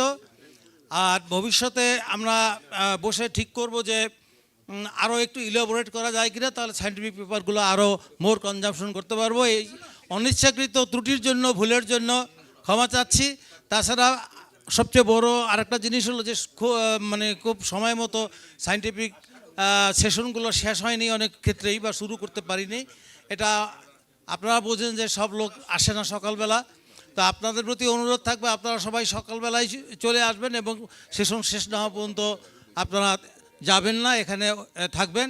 আপনাদের সকলের উন্নতি মঙ্গল কামনা করি, এবং বেশি বেশি আরও সায়েন্টিফিক পেপার জমা দেবেন এই আশা ব্যক্ত করে সকল ভুল ত্রুটিগুলো নিজের মাথায় নিয়ে আজকের মতো বিদায়। আসসালামু আলাইকুম। ধন্যবাদ চেয়ারম্যান সায়েন্টিফিক কমিটি। আমি আমাদের সেক্রেটারি সায়েন্টিফিক কমিটি অনেক কষ্ট করেছে, প্রফেসর রাজা, তোকে 1 মিনিট আমি বলবো যে কিছু বলার জন্য। Thank you sir. প্রথমেই আমি ধন্যবাদ এবং কৃতজ্ঞতা জানাই বসের প্রেসিডেন্ট, সেক্রেটারি স্যার এবং অর্গানাইজিং কমিটির চেয়ারম্যান এবং সেক্রেটারি স্যারকে আমাদেরকে এই গুরুত্বপূর্ণ দায়িত্ব দেওয়ার জন্য। আর আমি কৃতজ্ঞতা আমার সাথে যারা কাজ করছে, ডাক্তার হাসিব, ডাক্তার সুব্রত, ডাক্তার Nizam, they give the tremendous and wonderful job. তারা না হলে এই সায়েন্টিফিক এই সেশন তৈরি করা আমার পক্ষে সম্ভব ছিল না। তাদের প্রতি আমি কৃতজ্ঞ, এবং আপনাদের প্রতি কৃতজ্ঞ যারা এই 3 দিন আমাদেরকে এই সায়েন্টিফিক সেশনে থেকে উপস্থিত থেকে এই সায়েন্টিফিক সেশনগুলা জাঁকজমকভাবে পূর্ণভাবে আমরা উদযাপন করতে পারছি। ছোটোখাটো স্যারা বলছেন যে ছোটোখাটো ভুল ত্রুটি বড় বড় প্রোগ্রামে হয়েই থাকে, সেই ছোটোখাটো ভুল ত্রুটির জন্য আমরা ক্ষমা চাচ্ছি। আর যতটুকু সাফল্য সব আপনাদের, এবং ভবিষ্যতে আপনারা আরও সুন্দরভাবে এই উপস্থিত থেকে আমাদের সায়েন্টিফিক সেশনকে সুন্দরভাবে উদযাপন করার আমি আশাবাদ ব্যক্ত করে আমি বক্তব্য শেষ করছি। আসসালামু আলাইকুম। ধন্যবাদ প্রফেসর রাজা। আমি এবার আমাদের ex secretary general professor Wahidur রহমানকে 1 মিনিট। Thank you very much. অনুভূতি বিস্তর, ভালোবাসাও অফুরান। প্রোগ্রাম যেখানেই করি না কেন, যদি মঙ্গল গ্রহেও কোনো দিন করতে হয়, নিটোরে একটা সেশন তো থাকতেই হবে। নিটোর ইজ দ্য নিটোর। এই বিল্ডিংয়ের এই মাটিতে, এখানকার করিডোরে, এখানে পা না ফেললে আমাদের মন কারোরই ভালো হবে না। আমরা হয়তো আর বিগত দিনগুলোর মতো আগত দিনেও আমরা অনেকে থাকবো না, কিন্তু এই জায়গায় আসবো না, এই বিল্ডিং দেখবো না, এই বন্ধুদের সাথে দেখা হবে না, এই অনুভূতি যেন কখনো নষ্ট না হয়, আমরা সেই আশাবাদী ব্যক্ত করব। আর সোসাইটি দিন দিন এগিয়ে যাচ্ছে। দেখেন, বেস্ট পেপার থেকে শুরু হয়েছিল, আজকে রেসিডেন্ট পেপার। ভবিষ্যতে আপনারাও ইনভেন্ট করেন নতুন কোনো পেপার আসে কিনা, নতুন কিছু করা যায় কিনা। এবং সিনিয়রদের যে কামরুল স্যারের যে অনুভূতি, এই অনুভূতি কিন্তু আমাদের ভিতরেও আছে, কিন্তু প্রেসিডেন্ট হিসেবে মোনায়েম যেটা বলছে সেটারও কিন্তু লিমিটেশন আছে আমাদের। আমরা আসলে পারি না। আমরা চাই না চাই আমাদেরকে কিছু কিছু জিনিস গিলতেই হয়। সেই গেলাটা হজম হোক আর না হোক, সেই কারণে আমাদের লিমিটেশন থাকে। তারপরেও আশা করি দেশ এগিয়ে যাচ্ছে জননেত্রী শেখ হাসিনার নেতৃত্বে, এবং এক সময়ে আমরা এই সমস্ত লিমিটেশন, এই সমস্ত সীমাবদ্ধতা একসময় অতিক্রম করতে পারবো, এই বিশ্বাস আমাদের আছে। আপনাদের প্রতিও সেই ভালোবাসা থাকবে। ভবিষ্যতে এর চেয়ে আরও উজ্জ্বল সোসাইটির কনফারেন্সের আশাবাদ ব্যক্ত করে আমি শেষ করছি।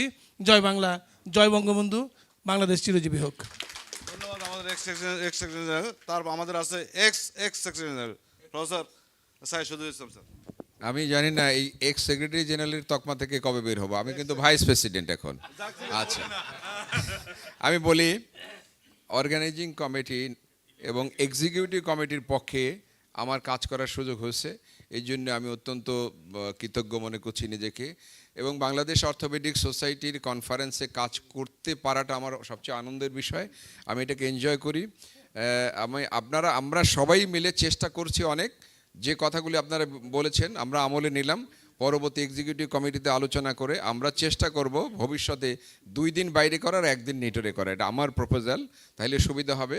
আর আমি একটু ধন্যবাদ দিতে চাই কিছু কিছু যারা আমাদের কর্মী আছে, আমি সামনে যে কজন দেখতে পাচ্ছি, এই যে তানভীর শুভ, পাভেল, আমাদের একজনের নাম বলা এখানে উচিত অবশ্যই, মাহফুজুর রহমান শাহিন, এবং আরও যাদের নাম বলতে পারলাম না, তোমাদের বিভিন্ন কমিটিতে যারা আছে, রেজার সাথে যারা ছিল আমাদের অর্গানাইজিং কমিটিতে, they did the excellent job regarding foreign faculties. তারা খুবই মুগ্ধ হয়েছে, তারা আমার কাছে স্পেশালি এক্সপ্লেন করেছে আপনাদের সবাইকে, তারা তাদের কৃতজ্ঞতা জানাচ্ছে এবং আপনাদের প্রতি তারা কৃতজ্ঞতা প্রকাশ করছে যে বাংলাদেশ অর্থোপেডিক সোসাইটির সদস্যবৃন্দ অত্যন্ত ভালো ব্যবহার তাদের সাথে করেছেন, তাদের আতিথ্যতা দিয়েছেন। আমি সেই মেসেজটা দিয়ে আমার বক্তব্য শেষ করছি। ধন্যবাদ। আমাদের মধ্যে উপস্থিত আছেন বঙ্গবন্ধু শেখ মুজিব মেডিকেল বিশ্ববিদ্যালয়ের মাননীয় চেয়ারম্যান অর্থোপেডিক সার্জারি। 1 মিনিট বলতে হবে, মাস্ট 1 মিনিট বলতে হবে, চেয়ারম্যান হিসেবে বলতে হবে। না স্যার, অনেক ভালো প্রোগ্রাম হয়েছে, সবাইকে ধন্যবাদ। ধন্যবাদ। এবার আমাদের মাধ্যমে আমাদের secretary general professor Jahangir Alam ও ঢাকা মেডিকেল। আচ্ছা খুশিদ বাবু, 1 মিনিট বাবু, কেউ মাইন্ড করেছে? কেন মাইন্ড দিয়ে ভাই? Thank you all for your active participation. আমি পাবলিকেশন সেক্রেটারি কাজ করছি, এতে কিছু ভুলভ্রান্তি হয়তো হয়েছে, সেটার জন্য আমি ক্ষমা প্রার্থী। আর আমাদের 2টা আর্টিকেল আমরা পাবলিশ করতে পারছি এই বছর, আরেকটা আর্টিকেল ওয়েটিং। আমি আশা করব যে আপনাদের মধ্য থেকে নতুন কিছু আর্টিকেল আসবে, যেটা আমরা পরবর্তীতে পাবলিশ করতে পারবো। সকলকে ধন্যবাদ। আমাদের ইন্টারন্যাশনাল সেক্রেটারি, আমাদের ইন্টারন্যাশনাল, আমরা জানেন যে শহীদদের কাছ থেকে ইন্টারন্যাশনাল যে ফ্যাকাল্টি ছিল ওরা খুব স্যাটিসফাইড। আমার কাছে ওরা মেসেজ দিয়েছে যে আমরা আসলে হ্যাঁ, যে আমরা আত্মীয়তা বা পেপার বা তোমাদের যে সেক্রেটারি প্রফেসর সবুর। ধন্যবাদ স্যার। আমরা কৃতজ্ঞ এবং সবাইকে নিয়ে প্রোগ্রাম, আমাদের কিছু ভুল ত্রুটির মধ্য দিয়ে আমার মনে হয় যে প্রতি বছর আমরা একটু একটু করে আরও খুব ভালো ইন্টারন্যাশনাল মানের প্রোগ্রাম করতে পারছি। আজকের এই বছর বসকন 2024-এর যদি কিছু ত্রুটি থাকে, সেই ত্রুটি থেকে শিক্ষা নিয়ে আমরা ভবিষ্যতে আরও সুন্দর করে প্রোগ্রাম করব, এই প্রত্যাশা রেখে সবার সুস্বাস্থ্য কামনা করছি। আসসালামু আলাইকুম। আপনি কিছু বলবেন? আচ্ছা, আমাদের মাঝে আমাদের এখন secretary general professor Jahangir Alam. আসলে এটা ও না থাকলে এই অনুষ্ঠান কোনোদিন সম্ভব না। It's a work of secretary general. তো অনেক পরিশ্রম করছে। যা কিছু ভালো হয়েছে আপনাদের সকলের যার যার কর্নার থেকে হেল্প করার জন্য, আর যা কিছু খারাপ হয়েছে আমার গাতে তুলে নিচ্ছি। জয় বাংলা, জয় বঙ্গবন্ধু, বাংলাদেশ চিরজীবী হোক। ধন্যবাদ।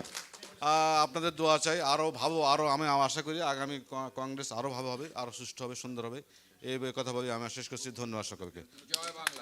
পরে ওদের ক্রেডিটগুলো নিয়ে যান স্টুডেন্টরা।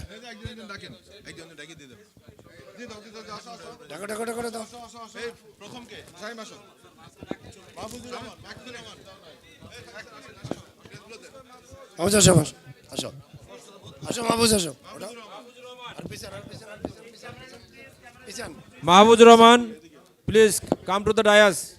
I say Mahfuz. Then Rajiv Mahmood. Then Faisal Ahmed.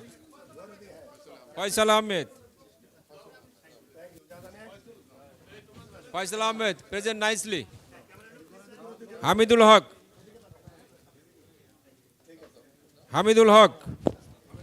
Islam.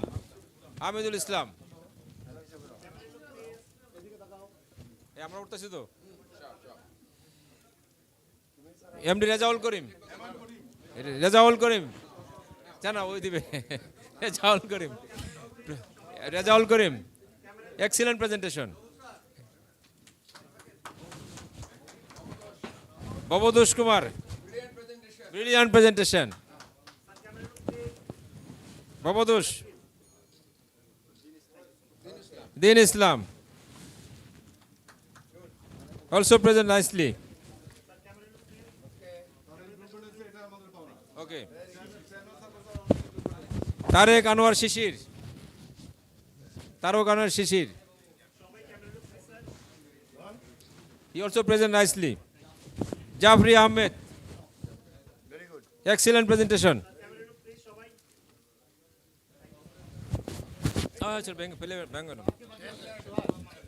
Last. Ghulam Mahmood. Ghulam Mahmood. Wonderful presentation. Ghulam Mahmood. Okay, sir. আমি মাইক ডিরেক্টরকে দিচ্ছি আগামীকাল মর্নিং সেশনে বন্ধ করে দেওয়ার জন্য স্যার। এটা অফিসিয়ালি অ্যানাউন্স করা যায় না, সবাই বুঝে নিয়েন। সবাই ভালো থাকবেন, কাজ করার আল্লাহ ভরসা। আশা করি সবার ক্ষুধা লেগেছে। চলেন,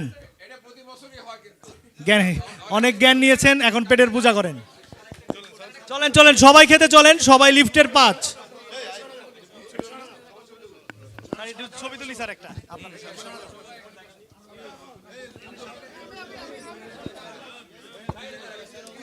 সরে ফেলেন, সরে ফেলেন, সরে ফেলেন।